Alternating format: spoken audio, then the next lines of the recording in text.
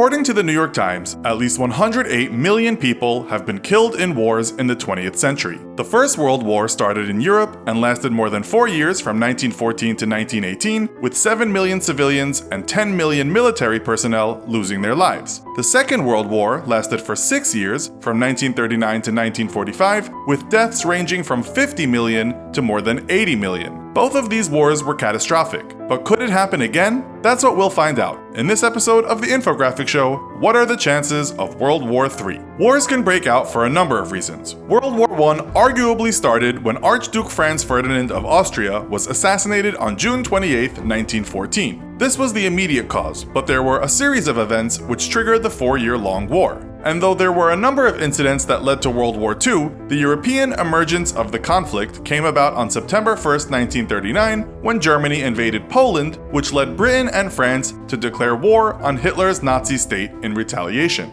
A third world war could come about through a US-Russia dispute, or possibly US-China. And of course, North Korea, which has been the hot topic in the press right now after President Trump's historic meeting with North Korean leader Kim Jong-un. Hopefully that's made it less likely that a war with North Korea will happen anytime soon. A recent New York Post article featured the words of Russian President Vladimir Putin, who said, "The understanding that a third world war could be the end of civilization should restrain us from taking extreme steps on the international arena that are highly dangerous for modern civilization." This was during his annual televised call-in show where he fields questions from the public. When you mention the words World War III, you can't help but think of nuclear weapons, as it's likely a third world war would be a nuclear one. Before we explore how a nuclear war might play out, let's first take a brief look back at the history of nuclear weapons development. The world's first nuclear weapons explosion was on July 16, 1945, in New Mexico, when the United States tested its first nuclear bomb.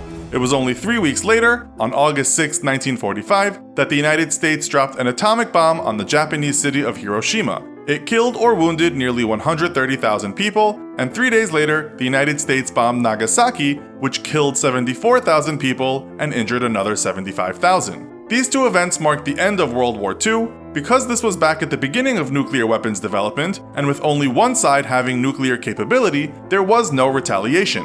Following the Second World War, the United States, the Soviet Union, and Great Britain conducted more nuclear weapons tests, and in 1958, nearly 10,000 scientists presented to United Nations Secretary General Dag Hammarskjöld a petition that begged, "We deem it imperative that immediate action be taken to effect an international agreement to stop testing of all nuclear weapons." Throughout the 1960s and 70s, as more development took place, treaties were signed to promote disarmament, but more and more countries developed nuclear weapons. Today they are believed to be around 16,300 nuclear weapons spread between 9 countries. They are the United States, Russia, the UK, France, China, North Korea, India, Pakistan, and Israel. Russia and the US share 93% of all nuclear warheads out there, but they have been asked to reduce the number of weapons under the START Treaty, which stands for Strategic Arms Reduction Treaty. All these weapons make the prospect of a third world war very different to the First and Second World Wars. So assuming World War III did kick off,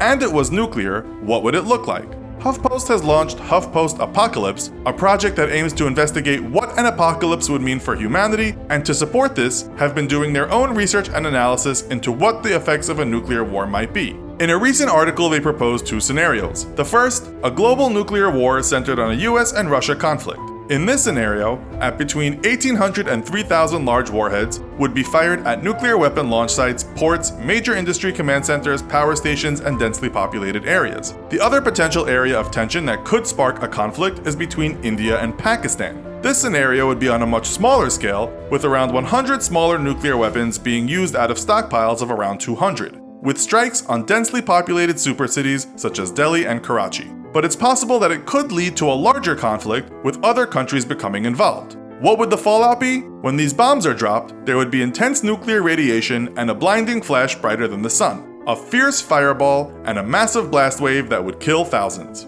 With so many casualties, aid organizations would be overwhelmed and unable to help all of the injured, meaning many would be left to fend for themselves with severe injuries including burns, broken bones, and deep cuts from flying debris.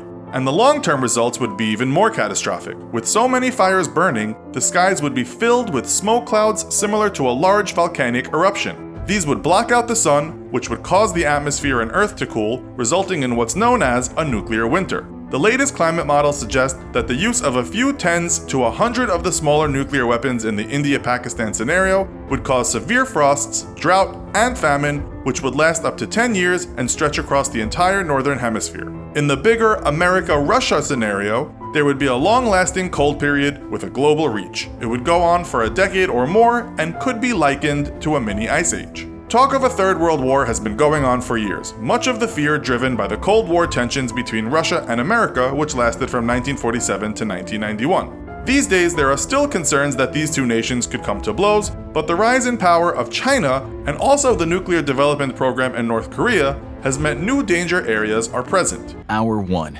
In the Pacific, Chinese amphibious invasion forces stream out of civilian and military ports along the eastern Chinese coast. The massive fleet is a mix of military and civilian ships, including commercial ferries with reinforced ramps to allow them to on- and offload heavy military vehicles. This first wave of invaders is 35,000 strong, and many more tens of thousands of soldiers are waiting for their turn to make the 100-mile journey to Taiwan.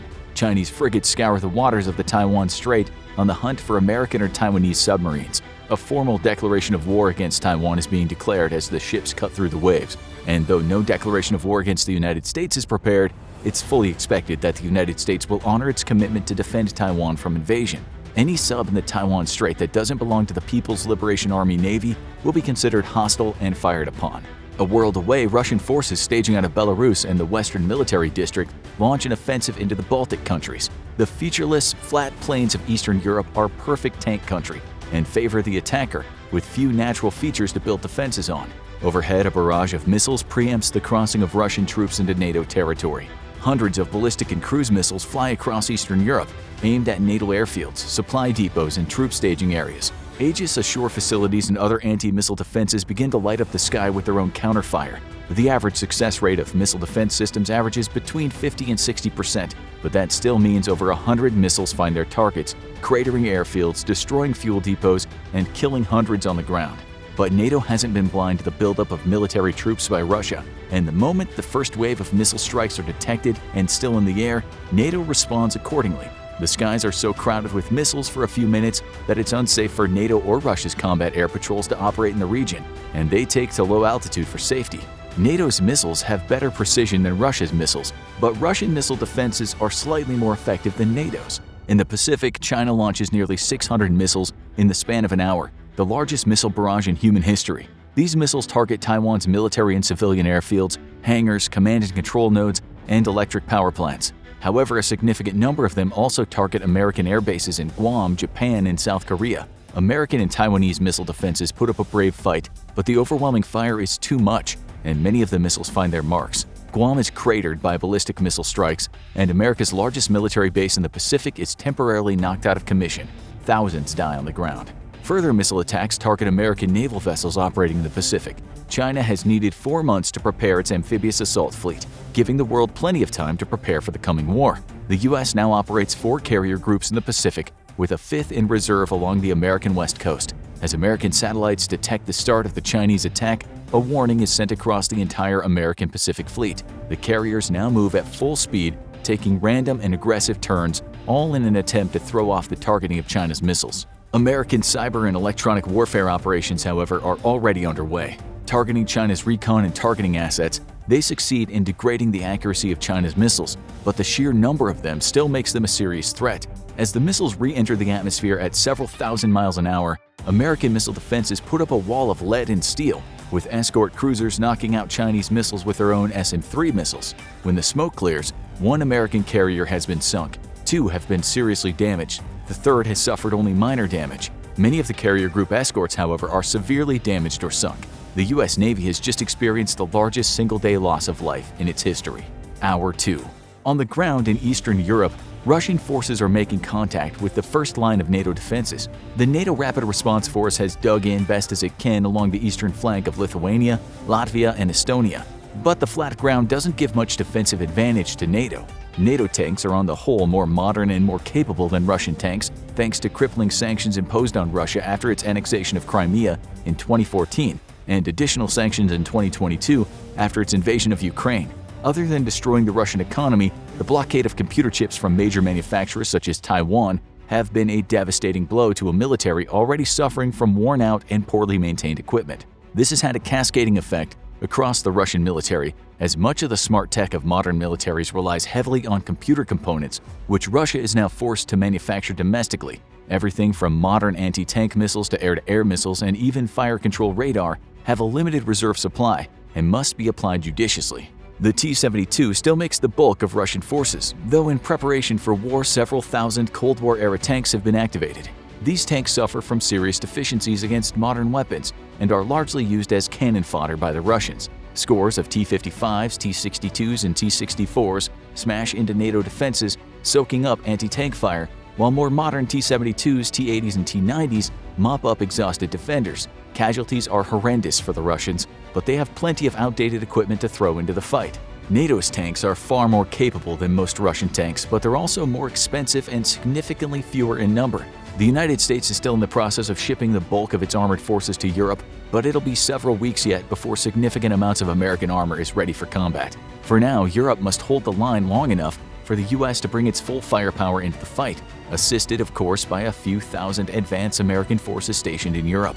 Combat in the air is just as intense on the ground. Within minutes of the war's start, both sides' air forces took to the skies. Russian MiGs are capable aircraft, but again facing serious modernity problems from a lack of funding. However, while the Russian army has a reputation earned in Ukraine for poor tactics, communications, and performance, the Russian Air Force remains a competent and credible threat to NATO. Both sides are unable to bring the full power of their air forces to bear against each other. For NATO planes, the threat comes from Russia's numerous air defense batteries, which operate close to the front lines and can even threaten NATO planes from within Russia's borders. The S-400 system ranks among the best air defense systems in the world and is lethal to NATO's 4th and 4.5 generation fighters. At immediate and close range, numerous self-propelled air defense guns shore up S-400 and older S-300 defenses. NATO, on the other hand, relies heavily on fighters and interceptors for air defense, whom themselves are at risk from Russian ground-based defenses. However, NATO enjoys one distinct advantage over Russia: the F-35 stealth fighter and America's fleet of F-22 air supremacy fighters. Unfortunately, only a few hundred F-35s are capable of combat operations across the NATO alliance, and most of these are from the United States. The vaunted F-22, the most capable air supremacy fighter in the world, is also in very low numbers, and most of them are being diverted to bases in the Pacific for sea and air war against China. Entire fleets of American aircraft are already making the Atlantic crossing with the aid of tanker planes, but it'll be a day or two yet before they're ready for combat ops. Europe's lack of stealth fighters means they can't safely operate near the front lines, temporarily giving the air advantage to Russia. Russia presses that advantage as best it can, but carrying out strike missions over the front lines is still hazardous business for its air force. Russian bombers devastate NATO defenses, but take casualties of their own. Long-range standoff attacks via air-launched cruise missiles keep Russian pilots out of harm's way. NATO responds with its own long-range strikes, but for now the air over the front belongs to Russia. Attack helicopters from both sides fight ground defenses and each other all across the front. It'll take time yet for NATO to gather its forces, and the numbers advantage is once more in Russia's favor. Still, both sides suffer heavy losses of air cavalry to man-portable air defense weapons and traditional air defenses both. As the second hour of World War III comes to a close, a massive offensive out of the military enclave of Kaliningrad pushes into NATO defenses in southern Lithuania. Further cruise and ballistic missile attacks rain out of Kaliningrad and into it from NATO return fire. The overwhelming amount of NATO firepower aimed at Kaliningrad quickly shuts down any hope of conducting air operations out of the enclave. But it's still a strong point of tens of thousands of Russian troops in armor who are manning defenses along the Polish border, while a separate thrust north into Lithuania seeks to destroy NATO forces there. Russia's hope is to sever NATO from the Baltic countries, and there's little the alliance can do to prevent that at the moment. Hour 3. In the Pacific, the Chinese Navy has begun the bombardment of the Penghu Islands, silencing naval defenses there.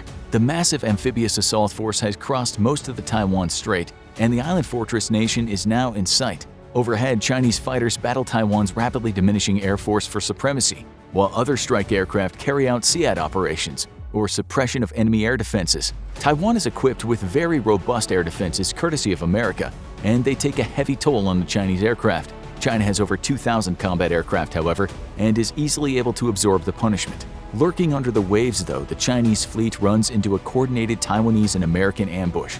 US and Taiwanese subs have been powered down, lurking silently and awaiting the fleet's approach, and now, with the lead ships in range, they begin to open up on the Chinese Navy. Each submarine acts independently, but with attacks coming from multiple directions, there's little the Chinese ships can do to avoid destruction. Chinese anti-submarine warfare aircraft have been patrolling the strait for hours now, but the Chinese Navy's anti-submarine warfare capabilities have serious deficiencies. Their biggest problem, though, is that they're up against American Virginia-class submarines and Taiwan's electric diesel boats, both extremely quiet. Multiple Chinese vessels are sunk or heavily damaged, and in the chaos, the invasion fleet spread so as to avoid becoming an easy target. And that's when they run into hundreds of anti-ship mines deployed in advance by the Taiwanese Navy. The cost to the Chinese Navy is staggering, a satisfying payback for the losses the U.S. Navy suffered during China's ballistic missile barrage. But the sheer number of Chinese vessels means the invasion will carry on. Exposed by their attacks, the submarines make for a quick exit from the strait. They won't all make it, as Chinese destroyers and ASW aircraft score several hits. Hour 4. The air battle over Eastern Europe intensifies as both sides continue carrying SEAD operations against each other. For NATO, establishing air dominance is of critical importance as it's the best way to support outnumbered troops on the ground. Keeping NATO aircraft off the front is just as important for the Russian military to ensure the success of their ground forces. Without air superiority, the advantage is in the Russians' hands. Knowing that they couldn't guarantee the safety of strike aircraft against NATO's technologically advanced military, Russia has placed a focus on ground fire support platforms over air platforms. Russia's infantry is typically supported by far greater amounts of artillery than a comparable NATO unit, allowing them to bring far greater amounts of firepower to support their advance. In an environment currently lethal to strike aircraft, this gives Russia a sizable advantage at the front. However, this strategy also comes with serious limitations. Russia's forces are unable to exploit openings in the enemy's defenses for fear of outrunning their ground-based fire support and air defenses. As NATO forces reel from the Russian assault and fall back, NATO warplanes patiently wait for any Russian forces foolish enough to advance too quickly for their air defenses to protect. The Ukrainian war highlighted serious command and control issues for the Russian military, and while steps have been taken to correct the problem, Russian forces facing full-on electronic warfare from NATO and often out of contact with leadership for long periods of time occasionally move out of step with the rest of the advance. Those that do are immediately pounced on by NATO ground strike aircraft, who circle behind the front lines like hungry sharks. The bulk of the Russian force, however, maintains operational integrity and moves at a predetermined maximum advance rate, so as to keep under the protection of their ground-based fire support and air defenses. This makes their advance slow and predictable, though, a fact that the vastly outnumbered NATO forces take full advantage of. Heavily damaged NATO units are able to withdraw and avoid full destruction, allowing them to regroup and redeploy. However, NATO has its own issues. Russian electronic warfare capabilities are wreaking havoc on NATO communications, and the fact that the alliance speaks over 24 different languages creates great difficulty coordinating the various components of the NATO defense force. English and French are the official languages of NATO, and most senior officers know one or both of them to ensure continuity of operations. But as communications are degraded and casualties mount, a lack of understanding makes it difficult for smaller units to operate together on the battlefield. The alliance is reeling from the onslaught and slowly but steadily losing ground. In the Pacific, American air power has yet to make an entry into the fight over Taiwan. Runways across South Korea, Japan, and even the Philippines face ongoing strikes from long-range Chinese missiles. The attacks have largely grounded air forces in the region, but they've come at a high cost by galvanizing Japan to join the fight. South Korea maintains neutrality despite attacks on 2 U.S. bases in its country and the death of some South Korean civilians and military personnel in the strikes. They are too preoccupied with a possible North Korean invasion instead. The Philippines remain similarly neutral despite their defense pact with the United States. Wary of joining the U.S. against China, countries all across the South Pacific are delaying their decisions on which side to back, as confidence in a U.S. victory is shaken by the losses incurred by America in the opening hours of the conflict. There's growing doubt that the U.S. will be able to effectively fight off the Chinese assault, as China's Navy and rocket forces keep U.S. forces at bay indefinitely. Backing the U.S. now could have disastrous consequences in a new world order in the Pacific led by China. Australia, however, is fully committed to its mutual defense pact with the U.S., and its forces prepare for deployment into the South Pacific. However, neither Japan nor Australia undertake any major air operations against China, instead ensuring territorial integrity and patrolling against any Chinese aerial incursion. Despite fears China would attack disputed Japanese islands, though, there is no attack, as the nation's focus is strictly on its pending invasion of Taiwan. Hour 5. Shore-based defenses rain hell on a swarm of Chinese amphibious assault vessels. The battle for Taiwan is on. China has decided to hit 3 different beaches simultaneously, 2 in the north and 1 in the south of the island. Because of the difficult undersea geography and suitability of the island's coast, there are only a few beaches where an amphibious assault is possible, and Taiwan has invested billions in their defense. Chinese forces first hit Gold Beach, the code word for a landing site outside of Taoyuan City. Shore-based batteries and mobile artillery open up on the approaching landing craft. Missiles streak into the sky, targeting the amphibious assault ships and their escorts over a dozen miles offshore. Landing craft and amphibious vehicles are being sunk by the dozens before the first finally makes it to the beach. By the time the first Chinese soldier steps foot on the Taiwanese mainland, 600 of his compatriots have already been killed or drowned. He doesn't fare much better, almost immediately getting gunned down by a hidden machine gun nest. A barrage of grenades destroys landing craft and all the men inside it. But there's many more landing craft coming. Gradually, the lead elements of the assault make successful landfall, but as the bulk of the assault force crosses an invisible line, the ocean suddenly erupts in flames. Hidden along the seafloor are long pipes through which the defenders pump raw oil. The oil floats to the surface before being set on fire, creating a raging inferno that floats along the top of the waves. The heat kills dozens of Chinese soldiers, even from inside the protection of their landing crafts. Large fan-powered landing ships carrying armored vehicles catch on fire and begin to sink as their rubber skirts deflate.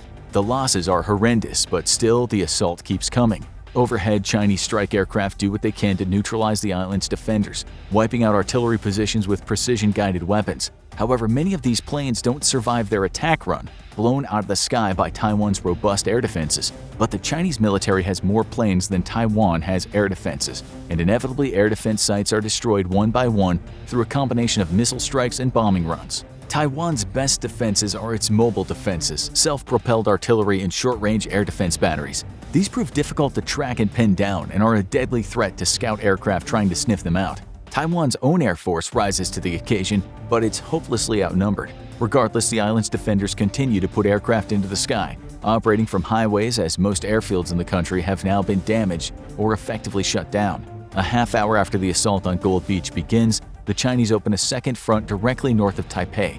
This assault meets with equally intense resistance, and huge Type 72 landing ships with bellies full of tanks and infantry fighting vehicles race to the beach. The second assault forces Taiwan to split its reserves as it rushes to ensure the Chinese can't gain a foothold, but Chinese airstrikes are making it difficult to quickly move troops around. A volley of missiles fly out from the beach and smash into the lead Type 72, causing massive damage to the ship and sinking it. The wrecked ship, heavily laden with troops and equipment, sinks quickly in the shallow water, and a second landing ship runs straight into the wreck, tearing its hull open. It too will sink in less than a minute, creating an artificial barrier for the ships. Regardless, though, more ships continue the assault and, despite the withering fire, manage to make it to the beach. Ramps at their front open and the Chinese tanks and IFVs begin to pour out, to immediately be met by a flurry of American-made Javelin anti-tank missiles. Reactive armor on the Chinese tanks tries to deflect the incoming warheads, but are largely unsuccessful against many of the most sophisticated tank-killing weapons in the world. And the US has provided thousands to Taiwan in anticipation of this invasion. A dozen miles away, Chinese air assault forces zip toward the coast in assault helicopters. To avoid air defenses, the pilots are flying at just above wave-top height in a daredevil sprint to get past the beaches. The moment they near land, though, they're forced to pull up to clear trees and buildings, which makes them easy targets for shoulder-fired air defense weapons. Numerous Chinese helicopters are blown out of the sky, but many make it to their destination, public squares and large parking lots pre-designated as air assault zones before the invasion. Chinese troops rush to secure defensive positions and coordinate. Their job is to seize key infrastructure across the invasion front and put pressure on the defenders' flanks. Taiwan counters with its mobile reserves, specifically kept out of fighting for just this reason.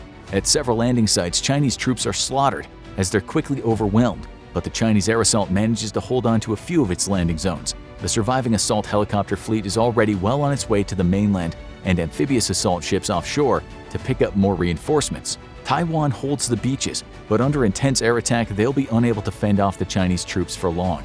Hour 6. Somewhere deep behind Russian lines, a series of explosions lights up the early morning sky. Critical air defense radar immediately goes offline. More explosions 30 miles away eliminate a Russian command post. Flying at tens of thousands of feet over war-torn Eastern Europe, 2 American B-2s secretly forward deployed to Europe make their way back to friendly lines. They've flown a zigzag course to their targets, always presenting their stealthiest side to enemy radar.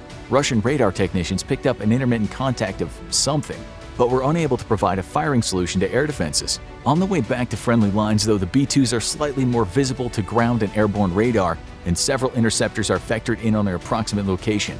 As they near the B-2s, their radars struggle to get a weapons-quality lock, as the B-2s take evasive action and defeat enemy radar by angling away from it. Still, it's only a matter of time before Russian MiGs have sniffed out the general location of the bombers and closed in enough that no amount of stealth technology can prevent a good lock.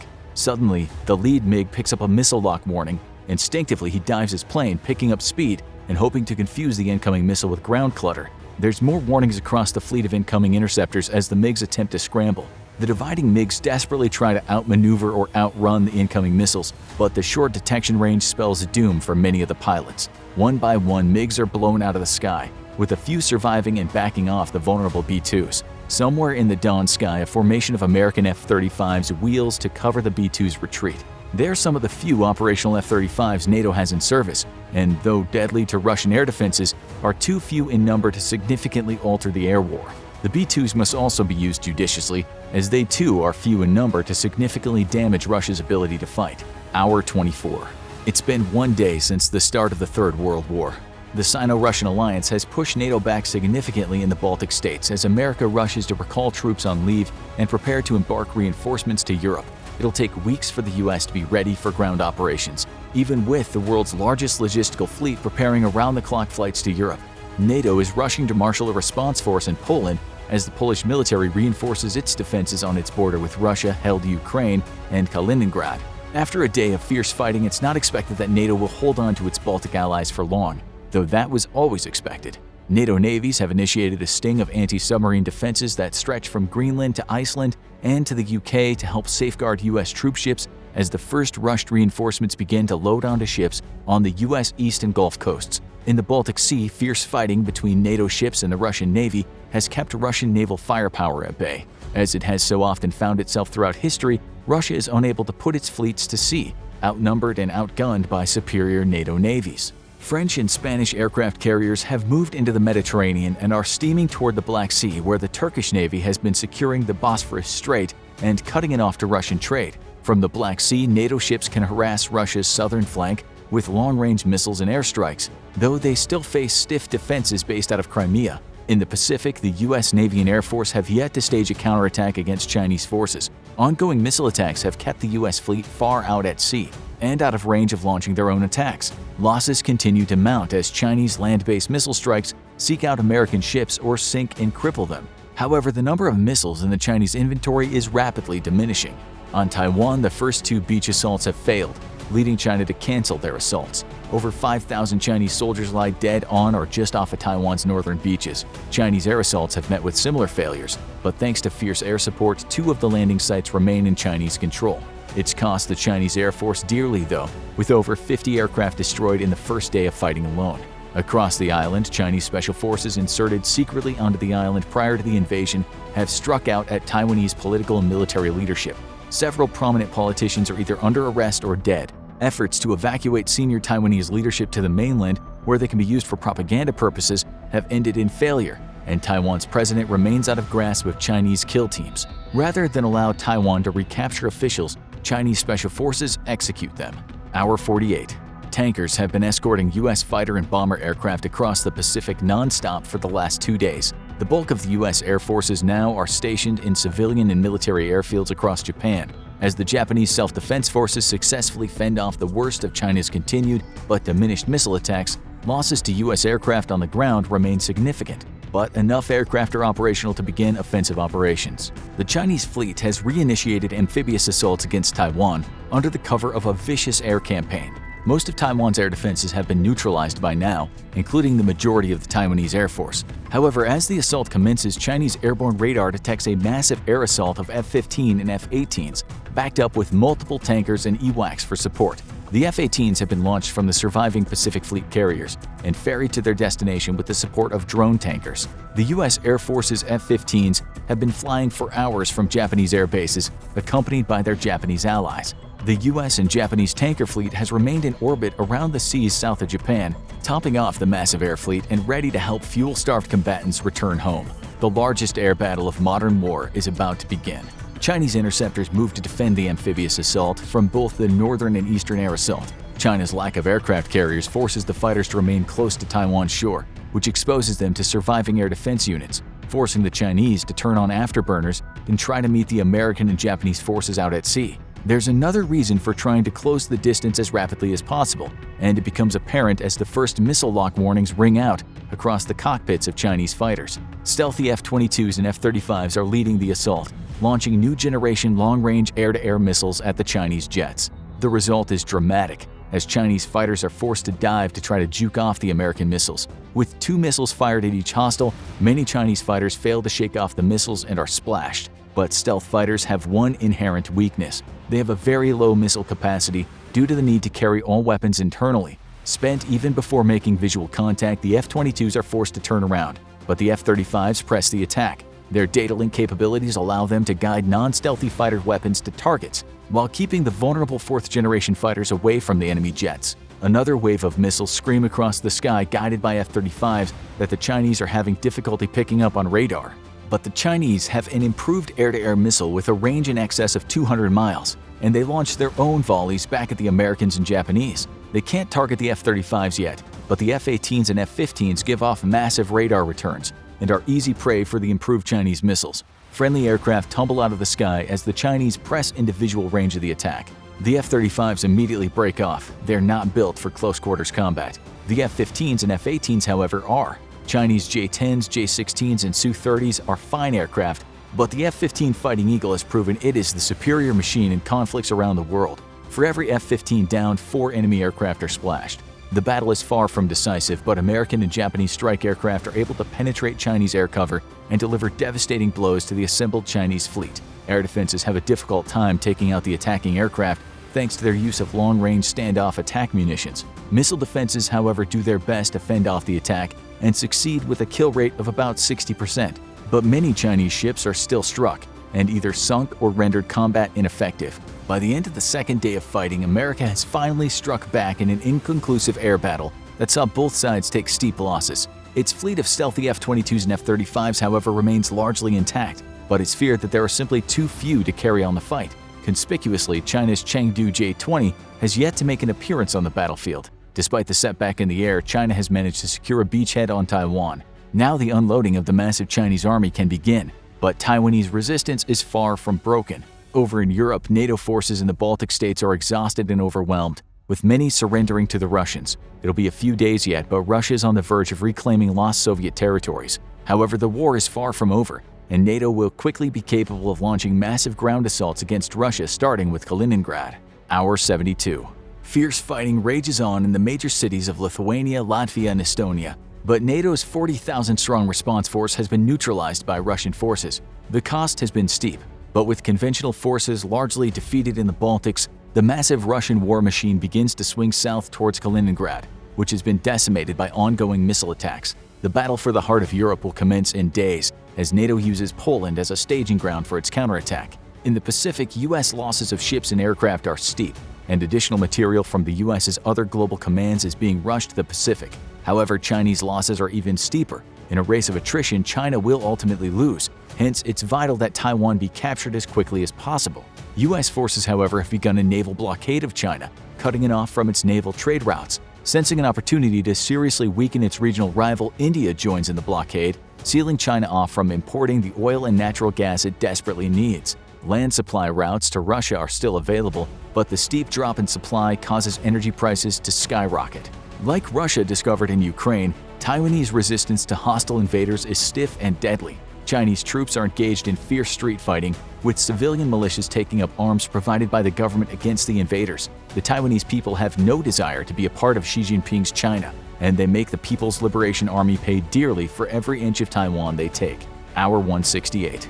Across Chinese social media, images of the ghastly cost of the Taiwan invasion are being spread. Taiwanese and American cyber warfare agents have managed to penetrate the Chinese Great Firewall, and now photos and videos of the devastation in Taiwan are being spread faster than Chinese censors can stop it. The Chinese people have for generations been told that a conquest of Taiwan would be easy and bloodless, but the high cost in terms of human lives is now clear for all of China to see. The Chinese Communist Party has used the state media apparatus to lie about casualty figures, reporting only a trickle of casualties each day, hoping to keep the public outrage down. Anger and outrage quickly builds. In Europe, NATO's second response force has engaged Russian forces across the length of the Polish border. Russian air defense batteries have been greatly attrited through ongoing strikes against them, but the cost has been high for the pilots of Europe's air forces. American stealth aircraft are badly needed in the Pacific, and the job of suppressing Russian air defenses falls on Europe's largely non-stealth air force. The outcome of World War III will be decided in Poland and Taiwan. Hour 336. 2 weeks after the start of World War III, the momentum of the Russian war machine has begun to stall out in light of stiff and well-organized resistance by NATO forces. The invasion of Ukraine has proven that the much-feared Russian military juggernaut is a clumsy giant, defeated more by its own ineptitude than foreign military powers. While Western armies place a strong emphasis on logistics, Russian military forces have approximately 25% the logistics personnel of NATO militaries. This means massive convoys of Russian vehicles stuck on the side of roads and highways, starved of fuel and ammunition. Russian troops, especially its conscript force, is suffering from catastrophically low morale as they come under fire from advanced NATO weapon systems. Surrenders of entire units are growing increasingly common, and the high casualties are causing a massive political dissent back home. Strong-handed police tactics against anti-war protesters can barely restrain the tide of malcontent sweeping across Russia, and Vladimir Putin's hold on power grows more tenuous by the day. While the Russian attack hasn't been repelled, it has been ground to a halt just inside Poland's borders. The arrival of a large American army unit on the continent marks the beginning of offensive operations for NATO, and the future looks grim for a Russian military suffering from bad equipment, low morale, and terrible logistics. The Russian Air Force, however, continues to perform well, though equipment and maintenance shortfalls have begun affecting it as well. Slowly but surely, European NATO forces have wrestled control of the skies away from Russia, and over the coming day, Russian frontline units will be exposed to the full wrath of NATO air support. In the Pacific, China has maintained its hold on the western half of Taiwan, but at a staggering cost. Over 15,000 Chinese troops are dead or wounded, but the Chinese Communist Party works hard to keep those figures hidden from an increasingly angry Chinese public. They were promised a swift victory over the tiny island, and that the United States could be defeated in the Pacific with China's advanced missiles and aircraft. Neither of these have proven true, and while the US has suffered massive losses of ships and planes, it's able to replenish losses faster than the Chinese Navy and Air Force. Taiwan's defenders have so far repelled China's attempts to push through the east of the island, and now American Marines are arriving in force. To the world's great surprise, US Marines are backed up by Japanese troops, who have revoked their pacifist constitution in the name of regional defense against an aggressive China. But it's not just the Japanese joining the US in defending Taiwan, as the Australians join America in defense of the Pacific. China alone in the region with no friends is now facing the monumental task of defeating three major powers simultaneously. As losses mount for the Sino-Russian alliance, both Presidents Xi Jinping and Vladimir Putin consider their final option. Nuclear power is the great equalizer, and the one way that Russia can overcome NATO's overmatch of its own military forces. But for every one strike that Russia or China may undertake, NATO will respond with two in an escalatory ladder that will end with the world in ashes.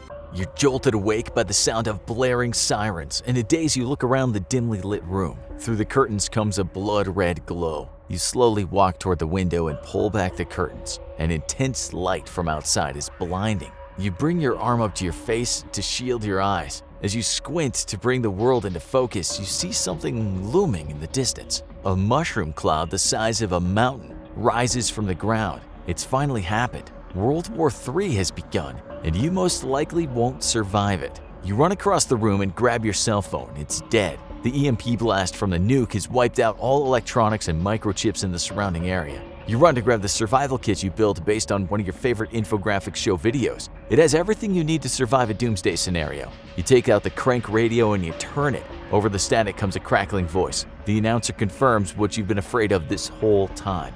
The voice on the radio, it fades in and out. You can only make out pieces of the announcement, but it's clear what's happening. The world has broken out into all-out war. This is nothing like past world wars with soldiers, tanks, and planes. No, this war is all about nukes, cyber hackers, and space. The voice on the radio relays which cities have been hit. It started with Washington, D.C., then Hong Kong. Retaliation from the Chinese took out Los Angeles, then the nukes were launched at Moscow. The Middle East in its plumes of fiery oil and gas. Mainland Europe is at war with Britain. Almost every major city in the world has been hit. Billions of lives have been lost instantly.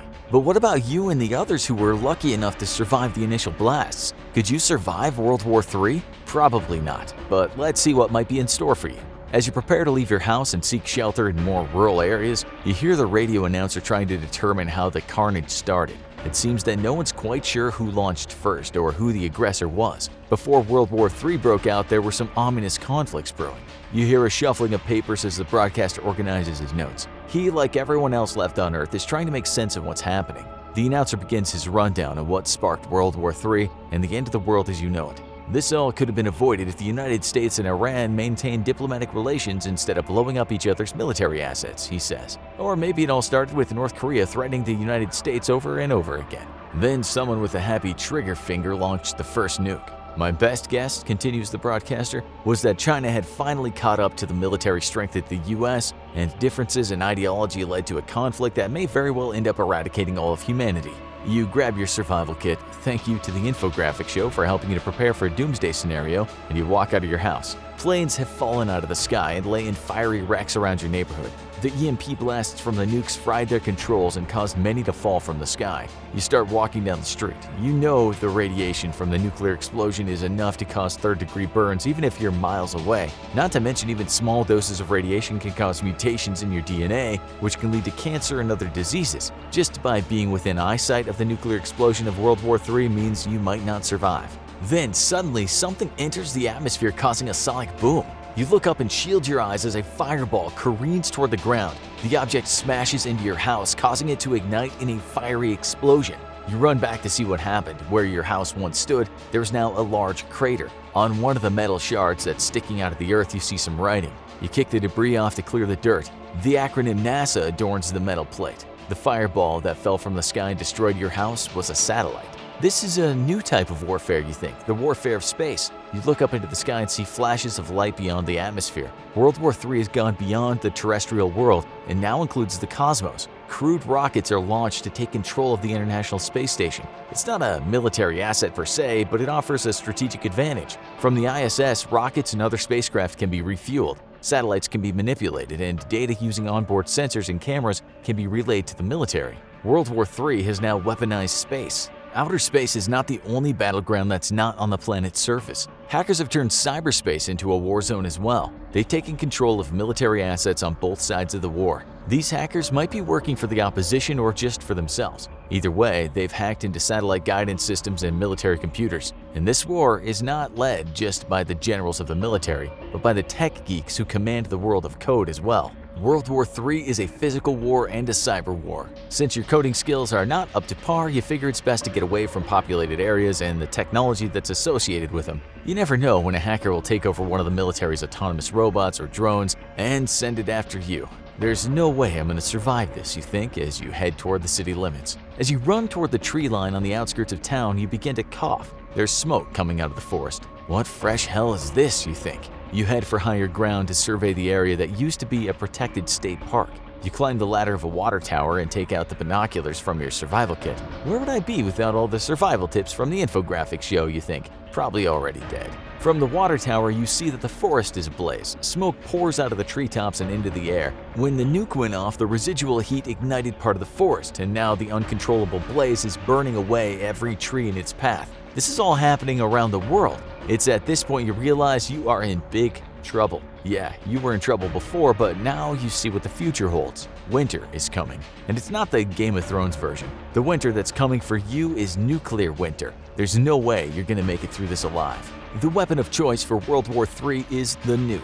Unfortunately for all of humanity, nuclear explosions have long-term effects that are more widespread than just the initial explosion. You leave the urban area that was once home and head for the rural lands away from any major hub of civilization. You figure that the safest place to be during World War III is where there is little technology and even fewer people. You find an abandoned coal mine that's been drilled into a mountain. The thick rock walls provide you some protection from radiation and keeps you shielded from the natural elements. Your new cave home keeps you alive for a little while longer, but how much longer will you be able to survive with nuclear winter on the horizon? As you step out of your cave in the middle of the afternoon, the first thing you notice is that it's dark.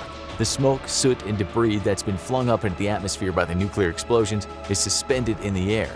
The superheated air around where the bombs went off forced particles from the surface to rise. The debris in the atmosphere has blocked out the sun. Earth's temperature has begun to cool. You're in the early stages of nuclear winter. In the days that follow the beginning of World War III, soot and smoke from the smoldering remains of cities enters the atmosphere. The nuclear blasts melt everything from plastics to metal and release harmful chemicals into the air. This not only began blocking out the sun, but vast amounts of carcinogens and other chemicals are swept across the planet by wind. No one's safe from the nuclear fallout. Next came the firestorms. The cities where nuclear devices exploded are on fire. The surrounding towns are on fire. The forests are on fire. These fires never get a chance to burn out before the wind sweeps them across the planet. In the United States, the fires in Los Angeles, San Francisco, and Seattle are swept across the Great Plains, causing the entire Midwest to burn. In Russia, even with its freezing temperatures, the forests are ablaze. Anything that could catch fire did catch fire. No one's safe from the flames of the nuclear holocaust. And with those flames, smoke and dust rise into the atmosphere, ensuring that sunlight won't shine on Earth for weeks. And after weeks of no sunlight, it starts to snow. It isn't white snow like you played in as a child, but black snow. What falls from the sky is all the soot and debris from the fires that are burning the planet. The charred black snow covers the ground. At least the sun's back, you think? Unfortunately, it's too late. The lack of sunlight has caused the Earth's temperature to drop and nuclear winter to begin. You lived through nuclear bombs exploding, you lived through fires engulfing the planet, you lived through black snow falling from the sky, but now that nuclear winter has started, you most certainly won't live to see the return of summer. The days go by and World War III is slowed down, not because there's a clear victor, but because everyone is a loser. The human species has lost. You are one of the few remaining individuals of a now endangered species. After the black snow begins to fall, the temperature declines by 30 degrees Fahrenheit. Killer frosts and sub-freezing temperatures wipe out much of the remaining plant and animal life on Earth. You struggle to find anything to eat and unpolluted water to drink. You subsist entirely off of old army rations you found at an abandoned military base. Even in the extremely cold temperature, your body burns from the inside. There's no escaping the radiation that was ejected into the air from the hundreds of nuclear explosions. Like you, plants and animals around the world are suffering from burns and harmful mutations caused by the radiation. Evolution cannot keep up with the rapidly cooling planet and changing environments. Almost all life on Earth goes extinct. You sit in the mouth of your cave and look out at the once smoldering, now freezing world created by World War III. Some humans who reached fallout shelters will survive longer than you. It'll be years before all the soot and dust particles descend from the atmosphere. It will be decades before the radiation from nuclear fallout decreases to livable levels. It'll be centuries before life is able to bounce back from the devastation World War III has caused to this planet Earth. And it'll be millennia before the climate and ecosystems in heavily hit areas return to stability. You will not survive World War III. If you're able to make it through a nuclear attack without being incinerated in the initial blast, avoid being poisoned by the radioactive fallout, or getting killed by collateral damage, then you'll be one of the lucky few. But like most life on the planet, you'll not be able to survive the nuclear winter that follows World War III. There will be no winners in this type of war. On a positive note, life on Earth will eventually bounce back. Humans are currently messing up the planet in many ways, and someday we might be our own demise. But planet Earth will carry on. Thousands of years after the end of World War III, when nuclear winter has subsided and the climate patterns become stable under new norms, life will evolve to thrive in a post-human, post-World War III world. Who knows what life will be capable of after World War III eliminates all humans on the planet? It's too bad you won't be around to see it. The threat of a third world war has never been higher, and if you live in any of the places on our list, we got bad news for you, because your odds of surviving are slim. Our first global hotspot for World War III is the Indian-Pakistan border. These two nations have a long-standing sibling rivalry that's seen the two nations go to war multiple times over the last 70 years. The root of the conflict comes from the liberation of India and Pakistan by Britain, and the subsequent fallout over who owns what territory. For the most part, the territory in question was Kashmir, with the newly formed Pakistan fearful that local rulers would pledge their allegiance to India. Thus, Pakistan initiated an offensive into Kashmir via tribal militias to attempt to take the territory before local rulers joined India. Since then, India and Pakistan have fought 4 official wars with numerous other smaller-scale conflicts, with Pakistan being frequently defeated by the far superior Indian military, who in recent years has turned to the use of terrorism to strike inside of India. Officially, Pakistan doesn't support any form of terrorism. Unofficially, Pakistan has been thoroughly tied to various terrorist groups and militias by both India, Britain, and the US, to name a few countries. Famously, it even helped arm and train terrorist fighters during the US occupation of Afghanistan, even providing them with shelter across their border where US troops couldn't pursue.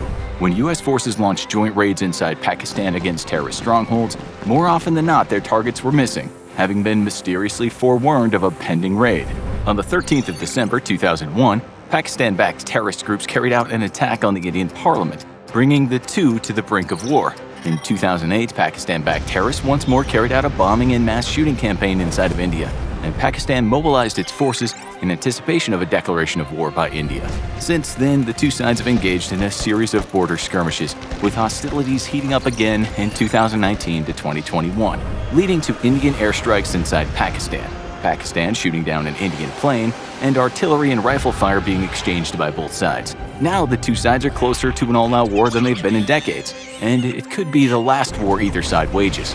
Both nations possess nuclear weapons, with India having 160 versus Pakistan's 165. India has a no first-use policy and will only use its weapons in retaliation to a nuclear attack against itself or its forces. Pakistan, however, does maintain a first strike policy, though with the stipulation that it will only use nuclear weapons if it's unable to repel an invasion or if it's attacked first with nuclear weapons. While a full-blown exchange would be devastating, even a partial exchange will still lead to millions of deaths, thanks to the population density of both nations. So, where are the worst places to be in case of a war? India's strategy for defeating Pakistan involves carrying out rapid deep strike penetrations into Pakistani territory. The objective for India's armed forces is to penetrate so deep so quickly that if Pakistan decided to use nuclear weapons, it would be forced to do so on its own soil. So anywhere along India-Pakistan border would be a death trap for civilians. Pakistan would receive the brunt of the nuclear strikes as panic-ridden Pakistani commanders turned to nuclear weapons to try to repel India's superior forces. However, the moment nuclear weapons were used against Indian forces, there's an extremely good chance that India will escalate the conflict by launching its own nuclear attacks against Pakistani military targets, including major military bases and installations. It's unlikely this first wave of attacks would target population centers as a way of attempting to prevent further escalation, and rather be a tit-for-tat nuclear exchange. The problem comes if Pakistan decides that it wishes to further escalate by retaliating against these attacks, leaving it with only one option: use its limited arsenal against Indian cities.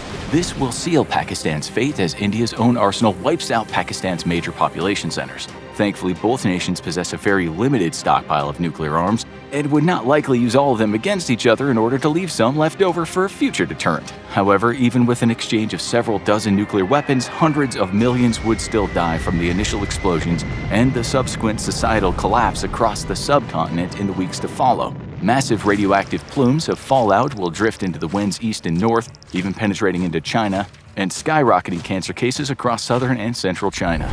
However, the effects of this war would be global. If both sides engaged in a nuclear exchange, the resulting smoke and debris would linger in the stratosphere for an estimated 5 years, according to a 2019 study. Global temperatures would drop by as much as 5 degrees Celsius and cause a global precipitation loss of up to 30%.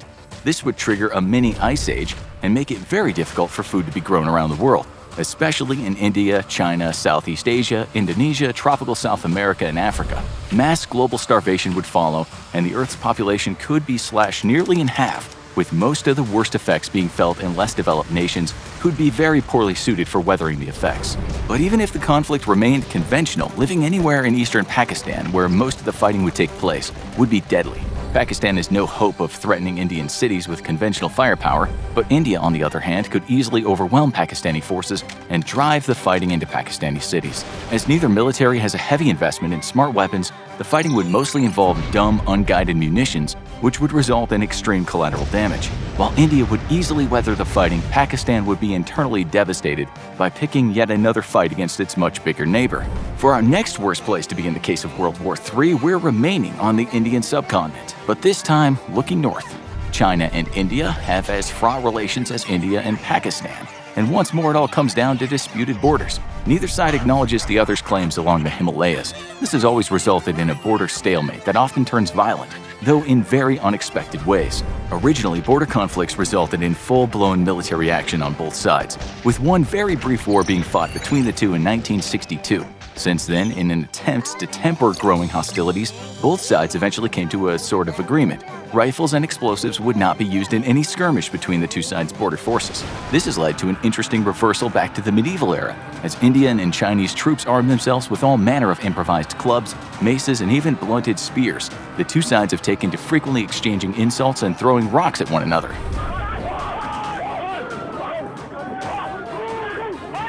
However, recently violent incidents, including exchanging of gunfire, have grown more frequent, and a Sino-Indian war might be on the horizon. The good news is such a conflict is unlikely to go nuclear, but the bad news is that even if it remains a conventional one, both sides will experience much suffering.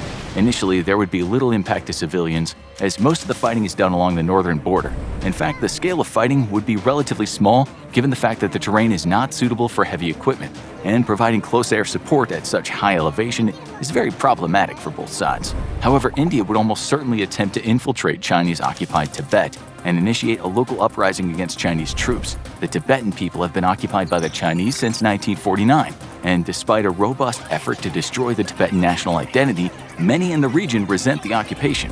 Tibet would see brutal crackdowns by Chinese troops, especially as they control all media in the region, and there's no way for the world to hold them accountable like in Hong Kong, which has a large presence of foreign media.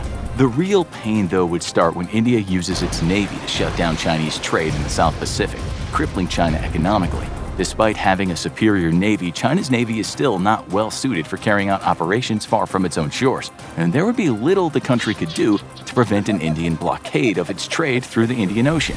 Ships could reroute to avoid the Indian Navy further south, but this will add time and dramatically increase shipping costs for vital necessities such as petrochemicals from the Middle East. China might be the worst place to be in case of a Sino-Indian war, as while the conflict is unlikely to have high numbers of civilian casualties, it will economically ravage China when it's most vulnerable due to the pending retirement crisis the country faces. With more old workers retiring than new workers replacing them, the Chinese economy could take a massive nosedive, undoing decades of hard work to become a global powerhouse. There is, however, one place China could start World War III and make the locals suffer greatly: Taiwan. It's an independent island nation just off the coast of China, and has been ever since the Chinese nationalists fled from the communists at the end of World War II. Today, the nation is an island fortress that's invested heavily in its defense because of one simple fact: China wants it back, and it wants it back very, very soon. President Xi Jinping has made it clear that the continued Taiwanese independence is out of the question, and yet local polls show that only a very small minority favor reunification with China. This leaves President Xi with only one choice: reunification by force. And the Chinese Navy has been preparing for just that role over a decade now, adding dozens of amphibious warfare vessels to its growing fleet. Tiny Taiwan might look completely outmatched, but has massive geographic advantages that would make an invasion extremely costly. However, it also has the support of the most powerful nation on Earth, the United States of America, with President Biden reaffirming that the U.S. is committed to the defense of the island democracy. This means that President Xi's ambitions to reunify Taiwan by force puts it on a collision course with America. The worst place to be in the case of a South Pacific World War III would be Taiwan itself, as the island nation would inevitably be overrun with Chinese troops. However, the effort to neutralize the island would take months, if not years, and the Chinese military would be forced into brutal house-to-house fighting inside modern high-rise cities, a logistical nightmare for any military. China, which is not known for its restraint, is likely to respond the same way Russia has in Ukraine, with indiscriminate bombing campaigns meant to destroy urban defenders and demoralize the population. Massive swaths of the island nation would be completely destroyed by the fighting, resulting in the killing of thousands and the displacement of hundreds of thousands who'd have no way of escaping the island. There is the possibility that China would allow humanitarian transport back to the mainland for Taiwanese refugees. But given China's treatment of the Uyghur people, we could expect to see these refugees rounded up and interred in prison camps for political indoctrination and retraining. But if you live in Guam or near US bases in Japan and South Korea, life would probably suck for you too. That's thanks to the hundreds of missiles that China will expend in an effort to destroy US air and naval capabilities in the region. With the world's largest rocket and missile forces, China has hundreds of ballistic missiles all aimed at major US naval and air bases across the Pacific. And most of these missiles have a very large error radius, putting civilian targets near military assets at severe risk. Once more though, living inside China is bound to suck for you in case of a war in the Pacific, because the US Navy can and absolutely would blockade Chinese trade, choking off 60% of its imports and most of its exports. Financially starved, the Chinese economy would tank over the coming months, with an expected GDP loss of up to 35% for the Chinese economy over the long term versus 15% for the US. The conflict wouldn't likely turn nuclear, but for our next two conflicts, the use of nuclear weapons is all but certain. Next on our tour of the worst places to live in case of World War III is the Baltic states, Latvia, Estonia, and Lithuania.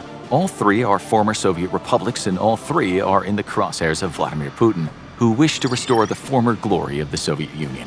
Putin's judgment is questionable, given his handling of the Russian invasion of Ukraine, but he's unlikely to declare all-out war against NATO by invading the Baltics. Instead, analysts have warned for years that Putin could try to undermine the alliance by making micro-aggressive moves into the former Soviet republics, such as, for example, seizing 1 or 2 towns or villages along the Russian border.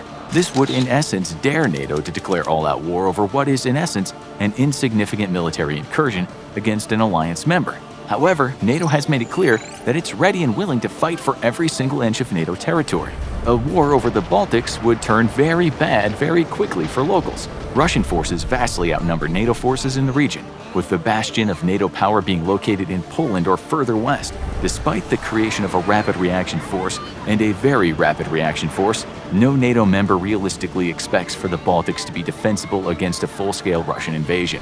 This leaves the Baltic citizens at the mercy of Russian occupiers. And as we have seen time and again in Ukraine, this means vast amounts of abuse and outright war crimes, especially as frustrated Russian troops underperform against NATO forces. Local populations would be subjected to great amounts of unguided airstrikes and artillery bombardments, with many of those actions taken against civilian targets on purpose. Rather than fighting a conventional conflict, the Russian military would instead opt to terrorize the Baltic states into surrender and rescinding their NATO membership before NATO forces can be massed in number for a counterattack and liberation. It would take the United States weeks to move the majority of its forces into Europe, and a similar amount of time for European NATO forces to gather together for significant action against Russian advances. First, they'd have to eliminate Kaliningrad to open a corridor to the Baltics, and the Russian enclave is very well fortified. Likewise, trying to push through Ukraine would see NATO forces mired down by fighting against Belarusian forces and Russian allies. While a great deal of Belarusian forces would likely either desert or outright switch sides when faced with the proposition of fighting professional Western military forces, it would still turn the march to liberate the Baltics into a month-long affair. This would leave Russian occupiers with a very long time with which to terrorize the Baltic populations in an effort to force them into submission to Russia. Images coming from Ukraine, especially of Bucha, of unarmed Ukrainian civilians with their hands tied behind their backs and shot in the head, hint at the fate of the Baltic populations that refuse to accept Russian occupation, as does the footage and photos of the aftermath of Russian bombardment of civilian evacuation routes and food aid lines. In short, Russia will commit war crimes on a daily basis until the people of the Baltics agree to Russia's terms, and NATO forces might not be able to move quickly enough to stop the civilian slaughter.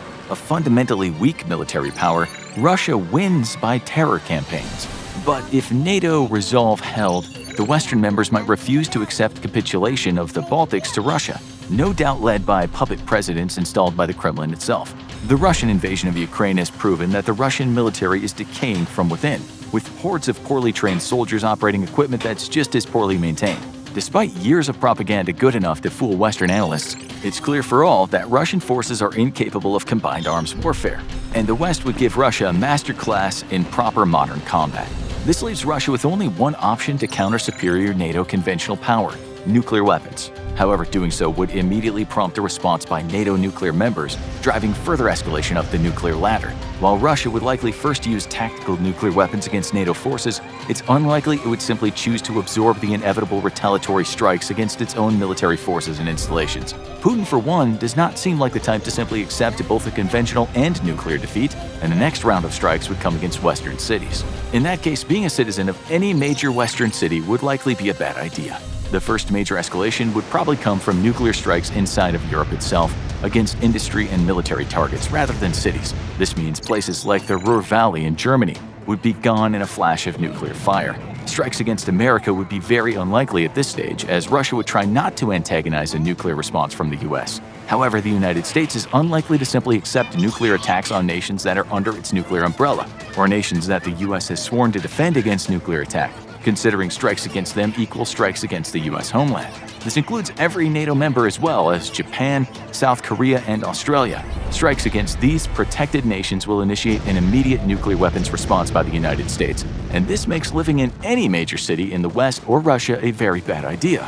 But even if the conflict didn't go nuclear, once again, even a conventional fight would spell death and destruction for a large number of people, as the Baltics are overrun and then occupied by Russian troops. they would suffer doubly when NATO forces do break through and the conventional war to retake the territories begins, with massive urban battles between both sides. NATO uses mostly precision weapons and has vast fleets of recon assets, which would severely limit collateral damage. But any urban fighting is going to cause massive loss of life and property. Displaced populations would have nowhere to go either, as the ocean hems them in on one side, Russia borders them on the other, and Kaliningrad and Belarus threatens them from the south.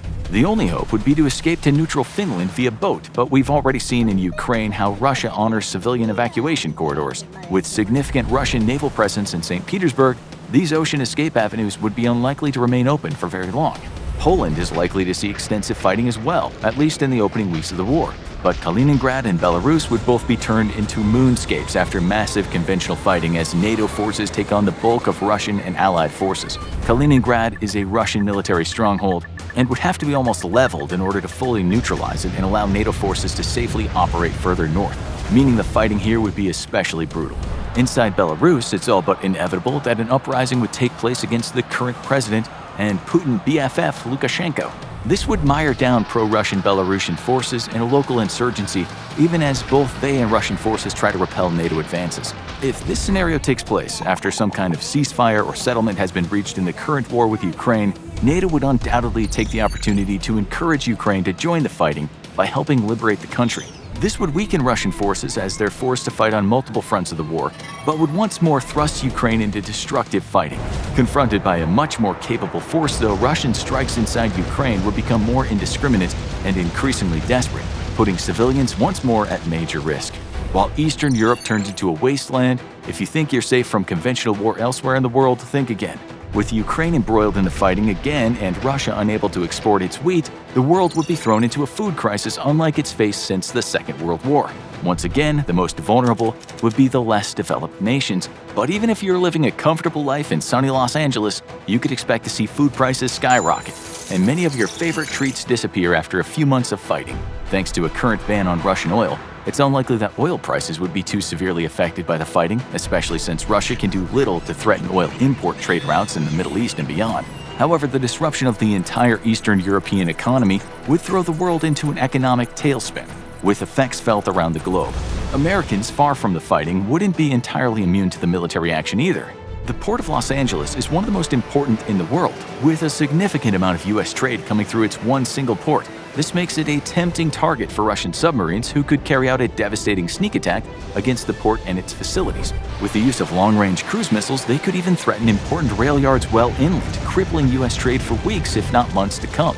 Even more devastating would be the sinking of numerous large cargo vessels inside the port itself, requiring months of work to remove the sunken hulks in order to reopen the port facilities. Such an attack would likely be suicidal thanks to the U.S. Navy beefing up security in the Pacific, but not impossible, and would cause significant harm to the U.S. economy. Even in a conventional war, no place would be safe from Russian military aggression, especially given Russia's willingness to target civilians. Instead of attempting to approach heavily defended coastal installations, Russian submarines could instead be let loose against large civilian vessels such as cruise ships, all in an effort to wage a global terror campaign with the aim of demoralizing populations against continuing to support the war. It's not inconceivable that the tactic would work either, as the loss of a few cruise ships carrying hundreds or even thousands of passengers, with many of them being American, would have many U.S. citizens questioning why they're risking their own lives and the lives of their military for yet another European war. Once the conflict turned nuclear, though, as it undoubtedly would, nowhere would be safe, and the worst place to live in case of World War III would be the Earth. In The Hunt for Red October, a 1990 film based off a 1984 book by the same name, the entire Soviet fleet mobilizes to hunt down a renegade submarine on the way to defect to the United States. In command of the most advanced submarine in the world and armed with a stealth electromagnetic drive that made it invisible to sonar, Soviet Captain Marko Ramius sets course for America with the Soviet fleet hot in pursuit. What follows is a tense standoff between the Soviet and American fleets as the U.S. suspects the incoming Soviet fleet may be the spearhead of a surprise attack in what will become World War III. The hunt for Red October may have been a spy and political thriller based on fantasy, but unbeknownst to the West, an eerily similar situation played out behind the Iron Curtain of the Soviet Union just 9 years before the release of the novel. On November 9, 1975, while the Soviet Union celebrated the 58th anniversary of the Russian Revolution, a plot was being set in motion that nearly drove the world to the brink of World War III. That day, the Soviet state-of-the-art destroyer Starosevoy docked in the port city of Riga, capital of the Latvian Soviet Socialist Republic. The ship had been open to public tours all day, and now with the evening festivities in full swing, half of its crew had been excused for shore leave in order to join the celebrations. Left aboard the ship was the ship's Zampolit, or political officer, Captain 3rd Rank Valery Mikhailovich Sablin. As the ship's political officer, Sablin was second only to the captain himself, and his responsibilities were to see the general welfare of the crew, as well as overseeing their political education. This made Sablin well liked by most of the crew. When they had problems back home, he was the man they went to see. And because his chain of command was completely outside of that of the regular Soviet navies, there was little fear of repercussions if they brought private complaints to him. His position gave him regular access to the crew, while most of the rest of the Soviet officers maintained a distance from the regular enlisted men. This not only made Sablin popular, but gave him a great deal of influence amongst the crew. And as the ship's official political officer, he was largely in charge of shaping the political ideology of each and every man aboard the Starosevoy. The son of a Soviet colonel, Sablin had grown up in the Soviet upper class, a concept which Soviet-style communism was supposed to do away with. But Stalin's implementation of true communism had always fallen well short of the mark. Yet despite his privileged upbringing, Sablin displayed a genuine care for the rest of the crew, which was mostly made up of conscripts from poor farming villages or the lower class living in the cities. These were exactly the people that Soviet policies had exploited and oppressed, Stalin having completely perverted Lenin's original dream of a classless society built on equality. Now most of them were forced to serve military terms in the Soviet military, where they received little pay, poor food, and terrible accommodations. Yet unlike most political officers, Sablin spent the twice-weekly mandatory political lessons the crew were forced to endure actually listening to the men. When they brought up complaints, instead of towing the party line and parroting propaganda, Sablin agreed with the men. This made him well-liked and trusted by the majority of the crew, to the point that they would bring deeply personal problems to him directly, such as conflicts with other crew members or troubles back home with a girlfriend, wife, or parents. While the Starosevoy was a state-of-the-art destroyer with impressive anti-air and anti-submarine capabilities, its crew performed less impressively than its equipment. An article in the Soviet military newspaper Krasnaya Zvezda had been critical of the Starosevoy, naming it in an article that claimed its crew was poorly disciplined. It also said that many comrades were lapsing on the ethical front and taking up liberal positions in the fight for purity of the heart. It went on to name several officers, to include Sablin, as being unable to explain why the ship's crew suffered so many problems, and ended with a call for the ship to do better and for its crew to carry their party cards next to their hearts. What all this meant in non-propaganda terms was that the ship suffered from serious morale problems, and while its weapons and other systems were cutting-edge and highly sophisticated, its crew was treated poorly and thus performed just as poorly. Meanwhile, it was Sablin's job to try to keep up morale while educating the men on the virtues of Soviet-style communism. On that November 9, 1975, the many problems of the Starosevoy would come to light as political officer Sablin held a secret meeting with the remaining crew. The system had failed them, he said. Corrupt party officials had used their power to enrich themselves, and the grand revolution of so many years ago had all been for naught. The czars may have been overthrown, but dictators had taken their place, and Lenin's dream of equality had been corrupted. But today they could act to set things right.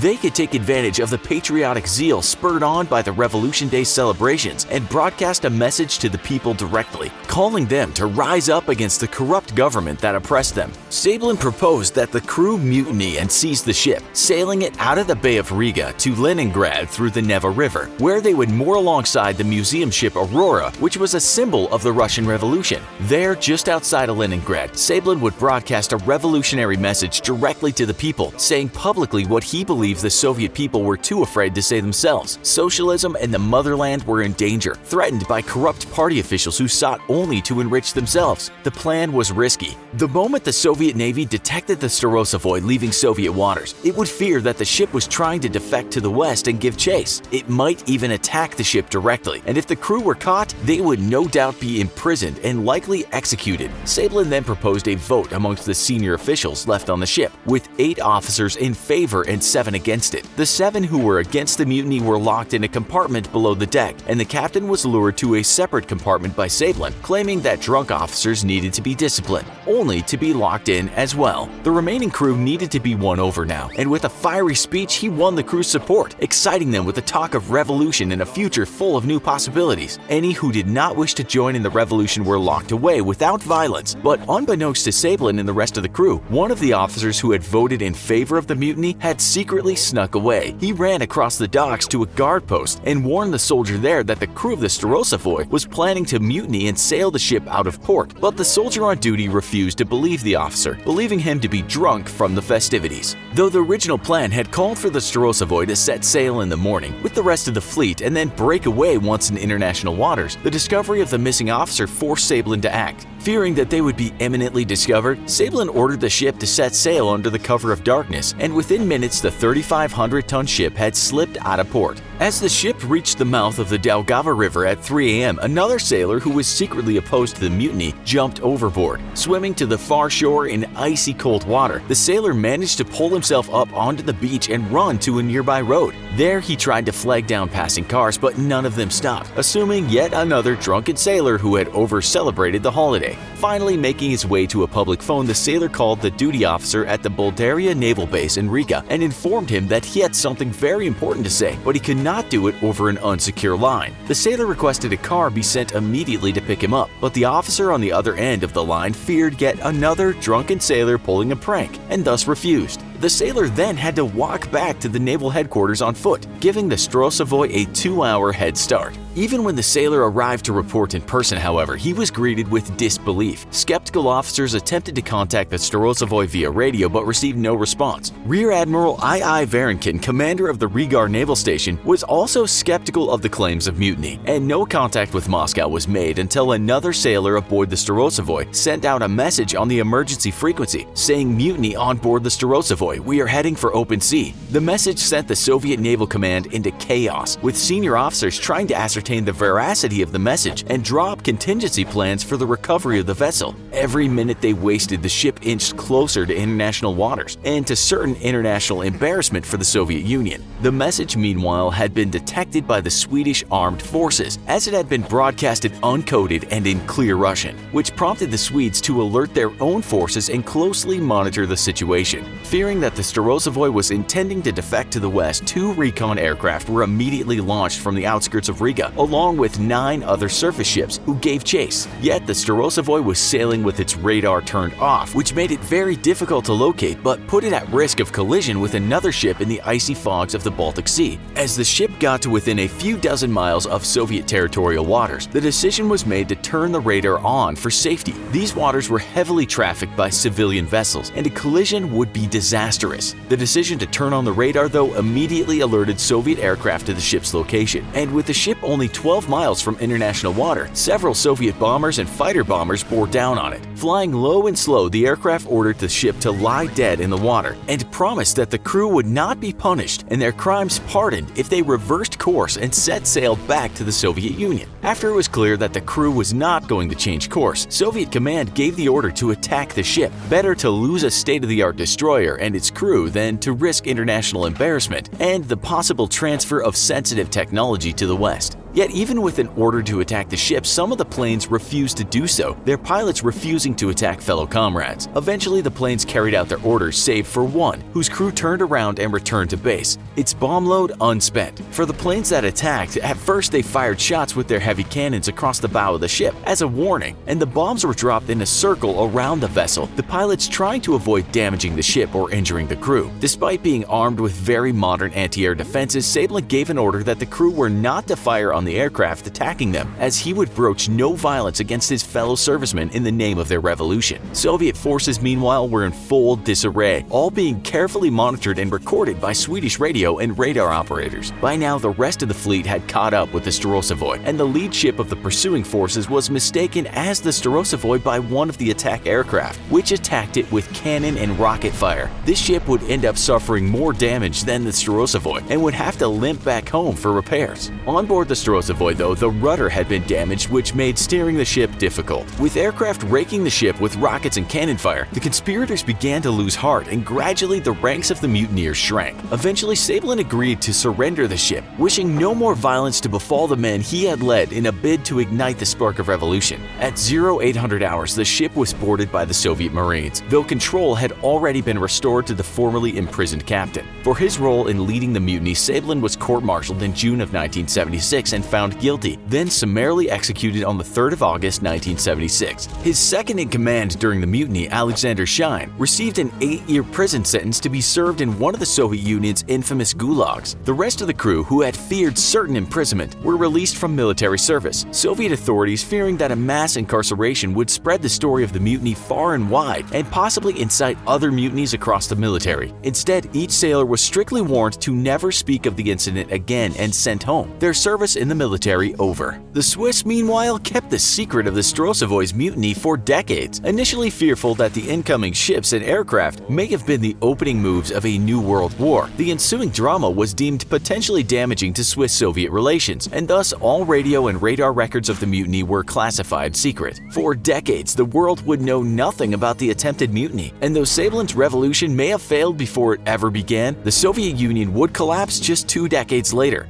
It was a moment in time that almost ended it all for the human race. The ultimate game of brinksmanship. This is the story of the Cuban Missile Crisis. 1962, Cuba. The Soviet Union has been welcomed with open arms by the Fidel Castro regime. Seen as a guarantor of Cuban independence from the United States, the Cuban-Soviet alliance is vital for Castro and a strategic coup for the Soviet Union. With Miami only 80 miles away, Cuba gives the Soviets air bases and naval facilities from which to do something no foreign power has been able to do in over 150 years, threaten the American homeland. But Nikita Khrushchev, premier of the Soviet Union, has not taken full advantage of the strategic importance offered by Cuba. Much to Castro's chagrin, Khrushchev knows 2 things. First, the Soviet Navy is unlikely to be able to support Soviet forces so far from their own shores if facing down the American Navy. And second, the presence of large Soviet military forces 80 miles from the US would be an extreme provocation that's unlikely to remain unanswered. This is why it comes as such a surprise to many senior Soviet leaders when Khrushchev approves a plan to station nuclear weapons in Cuba. If military forces would be a provocation, this is tantamount to a declaration of war. The plan must be carried out in complete secrecy. Khrushchev's goal is to set up several dozen nuclear-capable missiles on Cuba and then reveal their existence to American President John F. Kennedy. He'll use the presence of the missiles as leverage to gain several concessions from the US in return, chiefly the removal of American nuclear missiles in Turkey and possibly even the evacuation of West Berlin by NATO forces. If Khrushchev can catch Kennedy by surprise, Kennedy will have no choice but to agree to the demands or face down the threat of nuclear missiles capable of reaching Washington in 10 minutes or less. But American intelligence has kept an expansive spy ring alive and well in Cuba. Many Cuban citizens may not have liked the Batista dictatorship supported by the US, but they like Castro and communism even less. Rumors circulate about a large influx of Soviet military personnel disguised as agriculture experts and civil engineers. Movement of Soviet equipment across the island has been spotted and reported to American field agents, who relay the information back to their handlers on the mainland. The intelligence community is convinced there are Soviet nuclear weapons in Cuba, but nobody else believes them. They must gather evidence. On October 14, 1962, a U-2 spy plane is piloted by Major Richard Heiser and takes off from an airfield in Florida and heads for Cuba. Flying at extreme heights, the plane is difficult to target with ground-based weapons, and Cuban radar operators aren't as alert as they should be. The plane takes thousands of photographs of suspected Soviet military sites on the island before returning home. The film roll, over 3 miles in length, is rushed to be analyzed by intelligence specialists. The specialists have been cooperating with experts in Soviet nuclear missile sites, and with their knowledge confirm the presence of several sites on Cuba which look exactly like known nuclear sites in the USSR. The greatest existential threat the United States has ever faced has just been confirmed. As the news is rushed to President Kennedy, the Soviets continue their work. They cover their launchers with camouflage netting during the day and work strictly at night to avoid detection. Khrushchev monitors their progress carefully. If the missiles can remain undetected in just over a week, they'll be active, and he'll have achieved the greatest strategic victory in Russian history. October 16th, President John F. Kennedy has called an immediate meeting of XCOM, a team of his most senior advisors and Pentagon officials. The photos are analyzed and scrutinized. American intelligence confirms the locations of the missiles brought to Cuba aboard Soviet freighters and carefully hidden from public view during the transit. Kennedy asks just how long it'll take for the missiles to be active. Estimates vary, but most agree it'll take just over a week. The president needs options, and he needs them fast. Air Force Chief of Staff General Curtis LeMay, the legendary World War II Bulldog bomber commander, has an immediate answer. "Bomb the sumbitches," he responds. The United States has the largest strategic bomber fleet in the world, and LeMay's Air Force can level the missile sites in a matter of hours. The other military advisors in the room agree with LeMay, strongly favoring immediate military action. The U.S. Marines, supported by the Navy and Army, can have a foothold in Cuba with just a few days prep time. The missiles, Castro, and the Soviets could all be out of the Western Hemisphere by the end of the week. Kennedy's non-military advisors are horrified, and Kennedy shares their objections. A military strike would kill thousands of Soviet personnel and risk escalating the conflict. Khrushchev would be likely to take retaliatory action in Germany, particularly against West Berlin, where 15,000 NATO forces are surrounded by over 100,000 Eastern Bloc forces. The heated argument lasts for hours, and finally Kennedy is given three options: an air attack and possible invasion of Cuba, diplomacy with Castro and Khrushchev, or a naval quarantine of the island. Kennedy immediately takes to the quarantine idea, though is careful to phrase it as a quarantine and not a blockade that would technically be considered an act of war. However, Kennedy needs more time to prepare the U.S. Navy and to consider how to execute the quarantine. Soviet ships frequently travel to the island nation, and he needs to mull the decision over. He knows the Soviets may call his bluff, and American seamen may be forced to fire on Soviet ships with unknown repercussions. To the rest of the world, the American government seems to be pursuing business as usual. Soviet intelligence is confident that the U.S. still doesn't know about the missiles. Congressional elections are coming up shortly, and Kennedy goes on the campaign trail for fellow Democrats, acting as if everything is perfectly fine. Behind the scenes, though, the U.S. military is preparing for conflict. America's Silent Service, its fleet of submarines, begin a hunt for Soviet ballistic missile subs and then shadow them. In the case of war, they'll be sunk before having a chance to fire. American journalists, however, are beginning to grow suspicious. Leaks from within the White House have led to rumors of imminent military action against Cuba. The rumors, completely unsubstantiated, then begin to hint at the presence of nuclear weapons on the island. A Washington correspondent spots a dinner meeting of senior military leadership and Cuban policy experts and presses for answers, but the men refuse to answer. One major editorial finally has enough evidence to go to press with a bombshell story about Soviet weapons in Cuba, and President Kennedy himself personally asks the editor of the paper to not publish the story. The editor agrees, giving Kennedy more time to prepare his response. Kennedy leaves the campaign trail in order to meet with senior advisors, and at a daily press briefing, reporters demand to know if rumors that the president returned to Washington to discuss a military matter of great significance are true. The White House press secretary assures the reporters that the president was simply suffering from a worsening cold.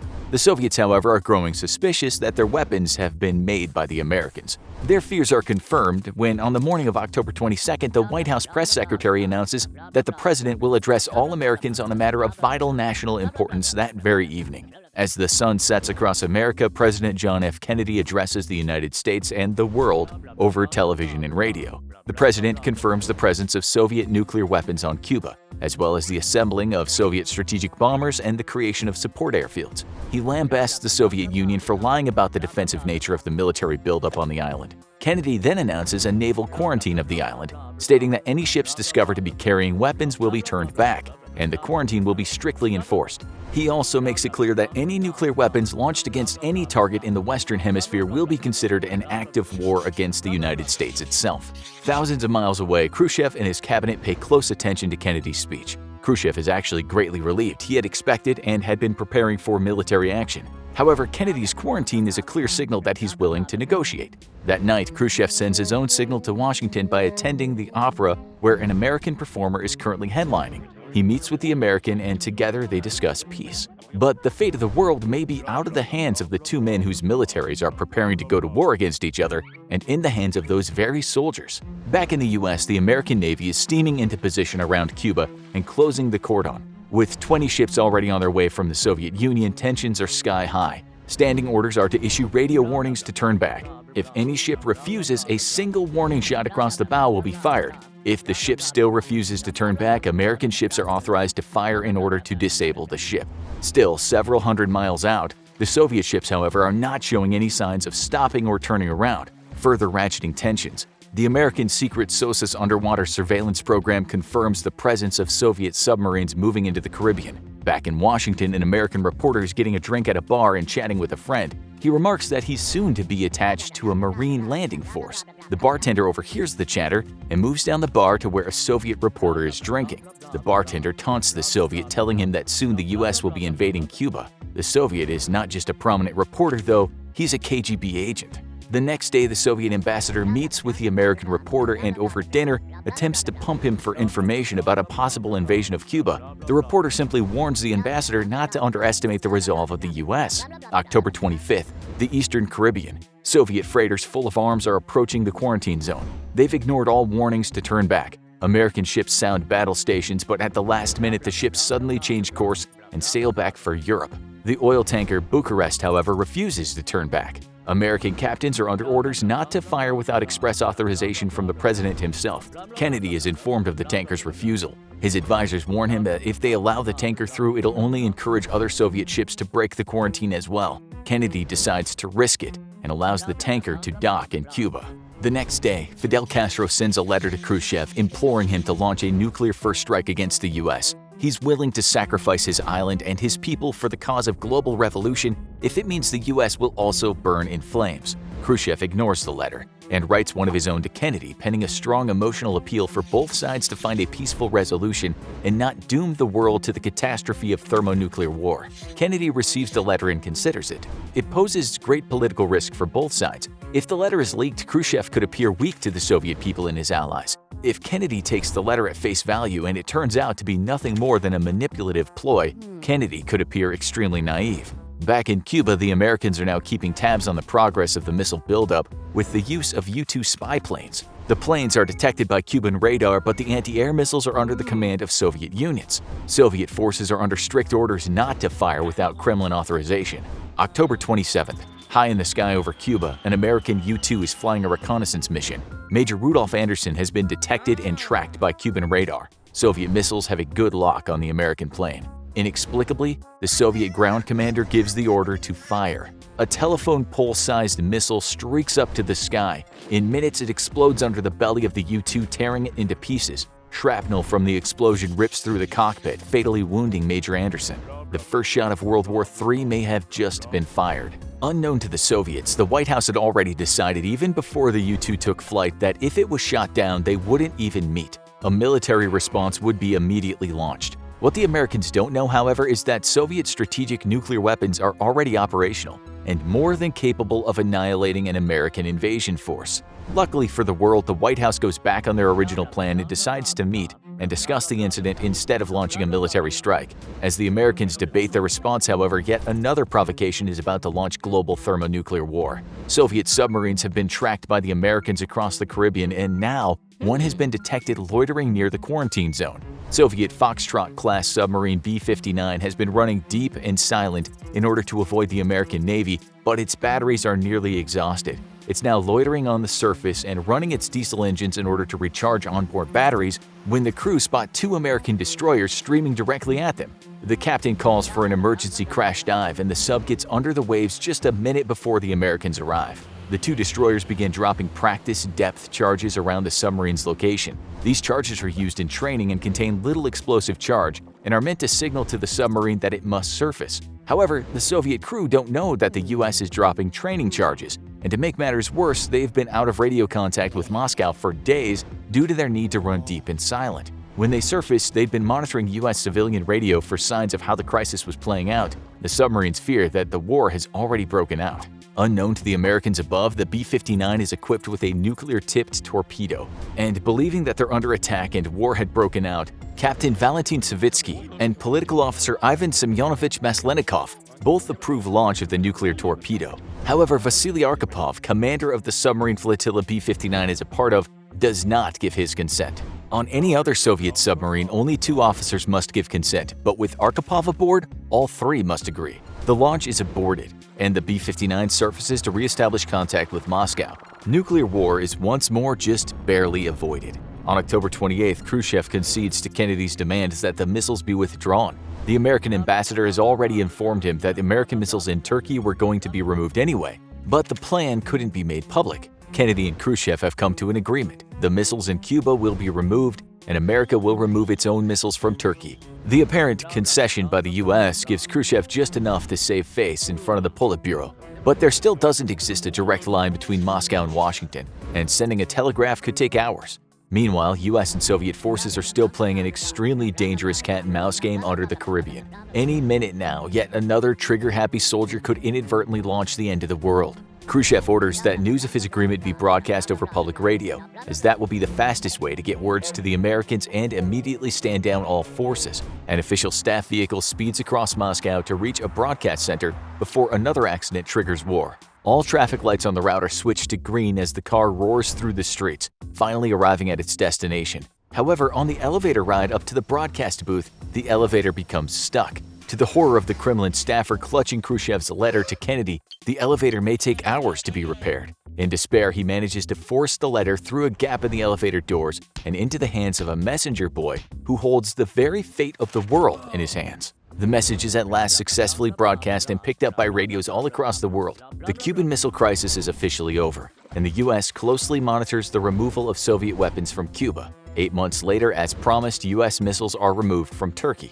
Against all odds, the world has narrowly avoided nuclear catastrophe. Nuclear war. It's gonna happen, and you and everyone you know and love are going to die a horrible, terrible death, including your pets. Well, maybe it's not 100% for sure that the world will go up in nuclear flames, but for some people, having a bomb shelter is as necessary as having a kitchen. And if the worst comes to pass, it'll be them who are left laughing while we burn in a radioactive wasteland. Then, when the smoke clears, it'll be those prepared who rise up from their shelters to take back the world from the feral ghouls we've all become. But today, we're going to teach you how to avoid this horrible fate because today, we're taking a look at how to build a bomb shelter. First, what are just a few of the ways a 1 megaton nuclear explosion can turn your day very, very bad? Well, in the first half of a second of a nuclear detonation, anyone caught looking in the direction of the blast and within a radius of up to 3 miles, depending on the yield of the bomb, will have their eyes seared by a blinding white light, resulting in permanent blindness. Anyone outside of this radius who happens to be looking in the direction of the blast may experience everything from temporary blindness to permanent vision loss. At the same time, ultraviolet light will sear all exposed flesh,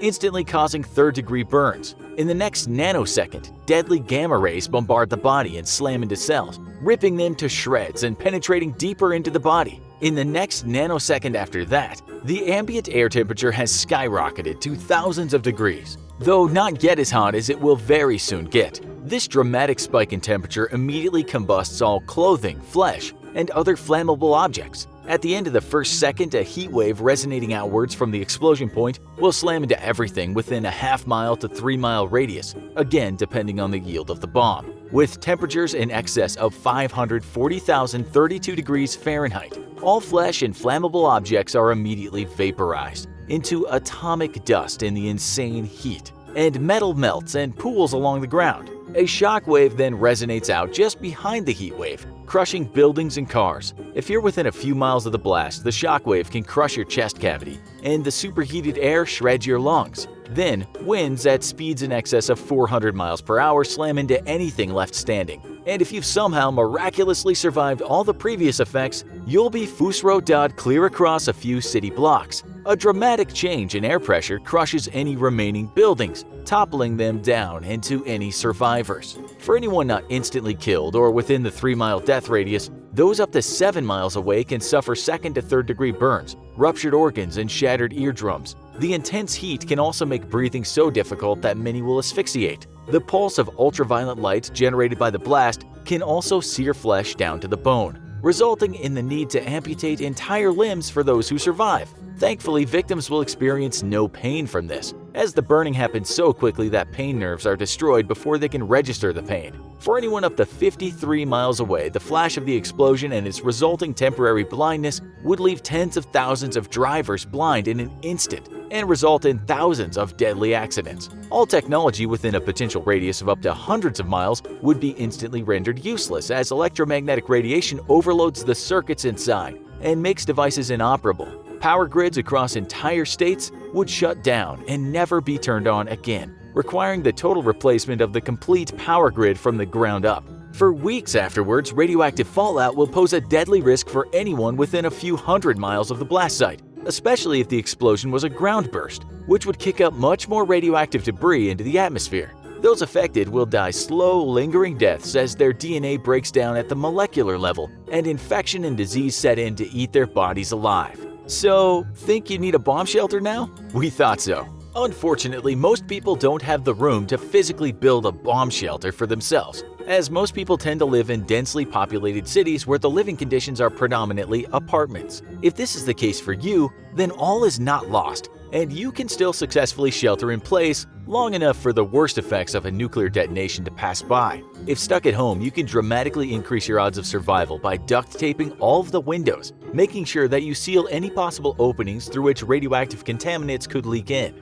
If possible, you should head to the lowest level of an apartment building, such as a parking garage, though figuring out a way to stop the airflow in from big garage gates would be critical to survival. The deeper you can get, the better your odds of survival, though admittedly they're pretty slim as is already. But let's say you're one of the lucky ones and you have your own property and the ability to build whatever you want there, including a bomb shelter. Well, in that case, congratulations, because you'll soon be one of the last of humanity's survivors, fighting to retake Earth from hordes of deathclaws and super mutants. If you look online, you can find a variety of websites telling you how to build a good fallout shelter, but most of those require an extensive knowledge of construction and materials, as well as many thousands of dollars and specialized equipment. Today, we'll teach you how to build a fallout shelter that may be labor-intensive, but even the poorest vault dweller-to-be can afford.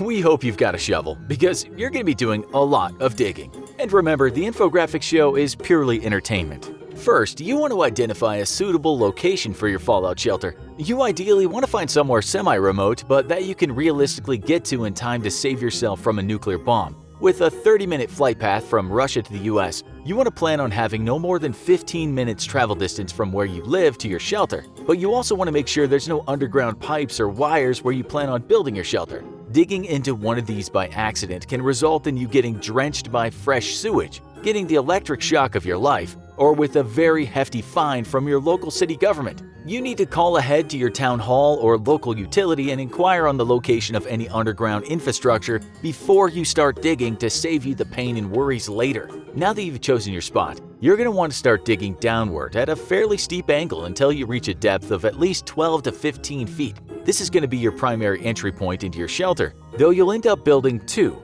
Next, you'll want to start digging straight ahead for approximately 3 to 4 feet, and then angle sharply up for another 3 to 4 feet. The end result will be an entry shaft that plunges down into the earth, levels off for a few feet, and then begins to rise up for a few feet again. The point of this is simple. Without expensive entryway materials and technology, you're going to have to rely on the same techniques that the Viet Cong used in Vietnam to protect your home under the ground from blast waves and water leaking in from the outside. Unlike in Vietnam though, the water that does leak down into your shelter will be radioactive, and so you want to create an area where the water can pool and soak into the ground without ever flooding your living space, hence the slope upwards. Your upward shaft should stop at a total depth of about 10 feet though, and this is because you'll need at minimum 3 feet of solid earth between you and the bomb above to protect you from the burst of gamma radiation. So at a depth of 10 feet, you'll be able to carve out a comfortable 7-foot ceiling shelter and maintain adequate overhead protection. You're not quite ready to start digging your living area though,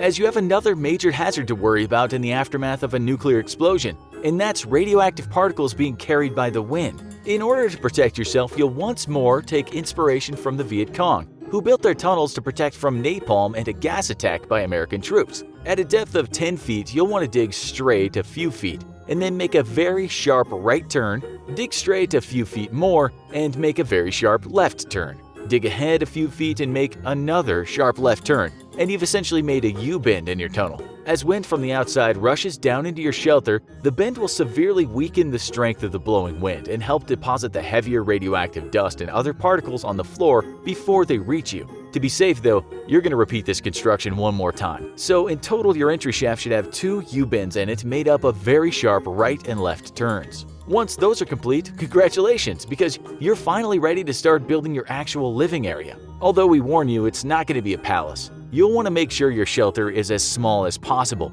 in order to keep it strong enough to withstand the initial blast. But you'll need at least 20 square feet per person who plans to inhabit the shelter for their personal needs and supplies. If you're handy, you can craft beds for everyone to occupy, but piles of blankets can make do in a pinch. You'll also want to make sure you have a toilet area, which is easily accessible and can store a few weeks' worth of waste. An underground poop closet, if you will. The toilet should either be a shaft a few feet deep or a hole lined with plastic, which can be sealed up and stored away until it can be safely disposed of later. It's not going to smell very nice in there, but better to breathe in your best friend's poop fumes than radioactive wind. Congratulations, you've built yourself a fallout shelter on a budget, which will give you a better than zero chance of survival. To top it off, you want to make sure you store at least 3 weeks worth of food and water, as this is when the danger of radioactive fallout is at its greatest. After this initial period, it should be safe enough to exit your shelter as long as you keep your skin covered and wear a breathing device. Most military surplus stores sell gas masks, which are more than adequate at keeping out fine dust and other particles. You'll also want to line the entry point to the underground living area with many heavy blankets, creating layers of protection against any remaining wind that makes it past your double U-bends. You may not be living in luxury, nor living in the most secure bomb shelter ever made, but in your tiny self-made shelter, you'll have a far better chance of survival than us non-mole people too proud to dig for our lives. Then again, though, as with any fallout shelter owner, you really have to ask yourself one question. Is it worth surviving a global thermonuclear war? With climate change turning the Earth into a giant snowball for at least a few decades,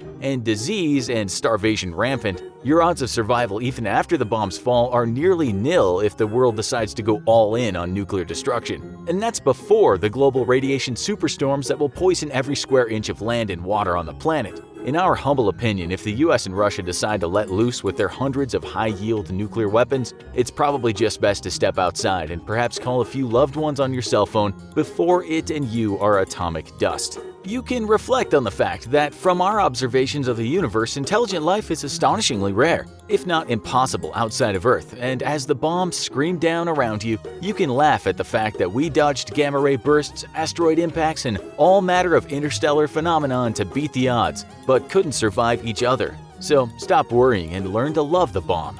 With Russia hogging all the negative press lately, you might have missed Chinese President Xi Jinping's adamant proclamation that Taiwan will be reunited with the mainland. And he is not ruling out military force to accomplish this goal. But with the vast majority of Taiwanese citizens wanting nothing to do with mainland communist China and American President Joe Biden promising that the US would come to Taiwan's aid, World War III is looking more likely, and it won't be starting in Europe. How is China going to defeat the US and its allies? And more importantly, why does Taiwan matter so much that the US is willing to fight to keep it free and independent? China wants Taiwan, and the US wants Taiwan to remain free. Both sides have their various reasons, but there are some significant overlaps. For China, Taiwan is both a matter of national prestige and a national defense priority. The island is home to the Chinese nationalists who fled after losing the war against the communists after World War II. And given the difficulty of an invasion plus the support of the United States, reunifying this breakaway province by force has not been an option for China. It's only recently, with China's vast modernization of its military and steadily expanding amphibious assault capabilities, that the dream of taking over Taiwan is approaching fruition. But as long as Taiwan remains fiercely independent and refuses to bow to Beijing, China cannot be taken seriously as a global military power. After all, why should anyone fear your military when it can't even pacify an island sitting right off your own shores? For the Chinese Communist Party, Taiwan represents an existential threat, though. The nation began as a dictatorship but gradually became a liberal and open democracy. Today, it's amongst the most successful democracies in the world, and that's a big problem for the CCP. As long as Taiwan remains independent, it remains a symbol for the Chinese people of what life could be like for them if they were no longer under the thumb of the CCP. After the extreme measures enacted by President Xi during and after COVID, disillusionment with China's government and the very society it's built around has skyrocketed amongst the youth. To many of them, the democracy lurking right off their own shore is a more appealing choice, and as long as Taiwan remains independent, it'll continue singing its siren song of democracy to the Chinese people. However, there are two very real and very significant strategic reasons for China to want to take Taiwan back and for the US to want it to remain independent. First is a Western strategy known as the First Island Chain. This is a chain of pro-Western friendly nations that ring the shores of China and Russia both. During the Cold War, it acted as a physical barrier to communist navies in case of war, who would be hemmed in and unable to operate in open waters without being destroyed attempting to break to the open sea. The First Island Chain also allows friendly navies to operate very close to enemy shores by having resupply and repair facilities readily available and not relying on far-flung bases, which would limit loiter time for friendly ships and aircraft. Today, the First Island Chain strategy no longer hems in the Soviet Union and its allies and instead acts as a barrier to Chinese expansionism. China has attempted to break the First Island Chain by illegally building artificial islands in the South China Sea, and while the threat they pose is significant, it still doesn't allow the Chinese Navy to break the defenses of the First Island Chain completely, and it doesn't allow them to push hostile navies far enough away that Chinese shipping can continue to keep the nation supplied with the vital petroleum and natural gas it needs. Another strategic reason to want reunification with Taiwan could potentially impact the entire world, though. Today, Taiwan is the world's largest manufacturer of computer chips and semiconductors, wielding such significant clout that its embargo of Russia has all but crippled the nation's ability to build modern weapons. Taiwan's contribution to the global technology market is so significant that as the Chinese threat over the island grows, the United States has passed emergency funding for computer chip manufacturing plants to be built inside of America once more. If China were to seize Taiwan, it would in effect be in control of nearly all the world's supply of advanced electronic components and be able to threaten embargoes to nations that don't toe the CCP's line. A nation would have a simple choice: have its economy crippled or do as President Xi says. So how can China achieve its goals, even if it means launching World War III and come out on top? China has already prepared extensively for conflict against the superior US Navy, and has done a really good job of it too. The surface combat ships are still no match for American vessels, with China having approximately 2/3 of the total battle force missiles that the US Navy has. Its air force is similarly outclassed by the US Air Force, which not only outnumbers China's, but has far better capabilities in all but one department: long-range air-to-air missiles, where the Chinese PL-15 enjoys a significant advantage over the American AIM-120 in terms of range. However, the US is fast-tracking an upgrade called the AIM-260 Joint Advanced Tactical Missile to not just close the gap, but exceed it once more. US air and naval power won't matter though if it can't bring all that might close to Chinese shores, which is why China has invested heavily into developing a strategy known as Anti-Access Area Denial, or A2AD. The goal is simple: keep American ships and special mission aircraft such as AWACS and tankers away from Chinese shores so the People's Liberation Navy can operate with impunity. At the core of the strategy is the People's Liberation Army Rocket Force, or PLARF. PLARF might sound like something you do after a bad burrito, but it's the gravest threat the US Navy has faced since the end of the Cold War, and it might be good enough to keep the US ships out of the Western Pacific for good. A ballistic missile force, this branch of the Chinese military is dedicated to China's vast stockpile of both nuclear and non-nuclear ballistic missiles. China was never subject to the Intermediate Range Force Treaty, or INF, and thus, unlike the Soviet Union and the US, China developed an extensive stockpile of conventional ballistic missiles. Today, China fields about 1,400 ballistic missiles alongside hundreds of cruise missiles. Most of these are older, shorter-range missiles which we could expect to see deployed against Taiwanese infrastructure, but hundreds have ranges capable of hitting US bases in Japan and South Korea. A small but unknown number can even hit the all-important US base in Guam. The PLARF would be critical in the opening days of World War III. Both the US and China hold serious counterforce power, and the advantage would go to whoever fires first. A war between the two powers would almost certainly be a bolt-out-of-the-blue attack, an unexpected first strike using hundreds of ballistic missiles. The targets would be US bases in the region, with a priority target being Guam. However, this comes with certain risk, as striking US bases in Japan and South Korea would threaten dragging those two nations into the conflict. South Korea may be disinclined to join the conflict out of fear of North Korea taking advantage of the situation. In fact, for China to win, it would be in its best interest to proceed a war in the Pacific with ramped-up antics from North Korea, enough to rattle South Korea without actually crossing the line over into war. Fears of North Korean aggression would be likely enough to prevent South Korea from doing anything other than voicing public support for its American allies. Japan would be a different story. The two nations are famous rivals, and there's still a lot of bad blood between China and Japan. What's more, Japan agrees with the US that China presents a threat to democracies around the world. Losing a fellow democracy like Taiwan to China could represent a larger global shift toward authoritarianism. China, being the dominant regional power, is also greatly disadvantageous to Japan, whose all-important trade routes pass by close enough to China to be intercepted by its navy should Taiwan fall and the first island chain be broken.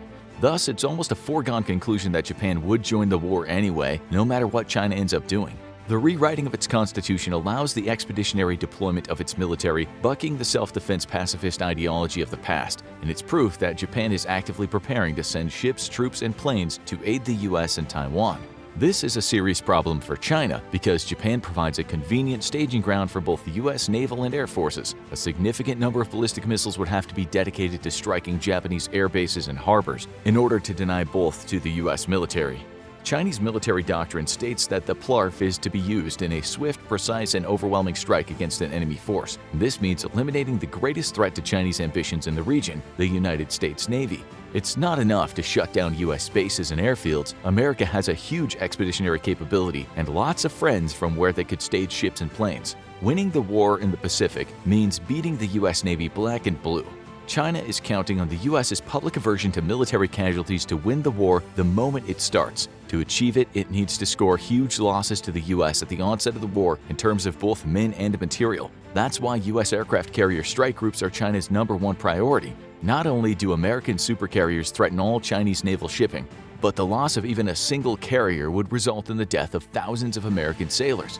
This is something China hopes it can use to shock and awe the American public into not supporting a protracted war.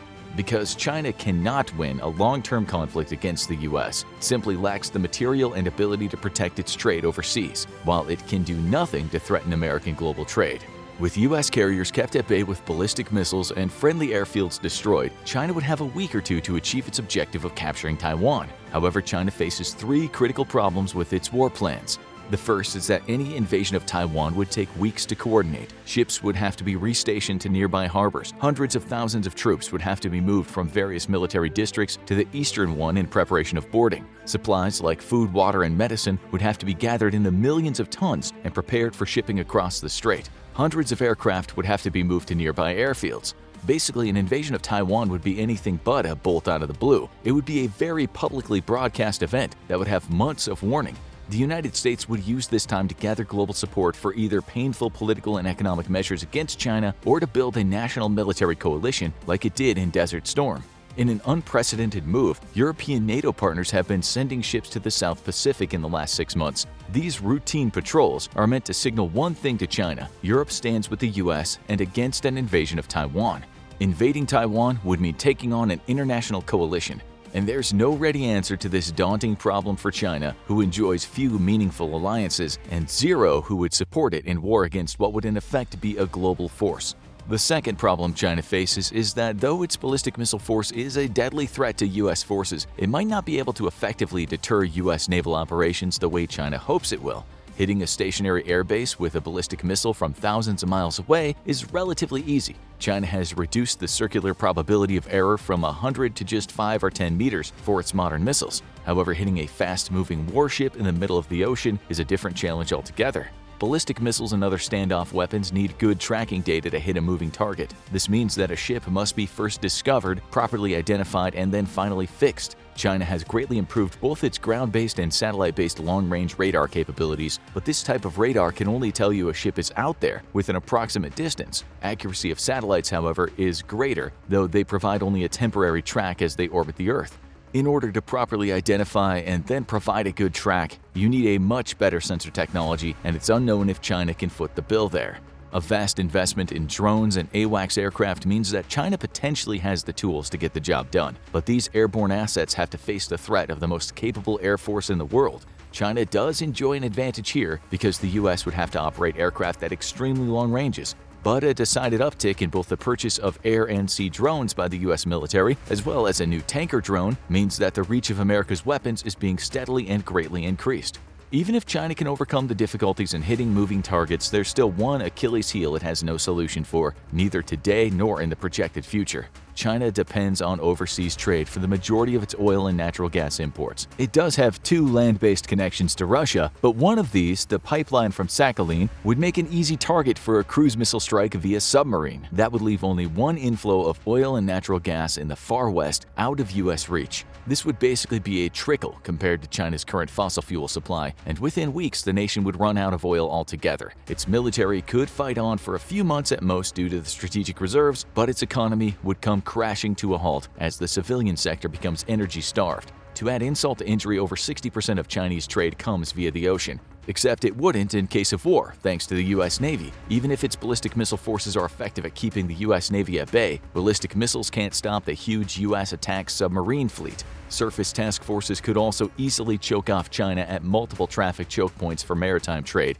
including the Malacca Straits, the Gulf of Oman, and the Panama Canal. China is attempting to secure ports and airfields outside of the country so it can base forces near these strategically important waterways, but so far has only succeeded in gaining the use of a small base at Djibouti, only miles from a much bigger American base. With the bulk of the world on the US's ideological side and the vast network of friends and partners the US can use to leverage pressure on anyone contemplating allowing China to build military bases on their territory, it's not predicted that China's forward-deployed military forces will grow in any significant amount.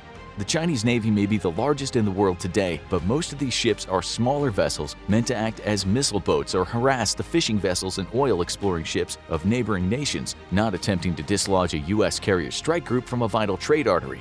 For all its planning, there's nothing China can do about this situation in the current or even long term, though it is steadily working at building a blue water navy capable of operations far from home shores. It still has a significant way to go to get there, however, and even the U.S. remains firmly in the lead.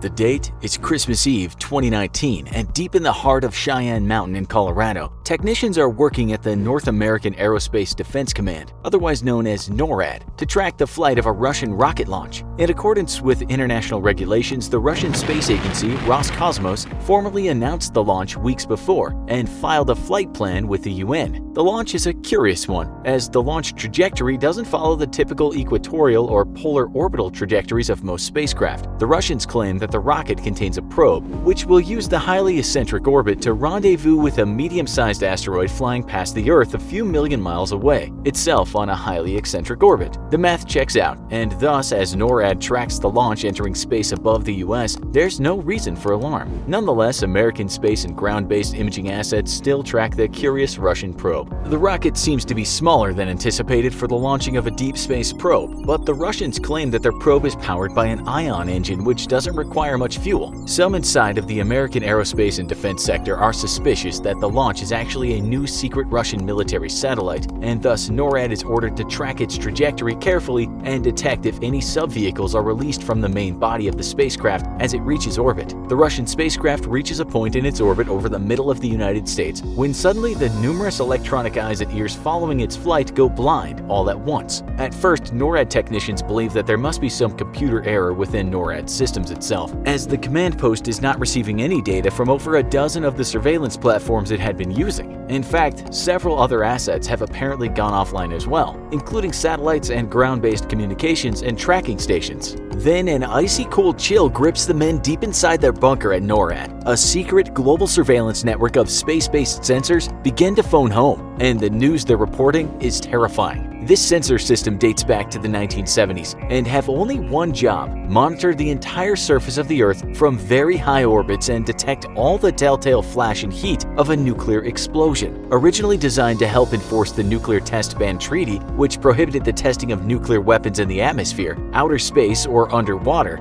this space surveillance network was left in operation to help prevent rogue states from testing weapons in remote areas of the world. Now the decades-old system is calling home, and the news is troubling. A major nuclear detonation has been detected directly over the heart of the United States. Several hundred miles above the US, a nuclear flash briefly creates a second sun and lights up the sky above much of the US. Simultaneously, the titanic electromagnetic pulse sweeps over the entire nation, burning out power and communication systems across across the entirety of the US and most of Mexico and Canada.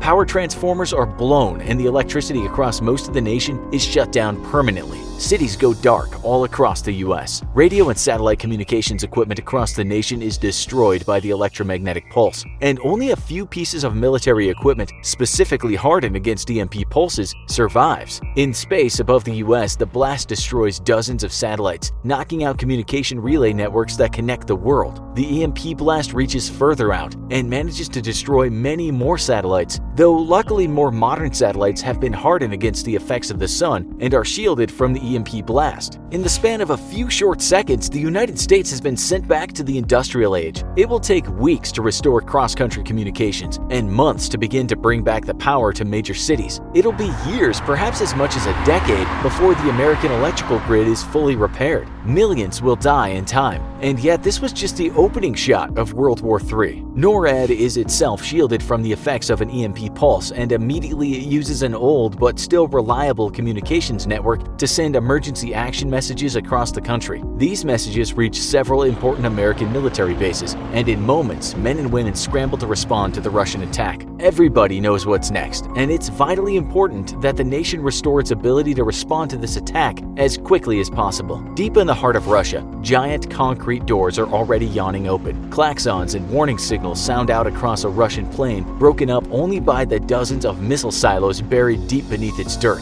With the fiery roar, each missile lifts up into the sky one by one. At NORAD, a surviving satellite sends a missile launch warning. The president has been warned over an emergency relay system, but communications all across the US are severely hampered by the EMP attack. Nobody, not even the president, can reach the rest of the United States' nuclear alert forces to order a retaliatory attack, let alone command the US military at large. At Travis Air Force Base in California and Patuxent River in Maryland, flight and support crew rush from their alert station to huge egg-white painted aircraft. Ground crew rush to complete the few preparations needed to get this aircraft into the air, and within minutes, the big plane is already lumbering down the runway. This plane carries no bombs, no missiles, no weapons of any kind, and yet as the two aircraft on opposite sides of the country finally take to the air, they've now become the most dangerous weapons on the face of the planet. The E-6 Mercuries immediately make for a cruising altitude around 50,000 feet. Each plane is manned by 2 pilots and 3 engineers, along with a battle staff of 9. Amongst the airborne staff is a general officer, and if communications with the president or any other member of the nation's nuclear command authority can't be established, each general can assume full command of the United States' military, to include its nuclear forces. The E-6 is outfitted with a vast array of extremely powerful, jam-resistant, and EMP-hardened communications gears. Antennae ring the aircraft, and in moments, it has linked up with the nation's emergency airborne command and control aircraft, a fleet of similar planes whose job is to create an airborne communications relay system across the United States and beyond. With ground-based comms down and the U.S.'s space network severely affected, this fleet of aircraft now provide a direct link communications network, relaying signals off each other and to their final destination. Shortly after the E-6s reach cruising altitude, though, news comes in of a second nuclear detonation in Washington, D.C. This was a ground-based blast, and both crews realized that the Russians have struck at the nation's capital with a small nuclear weapon that was likely smuggled into the U.S. This explosion has eliminated nearly all of the upper-level command and control structure of the U.S. government, and yet the mission of each E-6 is unaffected by the attempt to decapitate the U.S. military and government. Assuming command, the general officer aboard the E-6, currently flying a few dozen miles off the east coast of the United States, immediately reestablishes communications with the U.S.'s ground-based missile forces. Using a system of very high-frequency and super high-frequency antennas, the E-6 is able to alert launch control officers deep in their bunkers to prepare their missiles for launch. The communication system affords so much control over the U.S.'s land-based ICBMs that the general now in command of the United States nuclear forces is able to reprogram the targets to several of the missiles. A second command instructs the United States Air Force to immediately begin launches of its space resilience program, and in minutes, converted ICBMs kept at the ready are rocketing into the sky. Shortly after, the payload fairing on each of the converted ICBMs split open, releasing a swarm of microsatellites which have been boosted into orbit around the Earth. The microsatellites immediately re-establish the U.S.'s space communications and intelligence intelligence network and starts feeding data directly into each E-6 Mercury currently in flight. Now, the general aboard the East Coast's E-6 is finally able to communicate with U.S. military forces abroad and with America's allies. Within seconds, the world at large is aware of the attack on the United States, and NATO makes preparations for war. U.S. forces abroad prepare for the war that will immediately follow the end of the world. From the rear of each E-6, an antenna is released and then dropped to trail behind the aircraft. With 5 miles of wiring, the very low-frequency antenna at the end of the wire now hangs 26,000 feet below and behind the aircraft and immediately establishes communications with the U.S.'s submarine fleet. Emergency action messages are relayed to American ballistic missile submarines, and the captains of individual boats race to make their missiles ready for launch. It's now 15 minutes after the EMP attack, and space-based sensors along with a few surviving ground tracking stations confirm dozens of Russian nuclear warheads in their mid-course trajectories. Ballistic missile interceptors based on the west coast of the United States boost into the air, launching from their silos in Alaska, California, and Washington. Thanks to data links provided by the E-6 Mercuries, the interceptors are able to close in on Russian warheads, though unfortunately they manage a measly kill ratio that knocks only a few handful of the dozens of incoming nuclear warheads out of the sky. The next line of defense is the U.S. Navy, and with targeting data relayed by the E-6's network capabilities, American destroyers on the west coast and in the Arctic fire off a salvo of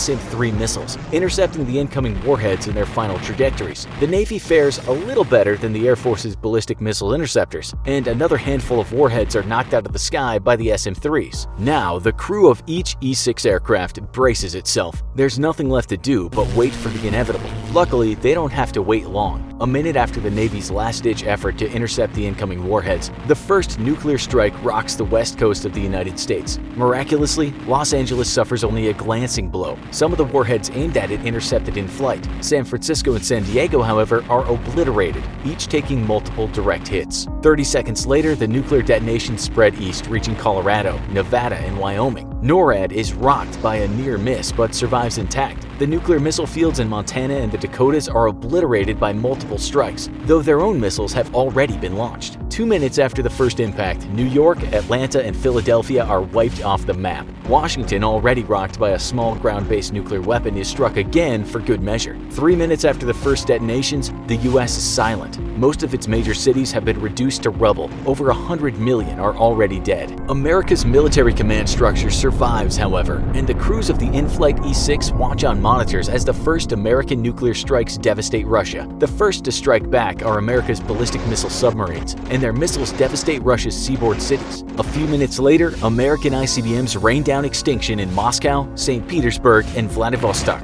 The first phase of World War III is over, but the war itself has only just begun. The E-6 aircraft link up with American's Airborne Emergency Communications Network and its space assets to coordinate the military response by the U.S.'s overseas forces. Many overseas American bases have been struck in the nuclear attack, but the ability to quickly restore communications afforded by the E-6s means that many other forces manage to disperse in time to avoid destruction. Now the E-6s relay orders around the globe to all surviving U.S. and NATO forces, who prepare for an assault into Russia in order to ensure that World War III does not have a follow-up nuclear exchange.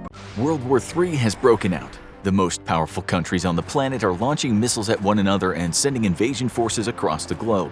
It's only a matter of time until you get caught up in the whole thing. All you want at this point is a safe place to lie low and wait for the whole thing to blow over. Should you go to an island nation in the tropics or a country at the bottom of the world? Maybe there's an even safer place that you didn't even know existed. Let's find out which safe haven is right for you. It's impossible to tell who exactly will instigate World War III, but we have some pretty good ideas. The most likely scenario would start with one country invading another. This would cause the allies of the country being invaded to come to their aid. Slowly, more and more nations would get pulled into the conflict. At some point, this confrontation would reach critical mass, and an all-out world war would commence. The sides are pretty easy to predict for World War III, as they probably would follow the current geopolitical climate. One side would consist of the United States, the European Union, and the rest of NATO, while the other side would be made up of Russia, China, North Korea, and their allies. There would probably be some wild cards that we can't predict, but one thing is for sure, World War III would be a true world war. What we mean by this is that very few people would be able to escape the carnage. Unlike the previous world wars, humans now have the ability to fight one another over long distances using aircraft, long-range missiles, and space warfare. Very few regions of the planet would be untouched by the events of World War III. However, this does not mean there aren't any safe places to run to. In fact, a few countries would provide safety and peace of mind, as the world falls apart around you. If you're looking for a safe country to escape to during World War III, some of your best options are tropical islands. This may sound too good to be true, but hear us out. The good thing about islands in the Pacific Ocean is that they are really far away from each other and the mainland. The Pacific Ocean is a vast place, and if you don't mind warm climates, catching your own fish dinners, and white sand beaches, Fiji would not be a bad place to wait out World War III. This island nation sits in the southwestern part of the Pacific Ocean. The closest continent is Australia, which is still over 1,700 miles away, and the great thing about this is that during World War III, Australia probably won't be hotly contested over, which just adds to the allure of escaping to Fiji. Even if the fighting eventually reached the Australian continent, you would be so far away that you probably wouldn't even notice. Fiji itself doesn't have much to offer in terms of wartime strategy or resources. It has a very small military of around 6,000 individuals, so it would not be seen as a threat by either side. But perhaps one of the best things Fiji has going for it in terms of remaining safe during World War III is that it doesn't have many natural resources within its borders. Beautiful beaches and an abundance of seafood tend not to be what the world's superpowers are after while at war. This means Fiji would likely not be a target, making it one of the safest countries you can move to if World War III ever broke out. While the world descended into chaos, you could be sipping pina coladas on a white sand beach with a fishing pole in the water. Or better yet, you could be drinking the national beverage of Fiji called kava, which is made of the crushed root of the yangona, which has been shown to have medicinal properties. This is another thing that would make Fiji such a good nation to hide away in if World War III happened. Although it doesn't have strategic significance, it does have an endless supply of food, fertile lands to grow crops, and plenty of ways to keep yourself busy. In fact, there are around 300 islands that make up the country of Fiji. So if you didn't get along with your neighbors, you could just load up your boat and cruise to a different island. The only problem is that you'd be so far removed from the fighting that you might not know who was winning or even when the war came to an end until long after it was all over. During a world war, global communication would probably go down as satellites are targeted by each side to disrupt enemy transmissions. This would mean the only way to receive news would be by word of mouth. Like in the olden days before the internet or telephones, you'd have to wait until someone physically came to the island and informed you about what was going on across the ocean. Then again, if you're trying to escape World War III, you probably don't mind not being up to date on wartime news, so this wouldn't be a deal breaker. If Fiji isn't isolated enough for you, there is another island nation in the Pacific that could be even more appealing to hide on during World War III. Tuvalu is a 10-square-mile island chain just over 1,000 miles north of Fiji, making it even further from mainland. There are only around 11,000 people on the islands of Tuvalu, and its remote location and lack of natural resources make it an undesirable target for either side during World War III. If you did seek refuge in Tuvalu, it's likely you wouldn't see anyone new for the duration of your time in the island nation. Tuvalu is hard to get to in the best of times, so the two airlines that fly to the country probably won't be doing so at all with a world war going on. This means that the only other way to access the country is by boat. It's unlikely that one of the sides in World War III would divert resources to Tuvalu, as it serves no strategic significance, but like Fiji, there is plenty of food and resources that can be gathered from the ocean to help sustain you throughout the war. There's another island country that is much larger than Fiji and Tuvalu, and although it's a little closer to the mainland, it would still provide safety during World War III. New Zealand is a beautiful nation that seems to have plenty of every type of environment crammed into a single island. If you're looking for a safe place to hide from the carnage of World War III and still want seasons and ecological diversity, New Zealand is the country for you. The country itself is a little over 1,000 miles from Australia, but it sits further south than both Fiji and Tuvalu, meaning that New Zealand could potentially be further away from the main front of World War III, which we would expect to happen in Europe, Asia, and in the North American continent. However, there are many more natural resources in New Zealand than in most other island nations. This would be beneficial if you sought refuge there during World War III, but it could also make the nation a target for invasion. However, due to where it's located, this seems highly unlikely. There also isn't really much strategic significance to invading the country. The nation itself has fertile lands, abundant marine resources, and various landscapes that would provide protection even if the war did reach the island. Around 30% of New Zealand is protected land, which means there are plenty of areas where resources can be gathered and where you could hide away if needed. It may sound crazy, but there is another abundant resource on the island that would help you ride out World War III. For every person in New Zealand, there are 10 sheep. This means you have plenty of wool to make clothes and a source of protein if times get hard. The sheep also help fertilize the land and can provide milk as well, meaning that these useful creatures will be your best friends as you safely wait for the war to come to an end. There are many benefits to living in New Zealand even when the world is not at war, but perhaps what would make this nation the ideal location to move to is that its infrastructure is highly developed and the country has been working on becoming self-sufficient for decades. It's because of the steps that the government has taken in recent years to ensure the country remains a safe, comfortable place to live, that New Zealand consistently is rated one of the top 10 happiest countries in the world. So if you're looking for a country that is isolated, safe, and provides an abundance of resources as well as beautiful land to live on during World War III, New Zealand has got you covered. New Zealand does its best to maintain a peaceful country, which means it'll likely stay out of World War III altogether. In fact, New Zealand is only second to Iceland on the Global Peace Index, which brings us to our next safe country if a world war breaks out. Iceland is over 1,000 miles from the United Kingdom and the rest of Europe. This means it's unlikely the country will be in any direct danger during World War III. Like many other island nations thus far, Iceland has tons of marine resources that would allow it to remain self-sufficient if World War III ever broke out.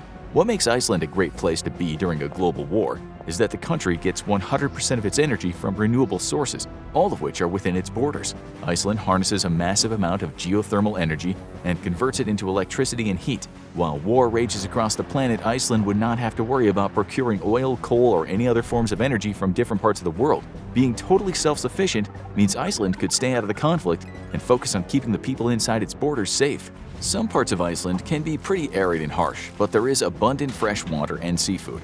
If you made your way into the mountains of Iceland, you would be isolated and protected from the rest of the world. There are fewer resources in this region, but it's incredibly doubtful you would ever encounter a military force while living there.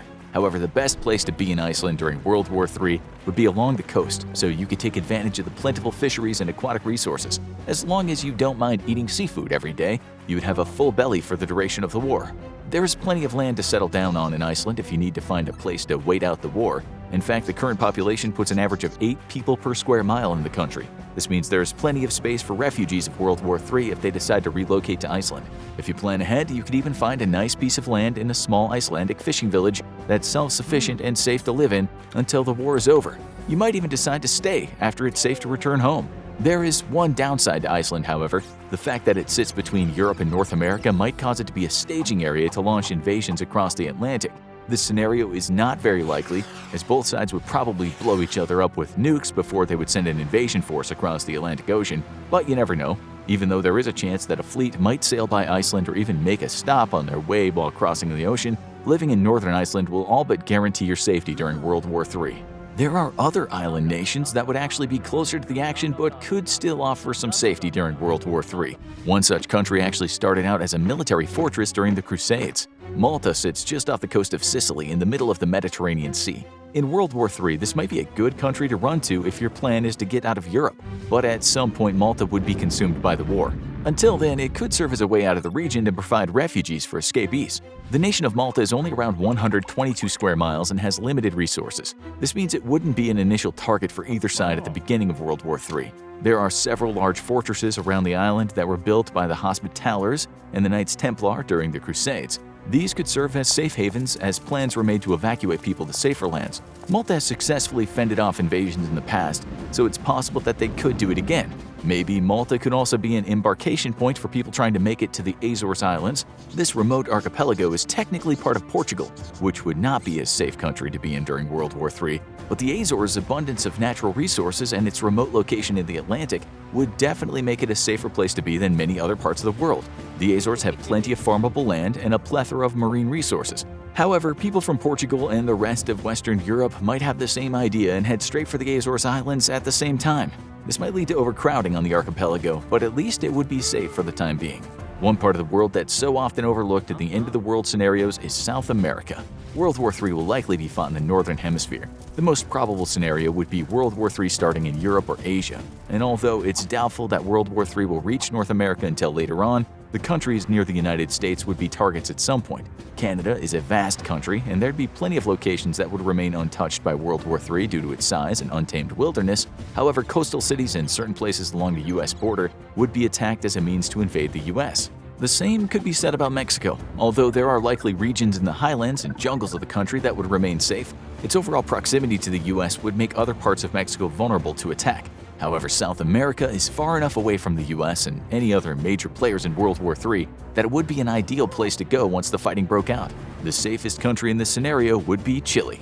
Chile is the southernmost country in South America. Not only that, but the city of Puerto Williams is the southernmost city in the entire world. The country itself has tons of natural resources and numerous geological features that make it an easy escape if the war ever does reach South America. Chile is one of the most developed nations in all of South America, meaning there's already infrastructure in place to sustain the country if the rest of the world is at war with each other. There are two options of where to go in Chile that would ensure your safety during World War III. The Andes Mountains stretch across the entire western part of the country. It's in these mountains that the indigenous communities have lived for hundreds of years. There are endless amounts of fresh water and fertile land that can be terraced to grow crops. The mountains offer protection and serve as a deterrent for any enemy force that might try to occupy the country. The mountains and many other regions of Chile contain dense forests that can be used to build a cabin in the woods, and a number of wild animals that can provide sustenance in extreme circumstances. Not to mention that Chile is the fourth largest exporter of wine globally, which means while the Northern Hemisphere becomes a scarred battlefield of destruction and death, you could be getting tipsy off of some of the best wine in the entire world. The other option is settling as far south as possible. This next closest land from the southern tip of Chile is Antarctica.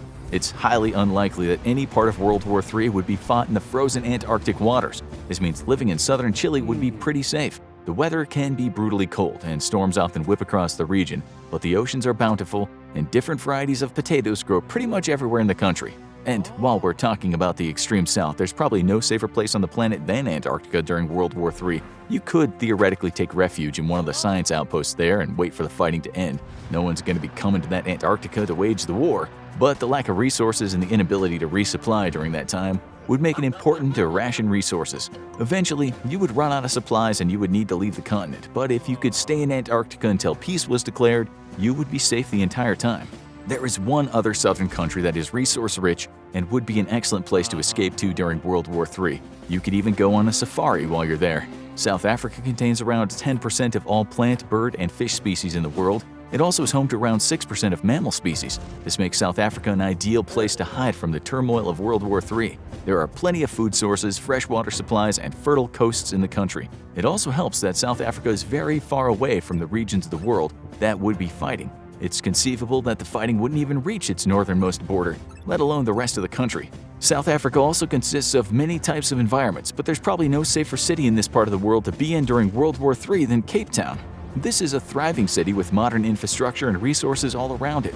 There's plenty of fishing off the coast, and the mountains that surround the city isolate it from the rest of the continent. Cape Town isn't as far south as other cities, but its location would make it strategically undesirable. Therefore, South Africa would probably be left alone during the conflict. Also, like Chile, South Africa is a large exporter of wine. Between the abundance of food, its protected location, and the availability of alcohol, South Africa would be a safe and not too unpleasant country to spend World War III in. Greenland is massive. It is also freezing.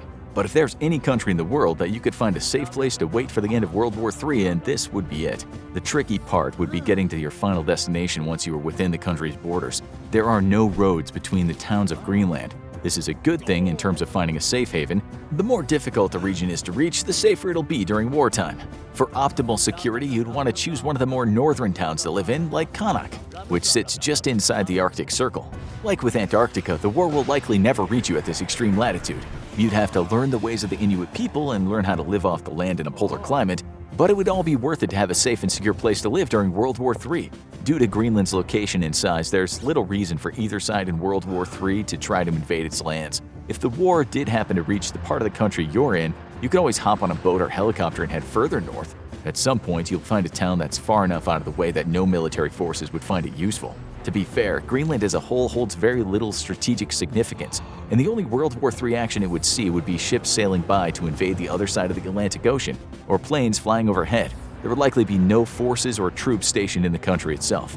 Living in rural Greenland would be much more difficult than sipping wine in Chile or fishing off a tropical beach in Fiji. However, Greenland would provide significant protection from the carnage of World War III, while also providing the resources you need to stay alive. Depending on where you initially lived before World War III broke out, Greenland might be a more viable option for safety than some of the other countries in this video. For example, if you reside in the northeastern part of the US, Greenland would definitely be the closest safe haven to you. Just because it's cold and desolate doesn't mean you should count Greenland out in a time of war. Beggars can't be choosers. Although the countries on this list are all good options to escape to in the event that World War III breaks out, there is something that you need to remember. If you find yourself in any of the countries on this list when World War III starts, you will likely be safe as the war will pose very little threat to you. However, none of that matters if each side begins launching nukes at one another. The nuclear fallout from the blasts would be carried across the world on the planet's natural air currents. The rain falling from the sky would be poisonous, as it would carry lethal doses of radiation in every drop. The nuclear explosions would incinerate anything in their vicinity, causing firestorms that would release massive amounts of smoke and ash into the atmosphere. This could plunge the planet into a nuclear winter where temperatures would plummet as the sun's light is blocked out by all the particulates in the atmosphere. At this point, it wouldn't matter if you were in Russia, the United States, or Antarctica, as there would be no escaping this global catastrophe. If this ends up being the ending of World War III, the safest place will be to not be on Earth, but in space. As the countries of the world annihilate one another and the planet using nuclear weapons, the astronauts aboard the International Space Station will look on in horror as their home is destroyed before their very eyes. For a short amount of time, they might be the last of the human species. Unfortunately, even the astronauts would run out of resources and die, and this would be the end of humanity, and it would be all because we couldn't get along with one another.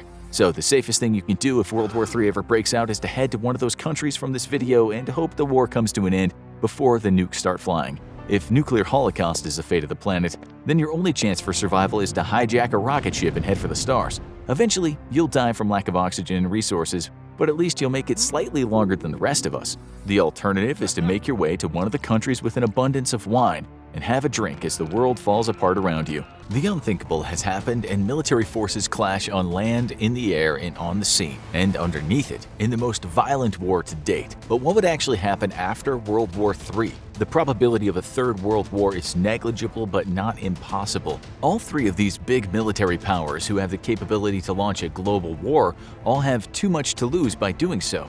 But history is full of examples of small conflicts spiraling completely out of control and beyond the plans of those who initiated them. To find out what the world would look like after World War III, we have to examine two different global wars, a conventional war and a nuclear war. One thing is for sure, the economic damage alone would reshape the face of the Earth. Such a war would inevitably begin by a confrontation between US and Chinese forces in the South or East China Sea. A Sino-US war isn't likely to go global and would require multiple escalatory steps to get there. First, China would have to directly threaten or attack Japanese forces, something that is predisposed to do already because of the presence of multiple US air bases in Japan. If China wanted to keep Japan out of the conflict, it would have to avoid striking these bases, which would have seriously detrimental effects on its ability to fight against the US. Next, a third party would have to be willing to exploit the situation to its own advantage. The most likely culprits here are India, Iran, and Russia. India would be tempted to act to push Chinese ground forces out of the contested northern border regions and perhaps even maneuver itself to throw China out of Tibet, thus threatening Chinese freshwater supplies and granting it massive leverage over its rival. That's unlikely but not impossible, as a Sino-American war would largely be fought at the sea and in the air, leaving the People's Liberation Army free to fight against Indian incursion.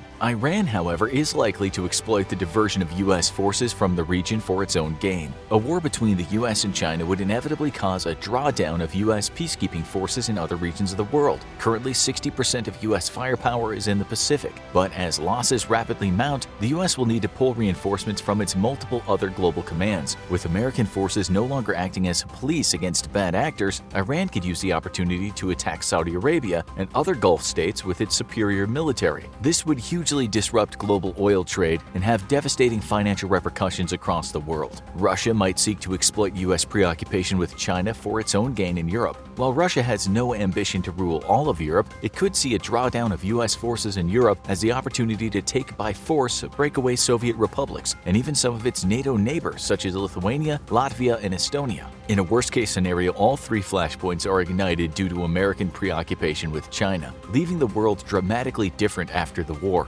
Such a war is almost certain to end with a US victory over China, although an extremely costly and poorly defined victory. Immediately at war's end, the United States military would be severely depleted, going from the world's most powerful fighting force to a significantly weakened force that still has global reach, but will take a decade or more to restore itself to its former glory. American naval and air losses would be staggering, as with much of half of its air and naval fleets destroyed. Half of the U.S. aircraft carrier fleet would be sunk in a conflict with China, a loss of over $50 billion in ship costs alone, over 500 aircraft and over 12,000 seamen and aviators. The loss of all important American carriers alone would see the United States lose its ability to rapidly respond to global conflicts. This loss in capability would only be compounded by significant losses in the U.S. Air Force. Without the ability to rapidly and overwhelmingly respond to global crises, the immediate post-war years would see an ignition of regional wars across Africa and the Middle Middle East, critics of U.S. military presence around the world would rapidly see the cost of losing that peacekeeping force as simmering tensions suddenly explode in the absence of a threat of U.S. involvement. In the Middle East, Iran would seize the opportunity to attack its longtime rival Saudi Arabia. Despite being an oil-rich and wealthy nation, Saudi Arabia is handily outclassed militarily by Iran,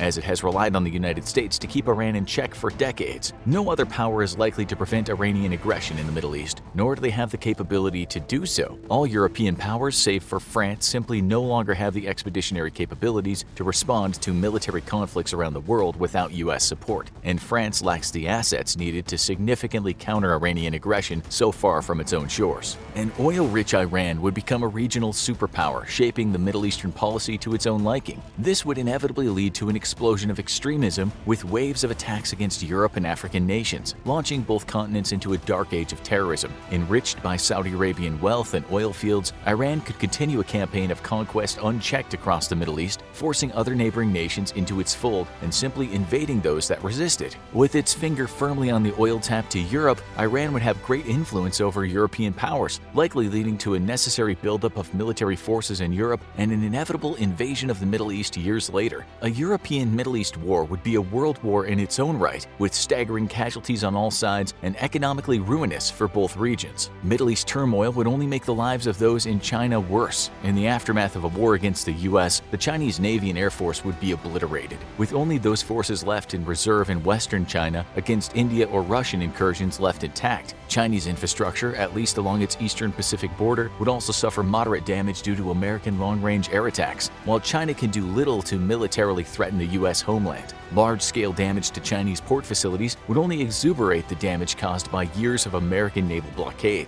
China relies on the Pacific for the majority of its trade, and most importantly for the import of energy resources. Despite heavy losses, the U.S. Navy could still undertake an effective blockade of Chinese trade, crippling the nation and resulting in a GDP loss of as much as 35%. China, in return, could threaten U.S. trade in the Pacific as well, but would be unable to directly threaten either the American West or East Coast, resulting in only an expected GDP loss of 10% for the U.S. But the disruption of trade in what's the world's most important trade superhighway would only result in the weakening of the East Asian economies and, to a smaller extent, the entire world. East Asian nations would be the hardest hit due to their dependence on Chinese goods. This will have a knock-on effect on European nations who import cheap goods manufactured in East Asia. The ensuing worldwide economic recession will lead to flare-ups in social unrest and widespread unemployment. This, combined with a worst-case scenario of Iranian aggression in the Middle East, could set the stage for revolutionary movements in some countries and the flare-up of partisan tension spilling over into outright violence. Perhaps no nation would be as rocked, though, as China, who, despite inflicting incredible losses on the U.S. military, would still be facing a humiliating defeat, with a near-total loss of its Navy and Air Force. American cyber warfare operations would work to steadily degrade the Chinese government's ability to censor information electronically throughout the nation, and increasing unrest and war weariness would embolden pro-democracy and separatist factions in China.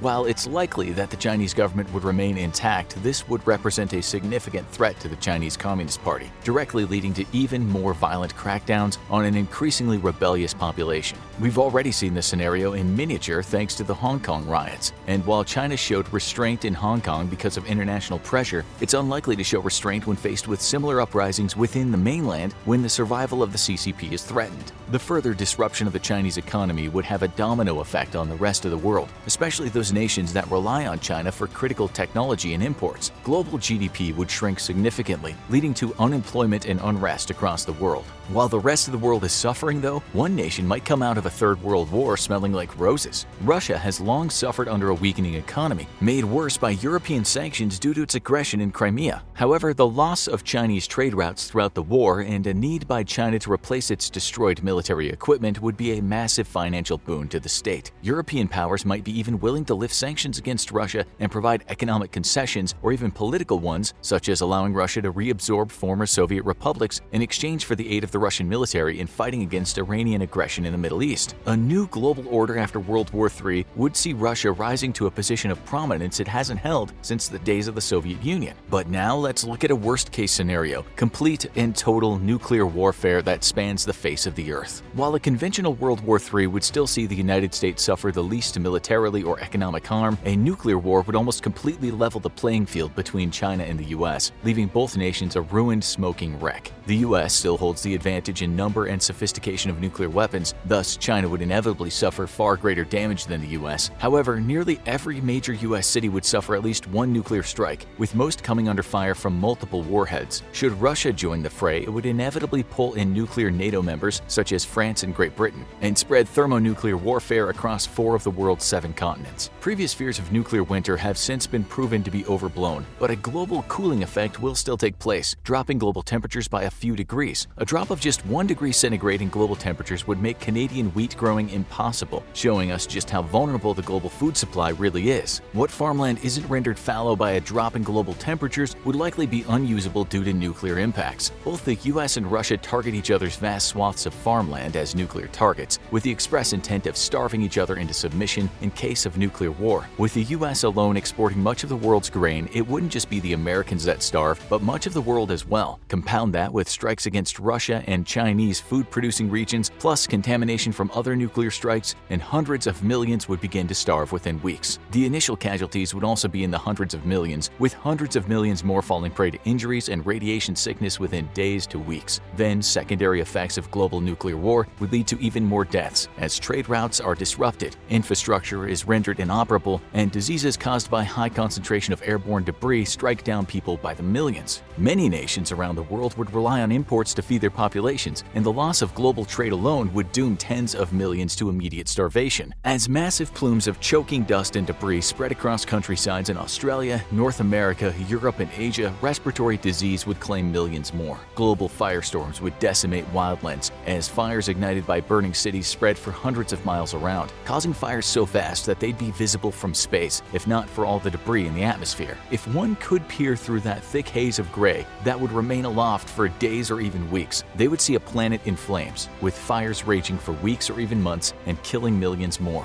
The world population would likely fall to below 1 billion within 5 years of global thermonuclear war. Within a decade of starvation, disease, and conflict for dwindling resources, humanity would be lucky to number in the 500 millions. However, there is good reason to think that humanity would not go extinct after all, and could even bounce back in time. Most nuclear strikes are designed to maximize destruction. A ground burst of nuclear weapon severity limits its destructive range, as most of the energy in the explosion is sent down into the ground or absorbed by ground features such as buildings, hills, etc. Therefore, nuclear weapons are designed to explode over their target, greatly enhancing their lethality and avoiding ground clutter altogether. While this makes nuclear weapons more lethal, it has the positive side effect of sending more of the resulting radiation upwards and into space. Fears of a global irradiated wasteland might be overblown, and while it's certain that radioactive debris would be in harmful levels just about anywhere on Earth, humanity and the livestock and food crops it depends on could still survive in sufficient numbers to eventually bounce back. That's because the fissile material in a bomb is destroyed in milliseconds, causing an intense burst of radioactivity that quickly falls off as atoms decay in a chain reaction. In several years, most radioactive fallout would turn into more stable elements, such as strontium-90. With its half-life of 29 years, strontium-90 and similar materials are still harmful, but not nearly as radioactive as materials with a half-life of hours, minutes, or even seconds. As Nagasaki and Hiroshima have proven, it doesn't take long for humanity to reclaim the ruins of cities struck by nuclear weapons. The real danger is in the sheer number of weapons employed in a global nuclear war, and thus the higher concentration of less dangerous but still harmful, longer-lived radioactive isotopes in the water and soil. Human lifespans will be shortened dramatically, and many species will go extinct due to climate change, natural ecosystems will collapse, and a staggering amount of pollution will be created by the incineration of hundreds of major cities. Even after all of that, within centuries, humanity should be well on the rebound. What shape the world would take, however, is completely unknown, though it's likely that none of the current major powers would continue to exist as cohesive states. In all likelihood, it would be Africa which would become the lotus of economic and military power, as it's least likely to be directly affected by nuclear war, and unlike the rest of the world, they'd still be able to feed most of their population, as many African states have agrarian-based economies. One thing is certain, the nations that launched World War III would not be much more than dust, and utterly inconsequential in the new era of human history to come.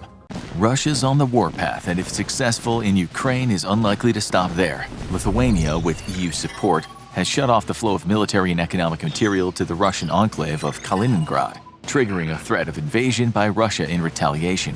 A world away, China flexes its muscles as it threatens the United States and their continued support for Taiwan.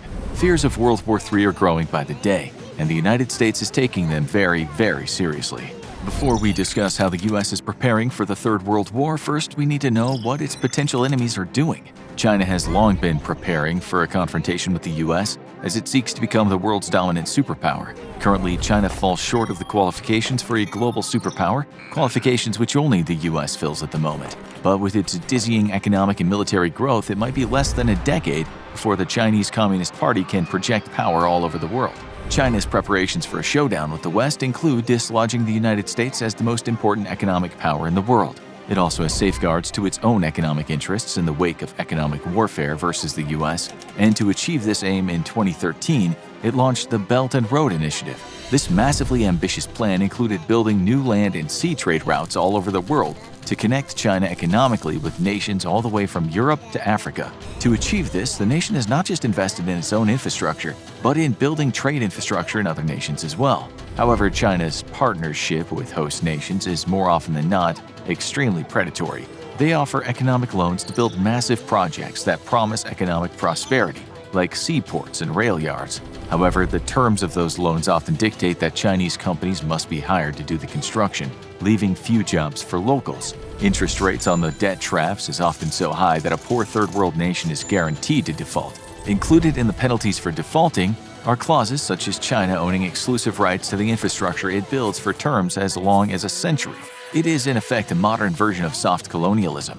China's plan is to have heavy influence in the trade of goods throughout Asia, the Middle East, and Africa, putting it in a very strong position to dictate geopolitics in its ever-growing sphere of influence. China's next preparation for war with the US includes securing its vulnerable trade routes through the South China Sea and the very valuable oil and natural gas deposits in the region, as well as the remaining rich fishing grounds. This effort began with the construction of artificial islands in 2013, which continued unopposed despite an international ruling by the World Court in The Hague that such island building and claims to economic exclusion zones around them were illegal. Foreign pressure also failed to stop China from stealing claims to oil supplies by neighbors such as Vietnam, or of using its coast guard to bully and intimidate the merchant and fishing fleets of other nations out of their own territorial waters. These islands have now become heavily fortified military installations, which include modern missile defenses, runways long enough for long-range attack aircraft, and an ever-growing network of surveillance assets,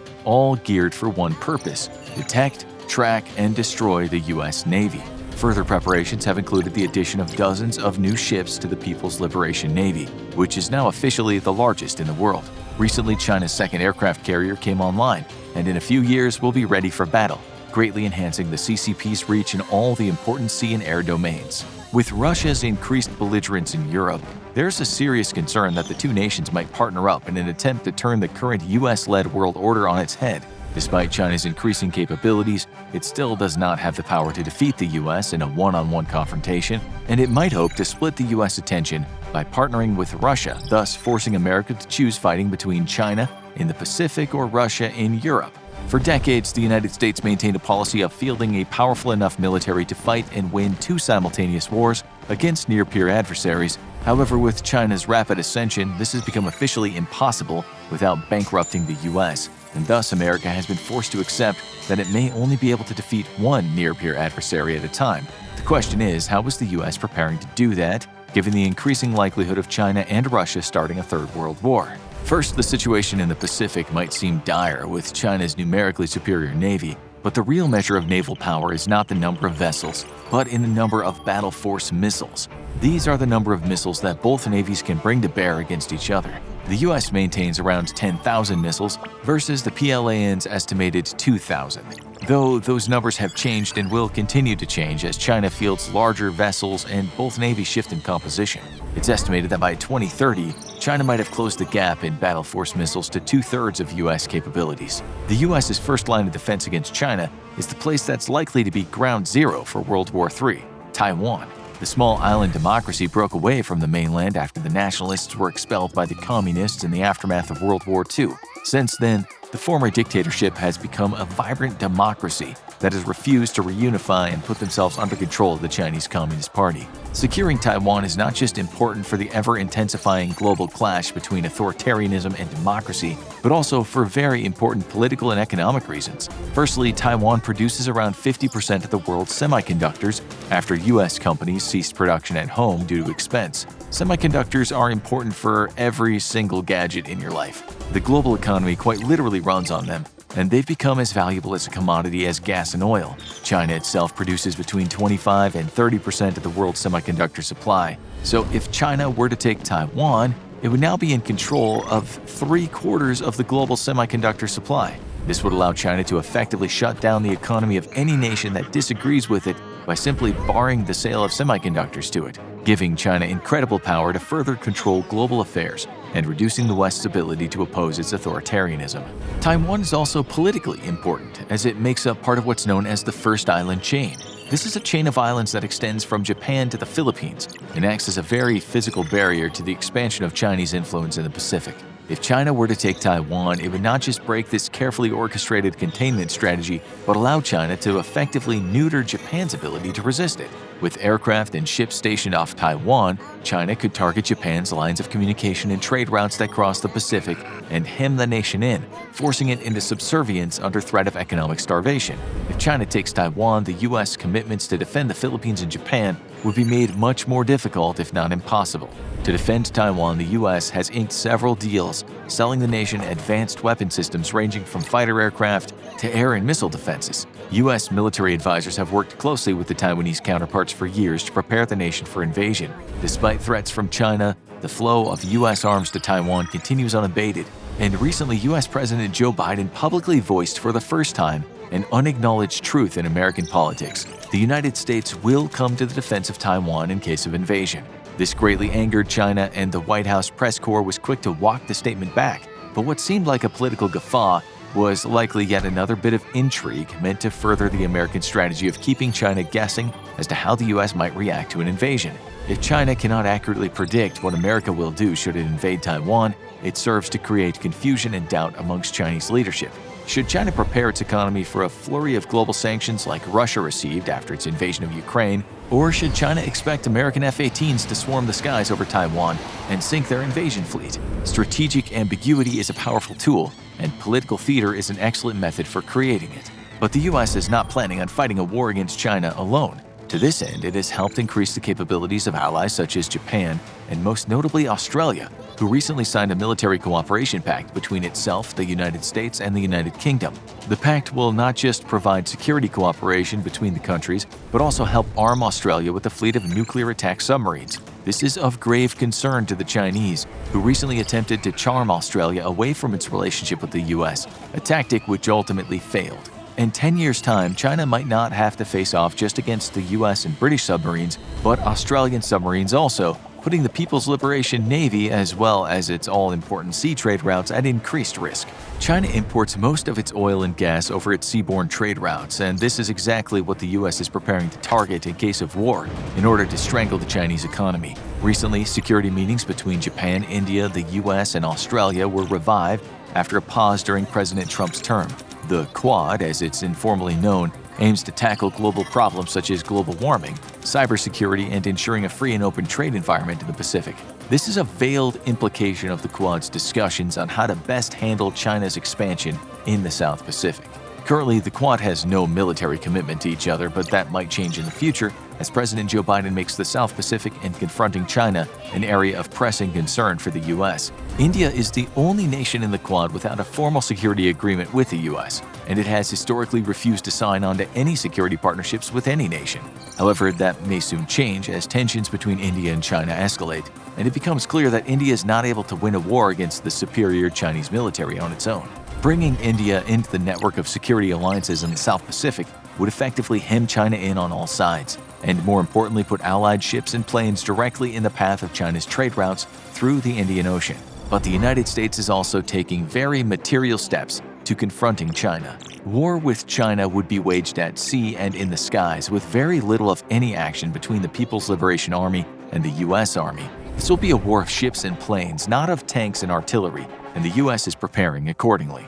In an attempt to prepare for a confrontation with China in the skies, the U.S. has accelerated the procurement of F-35s and made getting squadrons of the fifth-generation fighter into operational status a top priority. However, both the Navy and the Air Force have expressed reservations about the F-35's current readiness, which has prompted both the services to supplement orders of F-35s with orders of upgraded legacy aircraft. such as the F-15 Eagle for the U.S. Air Force and the F-18 Super Hornet for the U.S. Navy. To counter the threat of Chinese missiles, including its very vast arsenal of ballistic missiles capable of targeting U.S. ships far out at sea, the Navy has also begun to expand the number of Aegis-equipped vessels in its fleet. Starting in 2015, the Navy also began to work on undoing the strategy of carrier-based sea dominance that it's employed since the end of the Cold War. With the fall of the Soviet Union, the U.S. Navy enjoyed unmatched superiority and complete freedom of action anywhere in the world, and thus surface fleets were retasked with simply protecting carriers. Anti-submarine warfare and anti-surface warfare skills had atrophied as naval strategy centered completely around the big carriers. Now the U.S. Navy is preparing its crews to once again face off against near-peer foes in ship-to-ship battles. Submarines are America's second greatest naval asset after aircraft carriers, and yet remain nearly completely forgotten by most of the world, which is exactly how they like it. Currently, the U.S. has a fleet of 68 submarines and is replacing the Cold War Los Angeles-class fast attack submarines with the new Virginia class. Investment in submarines has stalled recently and procurement plans are behind schedule, but the United States retains a significant advantage in undersea combat, despite China having a larger force of less advanced submarines. The realm of hypersonic missiles has received a great deal of attention ever since it was announced that the U.S. was lagging behind both Russia and China in their development. Yet there's some misinformation and confusion regarding this technology that's made Russia and China seem as if they hold a significant advantage over the US in this realm, when they really don't. Firstly, any ballistic missile is hypersonic, and China's recent test that saw a hypersonic missile fly around the world is not very impressive from a military point of view. Technically speaking, this simply doesn't add any additional capability that didn't already exist. The real threat from hypersonic missiles comes from maneuverable hypersonics. These are missiles that can not only fly at hypersonic speeds but can also maneuver while doing so, making them incredibly difficult to defend against. In this area, all three nations are still struggling to field fully operational missiles, but the US has made great strides in recent tests. One area where the US may in fact be coming up short is the development of advanced long-range air-to-air missiles. Recent photos of Chinese jets show that China has begun to field advanced beyond visual range missiles, while the US is still largely equipped with the AIM-120, an extremely capable and combat-proven air-to-air missile that nevertheless is only effective at medium ranges. However, the Pentagon's F-3R program aims to improve the capabilities of American air-to-air missiles by not just greatly expanding their range, but also improving efficiency in an electronically contested environment. A new generation of American missiles will feature two-way data links, GPS-enhanced inertial measurement units, an expanded no-escape envelope to increase lethality, and improved high-angle off-bore sight capability, allowing pilots to fire missiles without their plane being pointed directly at the enemy, thus lowering their vulnerability. However, the next step for US fighters is the AIM-260, which will feature beyond visual range capabilities and match longer-range opposition missiles while bringing the tried-and-true technologies of the AIM-120. But World War III will also likely involve action against Russia in Europe, as China and Russia are both likely to cooperate in such a scenario. This will be a partnership of opportunity, however, not of choice, as relations between the nations are difficult at best, and Russia grows increasingly frustrated at its status as the junior partner. With Russia's invasion of Ukraine, the Russian military has proven itself incompetent, corrupt, and inept at executing a modern 21st century war. Despite vastly superior firepower, the Russian offensive in Ukraine has all but stalled out. And this is with Russian forces facing a foe that has a fraction the capabilities of the US military. Simply put, the only real threat Russia can bring to a global war scenario is their nuclear power. With the bulk of the US Army not taking part in operations in the Pacific, Russia would be easily contained by current US ground firepower, while NATO would be short on critical air assets. These are capability gaps easily filled in by NATO air forces. 4 months ago, we would have spent an additional 10 minutes explaining to you how the US is preparing to counter Russia. Today, after seeing what the Russian military is capable of, we honestly don't have to. While victory would come at a cost, NATO would most likely win a resounding victory over the Russian armed forces. The only real threat Russia would pose would be in the first few weeks as the bulk of American firepower is being shipped across the Atlantic and prepared for battle. This leaves the Baltics and Poland vulnerable, but the deployment of NATO rapid response forces would likely be enough to slow down an initial Russian offensive and greatly limit its gains until NATO's European partners can fully mobilize their own armies. US strategy to counter Russian aggression in the next World War is thus based around preparing European partners to better defend their own continent and not be so reliant on the US military, as the conflict against China will consume the bulk of US sea and air power. The Pacific is where the real war will play out, and after its stunning losses in Ukraine, it's unlikely Russia would willingly engage NATO in a Third World War anyway. A few years ago, if we talked about where you should or shouldn't be in the event of World War III, you might not have taken it very seriously, but in 2023, global war doesn't seem all that inconceivable. So who knows, in a few months you could be thinking about buying a plane ticket out of your soon-to-be smashed country. Listen carefully. This is where you don't want to be when it all kicks off. Number 15. We first need to set the scene for World War III to show you how realistic the possibility of it happening is. So, in the number 15 spot, we'll put the world in general. After all, World War III will affect just about every person in the world due to various disruptions. The week we started researching information for this video, the news media told us that the USA and its allies plan to provide F-16 fighter jets to Ukraine, whose position in the wrecked city of Bakhmut was also the focus of the global media that same week. Ukraine President Volodymyr Zelensky denied that Bakhmut was lost. Still, there was no doubt Russia was very close to completely occupying the city. Zelensky compared Bakhmut to the Japanese city of Hiroshima, which, as you know, along with Nagasaki, was hit with an American-made atom bomb at the end of World War II. When Zelensky said those words, he was attending the G7 summit actually in Hiroshima, where he cozied up to the G7 nations: Canada, France, Germany, Italy, Japan, the UK, and the US. Countries you'll hear more about later. The group discussed China's militarization activities in the Asia-Pacific region, to which China said it had been smeared by nations interfering in China's internal affairs. It was a busy week. As China dusted itself off from the verbal bashing, the Russian Foreign Minister Alexander Grushko talked about how that F-16 plan was all part of the West's escalation scenario. He said this route means colossal risks, and Russia would still achieve its aims in Ukraine anyway. Meanwhile, political scientists have talked about the global balance of power, and some say that the so-called unipolarity in the world, with the US as the sole superpower, the hegemon, is under threat as China and Russia seek to usher in a multipolar world, the way it was for centuries. Some theorists have said if the powers cannot reduce these tensions by embracing a new politics of détente, we'll walk into World War III and it will be world-crushing. Many pundits have seriously talked about an escalation in Ukraine. They say Russia and Ukraine cannot win outright, and if Russia feels threatened to close its borders, its tactical nuclear weapons might be pulled out. If this happens, the escalation train will scream choo-choo through clouds of thick, rancid nuclear fallout. As the Open Democracy Network said in April, most Kremlin watchers take the view that losing Crimea would be a defeat too far for Putin, and the risk of it could push Russia into a direct threat to go nuclear. National security experts, former diplomats, and military bigwigs in the U.S. belonging to the Eisenhower Media Network co-signed an open letter in May, stating future devastation could be exponentially greater as nuclear powers creep ever closer toward open war. They called Ukraine a new era of confrontation and slaughter that may well be our undoing. This is serious. If Russia uses tactical nuclear weapons, NATO will almost certainly respond, and if that happens, a global nuclear war is possible. Okay, so that's the setting for this show. Sure, it's one of our fictional disaster scenarios, but this is not a show about zombies or mega tsunamis. It's much more real than that. We aren't kidding around today. In this reality, we expect there to be two sides. The obvious one is the US and NATO, with China and Russia making up the lodestone of the enemy forces. Japan, India, Taiwan, Israel, Australia, and South Korea are on the side of NATO. Iran, Syria, possibly Pakistan, Belarus, and North Korea are on the side of Russia and China. It's hard to predict where all countries would get involved and where their alliances would stand if their regions became theaters of war. A lot of nations would want to stay neutral. Countries in South and Southeast Asia, South America, and Africa might indeed want no part of this Western war. It's hard to predict what'll happen since a global war, as we'll show you today, will affect every nation. This is why we put everywhere at the number 15 spot. Whether it's nuclear fallout, inability to import essential goods, or not getting much-needed aid, you won't have to be invaded or directly hit with bombs to feel the presence of war on your doorstep. Nonetheless, some countries are going to get smacked in the face with either a hard right or a left uppercut, or worse, they're going to get their head completely knocked off. Number 14.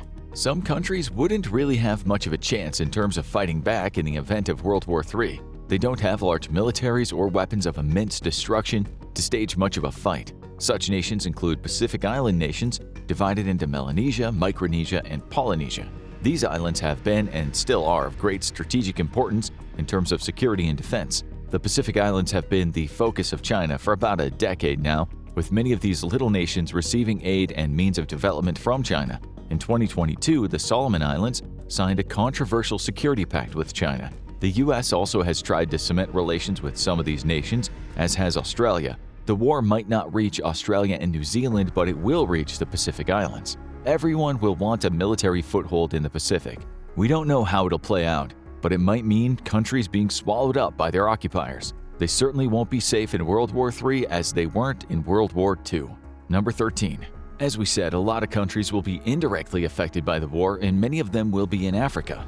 On this continent, China has spent billions of dollars on infrastructure projects. Sudan, Algeria, Nigeria, and Egypt all have close military ties with China. It's hard to say if war will break out between pro-China and pro-US nations in Africa, but if it did, the pro-China side would likely be bigger.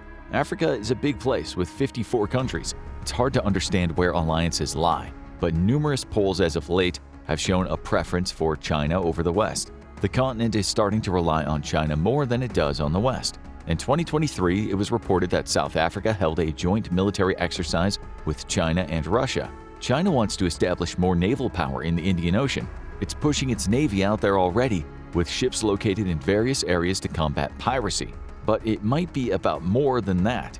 China wants a military presence in the region to protect its position in natural resource-rich Africa. Many African nations have given their support to China's claim on Taiwan. In 2022, the Chinese foreign minister said, China-Africa relations are the bedrock of China's foreign policy. China has a lot of friends in Africa, many of whom have voiced concern and criticism about the US's role in the Ukraine war.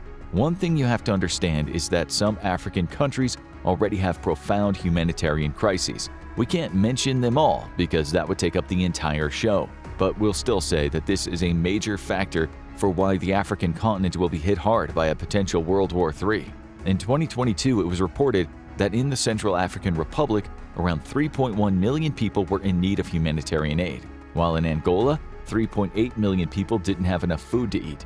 In Niger, 4.4 million live with food insecurity, and in Burundi, 50% of kids under 5 are said to be malnourished.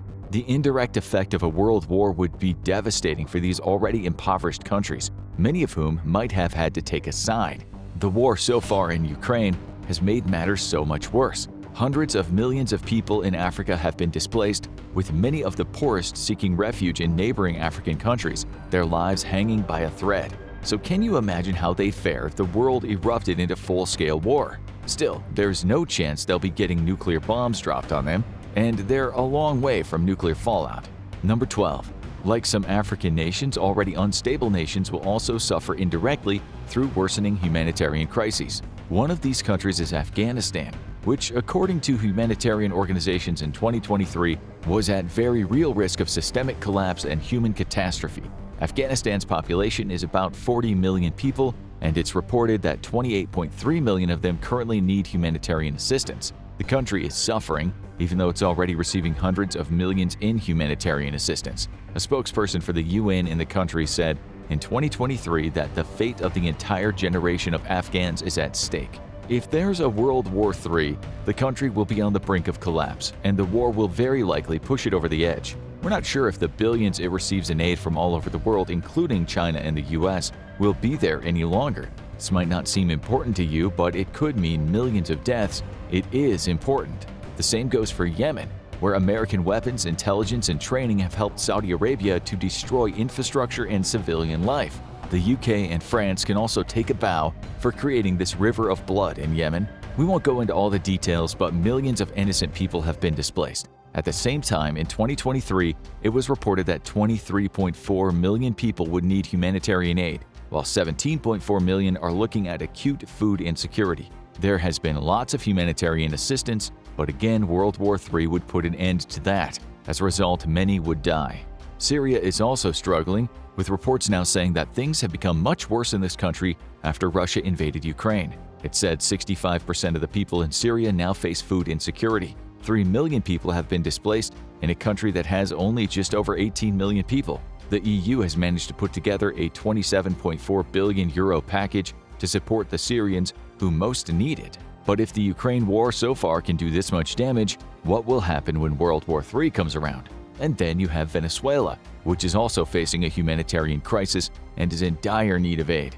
South America might be one of the best places to be in World War III, but in Venezuela it's said 90% of people now live in poverty, while close to 7 million have been forced to leave. A world war would make things so much worse. In many nations where life is already tough, more and more people would arm themselves. Chaos would reign as more arms made their way into criminals' hands. Society could collapse.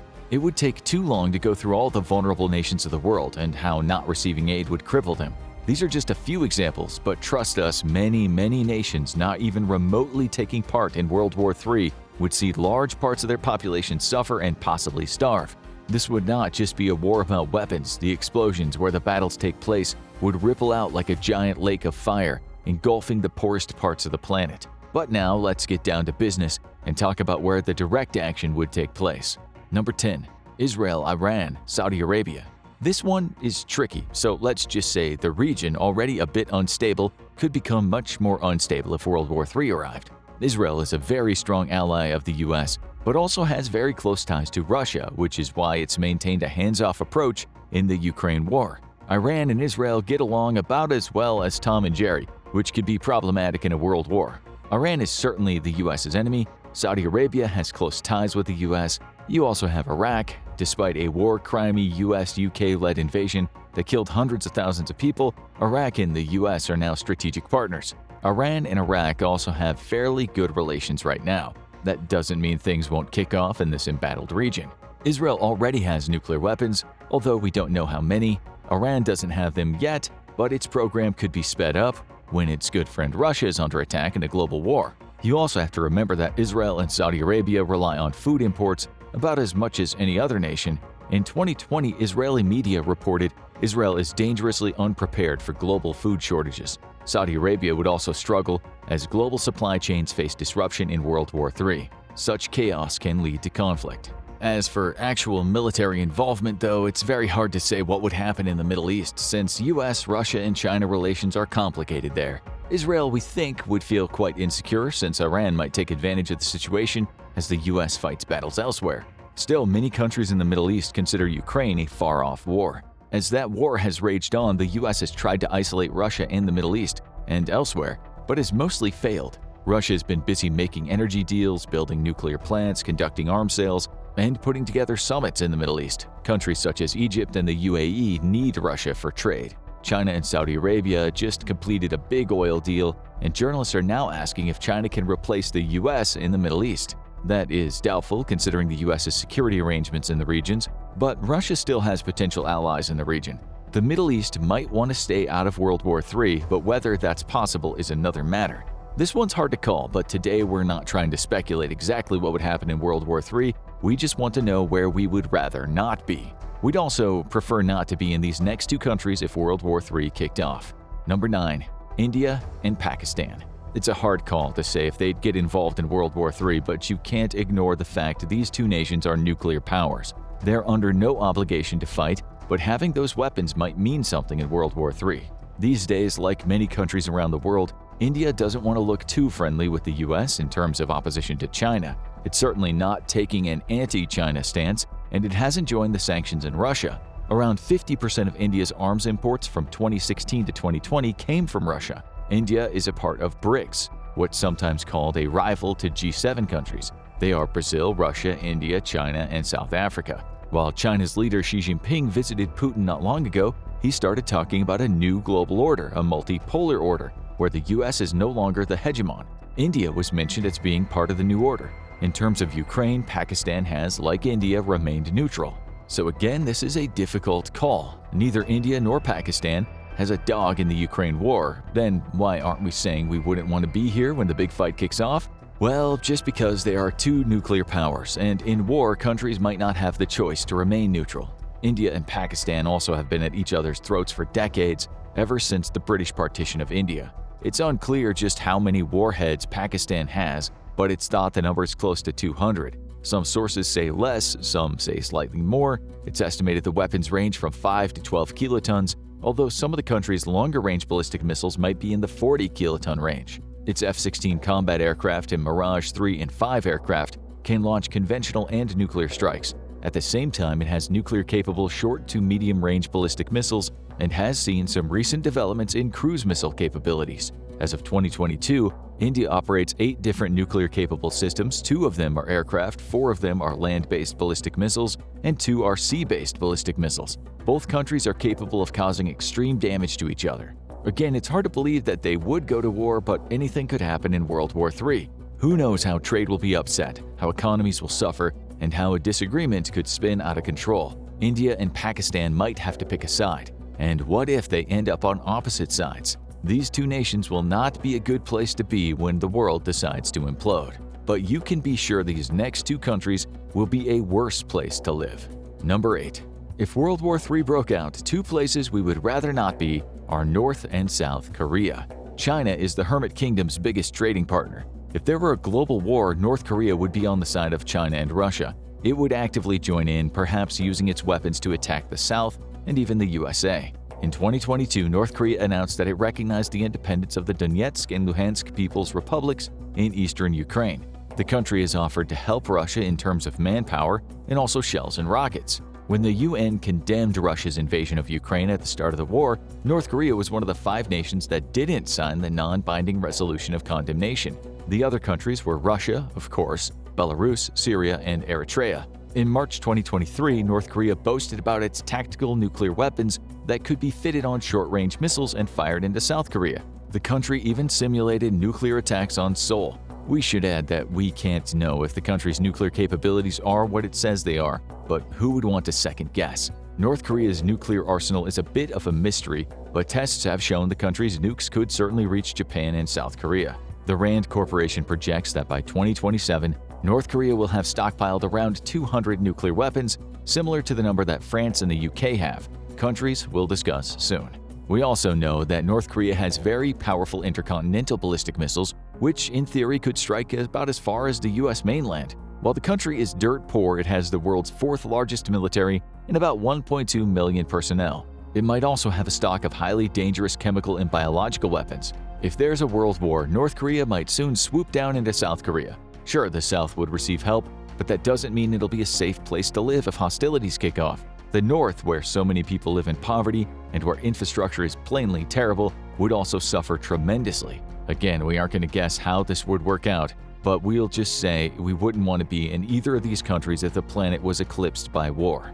Number 7. Neither would we want to be in Taiwan, which would very likely soon lose its independence after a successful Chinese attack.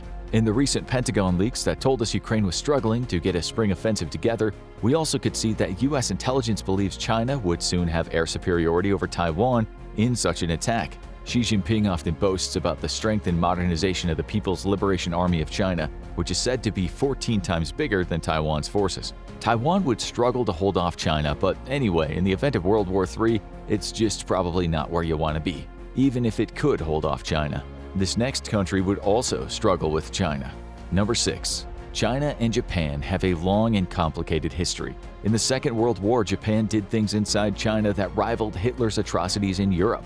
During China's so-called 100 Years of Humiliation, Japan surprised the European powers when it was victorious against China in the First Sino War. China had been the world's superpower for centuries, and yet it failed to modernize its military, and slowly but surely its power waned during the era. Since that time, China said many times never again, hence it's updated its military and Japan can feel the heat. No surprise then that Japan is very friendly with the US and other Western powers right now.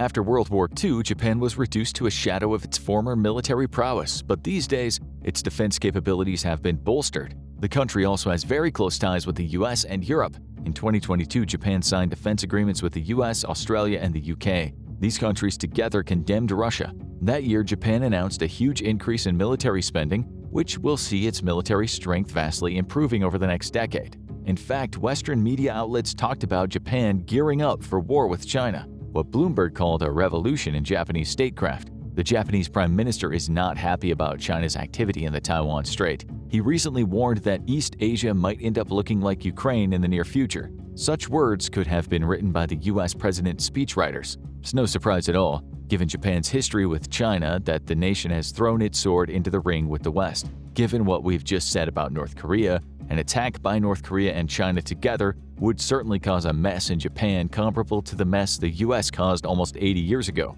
As you know, Japan's destruction involved a lot of intense bombing raids prior to the nukes, and it never backed down. Had those nukes not been dropped, Japan would very likely have fought off a land invasion with every last person throwing everything they had at the US. The devastation would have been absolutely terrible. It's estimated that there would have been between 1.7 to 4 million US casualties, anywhere from 400 to 800,000 US dead, and between 5 to 10 million Japanese deaths. What does that tell you about Japanese resilience? It wouldn't bow down to China in a new war, but China does have a much better military, and unlike Japan, it has nuclear weapons. So no, we wouldn't want to be in Japan for World War III. Number 5. What about the UK? A country that undoubtedly used to rule the waves when its empire literally stretched all over the world. This tiny island, 3 times smaller than Texas, could fit inside of 11 different US states. It used to be like an empire on steroids, bolstered by baked beans, strong tea, and fish finger buddies. No, we're kidding about that last part, but Britain does have quite an exceptional military history. Napoleon failed against the Brits, and the Nazis also failed, mainly because attacking Britain by land would have been an uphill task for any country. How things have changed. The UK is also a shadow of its former self where the military is concerned. It would be vulnerable in World War III, but it would have to go on the attack. Britain is the US's closest ally, even closer than Canada, that's right next door. The US's other closest allies are Germany, Japan, and South Korea. The UK has the smallest stock of nuclear warheads out of China, France, Russia, the UK, and the US. It's believed Britain could have about 260, of which maybe 120 are operationally ready for deployment on the UK's 4 Vanguard-class nuclear-powered ballistic missile subs. Only one of them is currently at sea, carrying 40 warheads. The UK calls this its continuous at-sea deterrent. Britain still has a very strong military, even though the days of empire building are a distant dream. Even so, it's arguably a top 5 military behind India, China, Russia, and the US, at least according to global firepower. In a World War scenario, it would still be almost impossible to invade by land, but no one would try that. Russia, which we'll discuss very soon, has the largest nuclear arsenal in the world. It has at least 15 bases from where it could launch a nuclear strike at the UK. If you've picked up a British tabloid newspaper or looked online at tabloid news over the last few years, these fear-inducing media outlets would have told you that Putin has nuclear weapons that could cause giant 1,000-foot-high tsunamis to hit Britain, which would possibly create a nuclear holocaust on the island. You sometimes have to take the tabloids with a pinch of salt. But there is no doubt that they have a point about massive nuclear missiles launched from one of Russia's submarines being able to wreak havoc on such a small and densely populated nation. A strike on London with its 9 million people, a center of finance and culture, would be devastating. There are large industrial centers in the north, not too far from each other, some being Manchester, Liverpool, Leeds, and Sheffield. The nuclear fallout would quickly penetrate these cities. There aren't too many places you could go in Britain to escape from the doom. 46% of its food is imported. Many people would go hungry. This is far from a self-sufficient nation. It would not fare well at all in a world war. But unlike these next nations, at least it's hard to invade. Number 4. Many other countries in Europe, those currently in the EU, are not as impregnable as Britain. France, one of those countries, is another nuclear power with around 300 nuclear warheads, most of which are submarine-launched ballistic missiles. It also has nuclear-capable cruise missiles for its fighter aircraft. France has 4 nuclear-powered ballistic missile submarines, as well as 40 Rafale BF-3 land-based aircraft and 10 Rafale MF-3s carrying nuclear warheads. France maintains a strict sufficiency policy, which means its nuclear weapons should only be used in extreme circumstances when its safety and security are threatened. But let's face it, if nuclear weapons really start to fly, we don't know how countries would react. Screw the policies, they might think, when they see noxious mushroom clouds hanging over cities like murderous mythological beasts. All countries have various policies about their nukes, but sometimes they are purposefully ambiguous. No one knows what'll happen if the world's nuclear powers went to war. The United States and Russia don't even have a no first use policy. Israel doesn't even admit to having nukes. As things stand, the nuclear world, you might say, is multipolar. When it was unipolar, the US thought about using them in China and later in Vietnam. Since other powers got them, we've had a stalemate. And once they start going off, mutually assured destruction will likely follow. While most of Europe supports Ukraine, different nations on the continent have thrown more or less effort into supporting Ukraine. The UK is obviously way more on the warpath than most other countries, but as we said, the UK usually does what the US wants it to do. France has much more independence. It's also bound by NATO's principles of collective defense, but we're not sure it would be as gung-ho about nuclear war as the US and the UK if Russia used nukes against Ukraine. It's hard to know how other European nations will feel about it and what they'll commit to and support. Germany, Poland, Estonia, and the Netherlands all have heavily supported Ukraine, and many other nations offered their support. In contrast, nations such as Slovakia, Bulgaria, and Hungary, all in NATO, have different, less caustic attitudes towards Russia. Some politicians in Europe see the Ukraine war as a proxy war between Russia and the US, with Ukraine caught in the middle, but if this war escalates, we still don't really know what'll happen. What we do know is that another controversial war across Europe would be much more devastating than the wars at the start of the 20th century, just because the weapons we have today are so much more powerful. World War III would also be a much more technological war, with hacking digital infrastructure playing a big role. We just don't think being in the middle of this small continent would be a good place to be.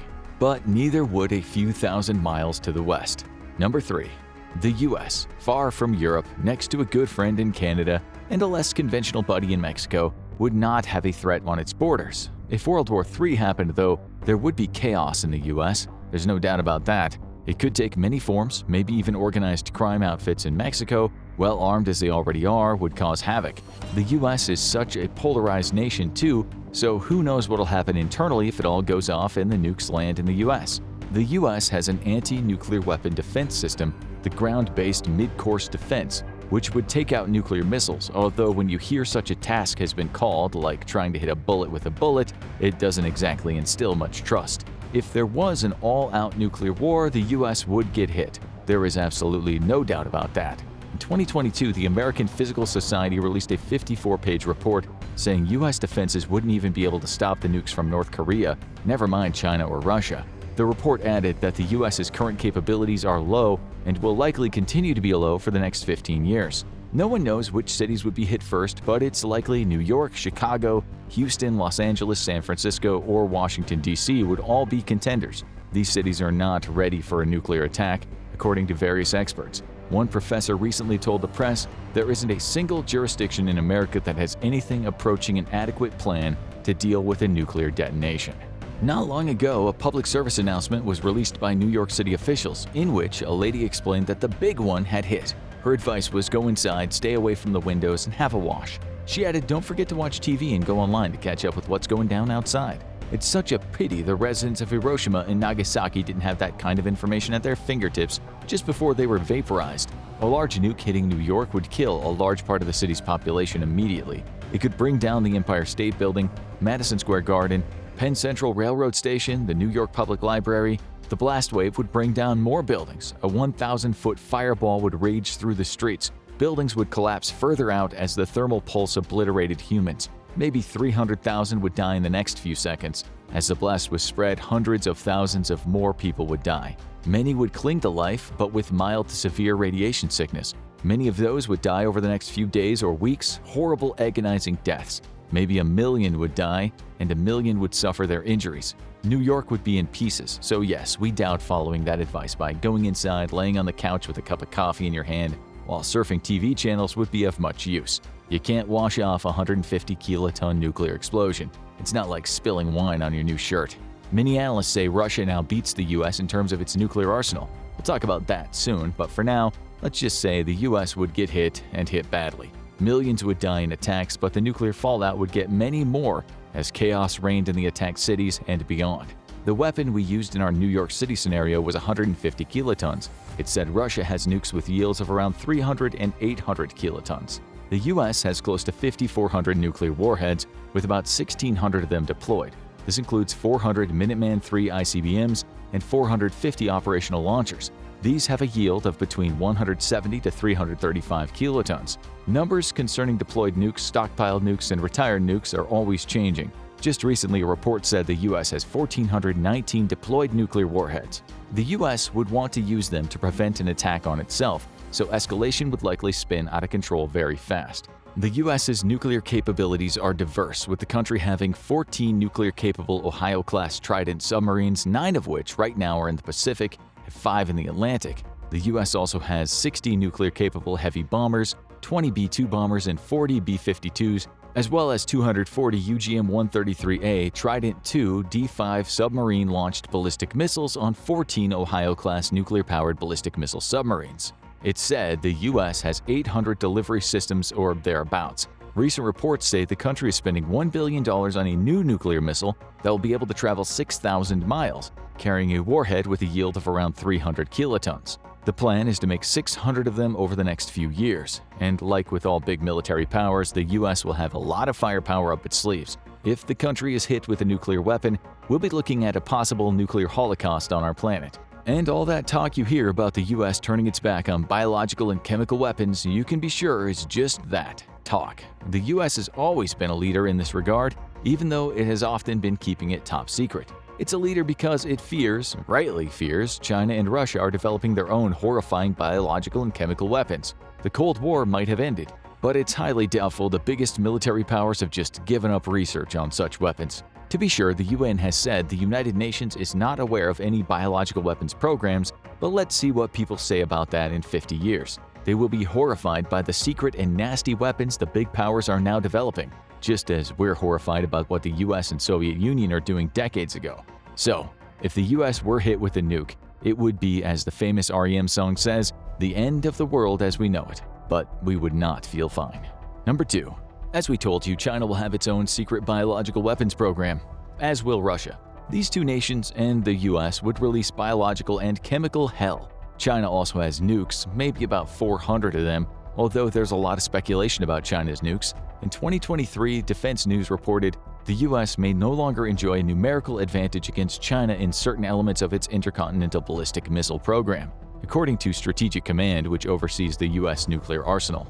It was said that China now has 300 intercontinental ballistic missiles and launchers, which is fewer than the US. However, the report noted that China's Dongfeng 41 missile can carry multiple warheads, so 300 missiles could get you slightly over 400 warheads. China also has short and medium-range missiles, while China's in-class nuclear-powered ballistic missile submarines can carry up to 12 submarine-launched ballistic missiles. On top of this, there is China's H-6N nuclear-capable bomber. The country's nuclear capabilities are said to be growing at a fast rate too. Not to mention China's other military strengths. It might not be a country with much military experience, but in terms of manpower and equipment, it's certainly a force to be reckoned with.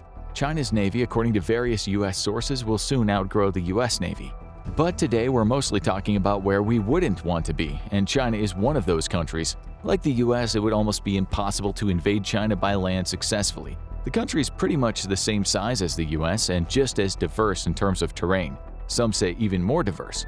It would be a nightmare to invade China by land. So the war would turn nuclear, millions upon millions of Chinese people packed into its largest cities would die, and the nuclear fallout, not to mention the chaos caused by infrastructure damage and disruptions in trade, would cause hell on the so-called Middle Kingdom. At the same time, all the countries that rely on Chinese trade would suffer. Just imagine our New York City scenario, but with many millions more people. Now for the last one, which is pretty obvious. Number 1. The nations that would suffer the most are Ukraine and Russia. We're putting these countries together because they are currently at war with each other. Ukraine has already been invaded, but if things escalate, Russia could easily be invaded by a NATO force consisting of the militaries of many powerful European nations and of course the US. Unlike China and the US, Russia would likely become occupied. But before that happened, the Americans would launch a nuclear attack. Much of Russia is barely inhabited, so the attacks would concentrate on Moscow, home to 10% of Russia's entire population, at about 13 million, 21.5 million residents in the metropolitan area. St. Petersburg has a population of about 5 million. Much of Russia is controlled in these centers. Even though it's much bigger than the US, there is less to aim for in terms of big cities. Russia has around 5,400 nuclear weapons, with around 1,644 of them deployed.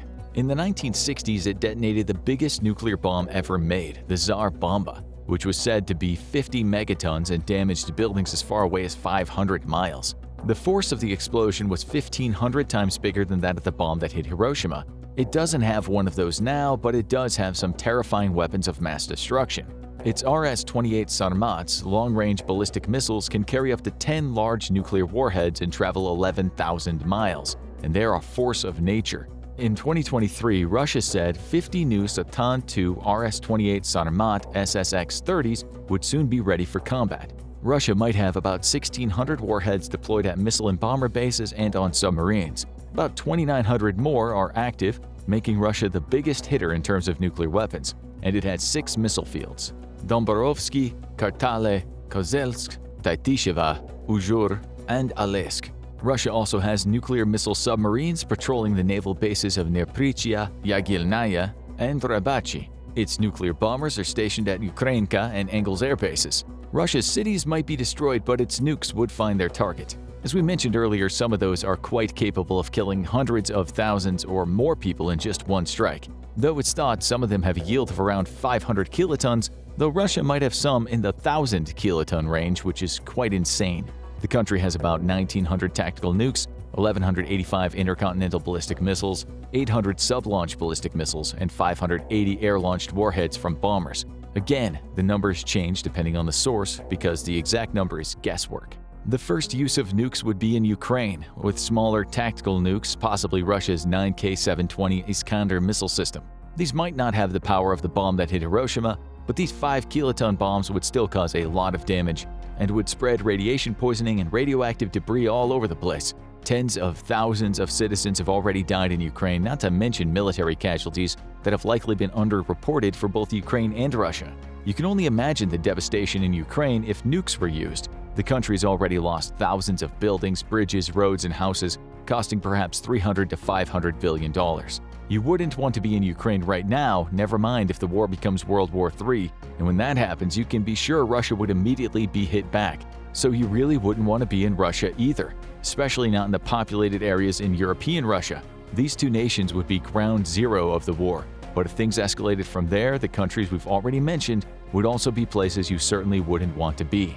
A recent Princeton simulation study concluded that if Russia and NATO did get into a nuclear war, hitting the 30 most populated centers with 5 to 10 nukes would result in about 34 million deaths within 45 minutes. Possibly another 57 million would be injured, millions with possibly fatal injuries. Seems like a low estimate to us, but what is certain is tens or even hundreds of millions will die in the next year from their injuries, sickness, or due to nuclear fallout, and as we said earlier, disruptions to trade and aid. Russia's few population centers would take a hammering, but so would many of our historic cities. Conventional war would follow, which would look like something from a dystopian movie as militaries try to finish people off among the radioactive rubble, people who never wanted war and had no beef with each other.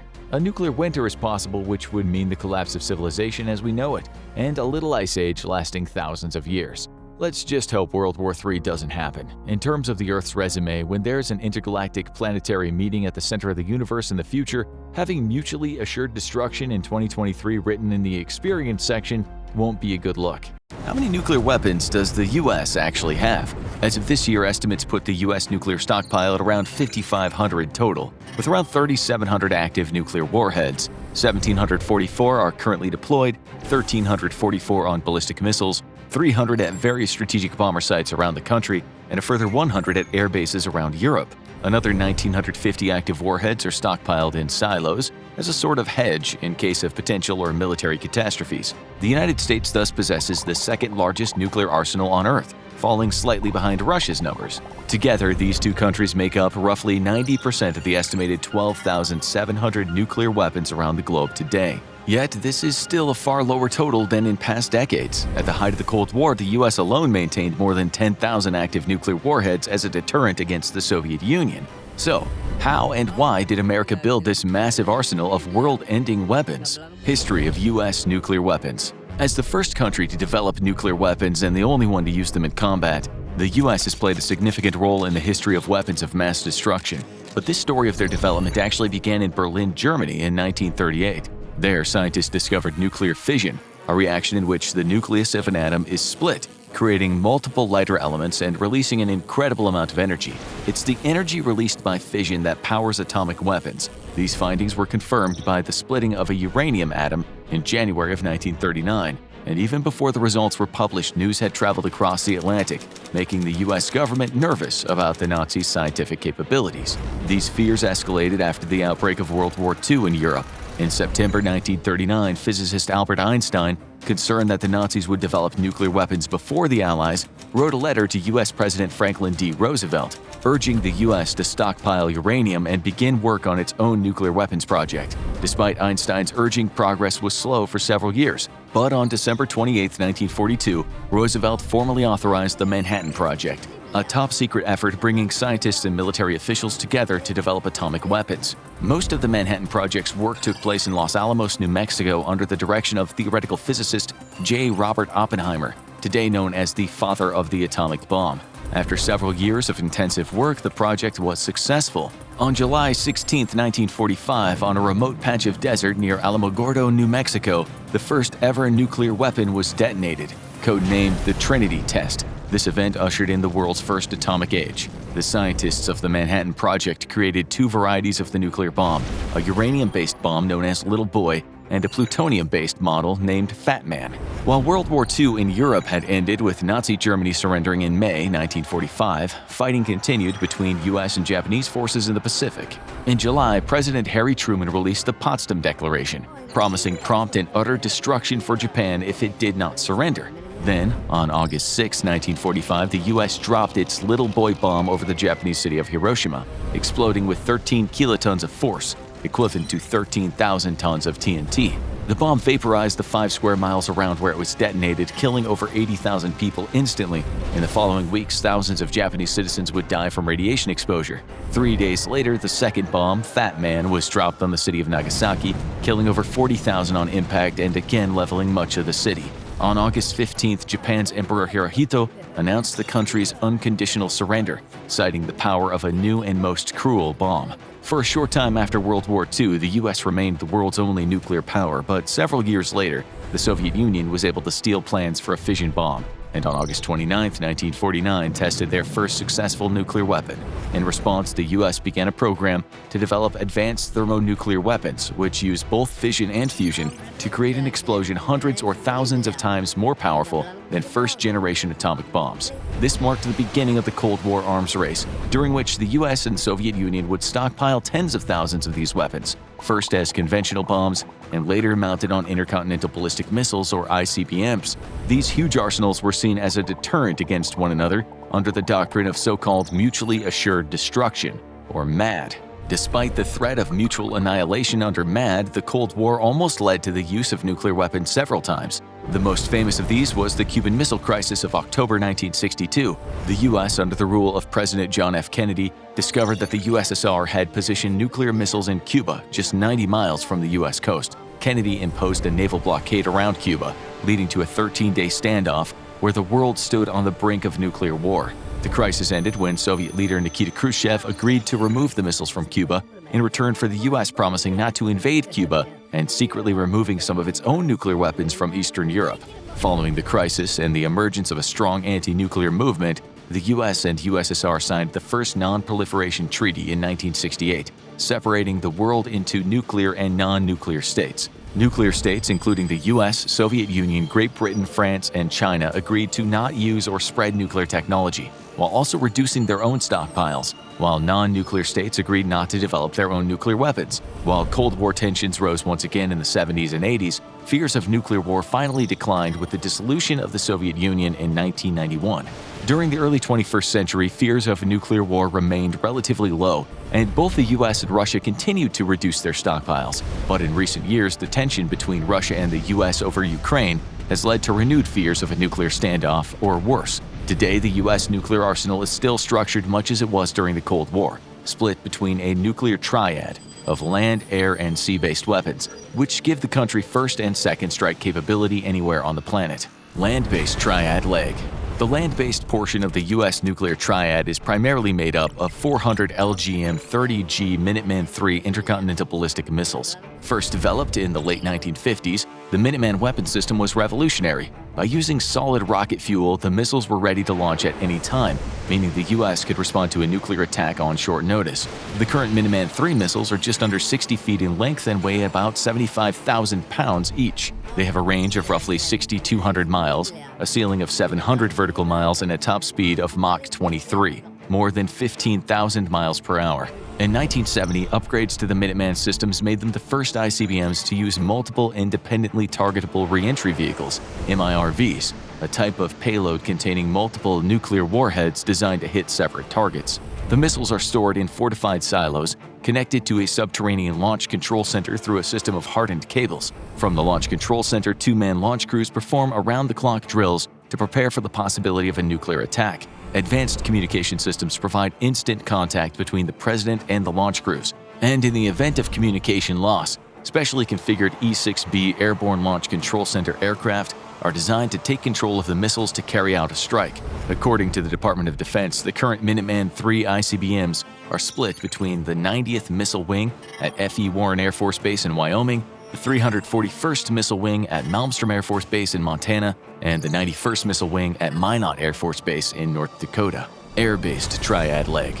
The air-based leg of the nuclear triad is divided between two types of nuclear-capable bombers, with 46 aircraft in total. First is the B-52H Stratofortress, an ultra-long-range heavy bomber capable of performing a variety of missions. First developed in the 50s and 60s, the Stratofortress has an incredibly powerful sensor array for precision targeting, has a range of more than 8,800 miles, and is capable of aerial refueling, allowing it to fly almost indefinitely. During maritime operations, two B-52s can monitor over 140,000 square miles of the ocean in 2 hours. Each bomber is able to carry nuclear weapons, up to 70,000 pounds of ordnance including gravity bombs, cluster bombs, precision-guided missiles, and joint direct attack munitions. The second bomber in the air-based triad is the B-2A Spirit, an ultra-high-altitude stealth bomber which can penetrate enemy air defenses. Developed in the late 1980s and utilized in Serbia, Afghanistan, and other conflicts, the Spirit's key advantage is its low observability, or stealth technology, which according to the DoD is derived from a combination of reduced infrared, acoustic, electromagnetic, and visual and radar signatures. This makes it extremely difficult for air defense systems to detect and engage a Spirit, allowing it to easily drop its 40,000 pounds of payload. The system is able to carry nuclear warheads and they have a range of 6,000 miles. As such, they can strike targets anywhere on Earth. Sea-based triad leg. Finally, the sea-based portion of the U.S. nuclear triad consists of 14 Ohio-class ballistic missile submarines, SSBNs, often known as boomers. These submarines serve as an undetectable launch platform for the missiles and are designed specifically for the delivery of nuclear warheads. Ohio-class subs are longer than 2 football fields and weigh over 18,000 tons apiece. Every Ohio SSBN can carry up to 20 submarine-launched Trident II ballistic missiles with a striking range of 4,000 miles, each containing up to 12 MIRVs. When fired, a Trident II re-enters the atmosphere at Mach 24 speeds and splits apart into multiple payloads of over 100 kilotons. Effectively, a full salvo from an Ohio-class submarine can unleash 192 nuclear warheads in under a minute, enough to level 24 cities at once. Due to this enormous payload capacity, the sea-based leg of the nuclear triad actually contains about 70% of the active U.S. nuclear arsenal. The main advantage of an Ohio-class sub as a nuclear deterrent is that they are nearly undetectable and can stay submerged for more than 70 days at a time. This makes them both a first and second strike weapon, which cannot be destroyed in retaliation, giving the U.S. a strategic edge in any potential nuclear war. From the days of World War II through the Cold War and to the present day, the U.S. nuclear arsenal has remained a powerful deterrent against enemies, but also a dangerous one, as the chance of nuclear war casts a long shadow over human civilization.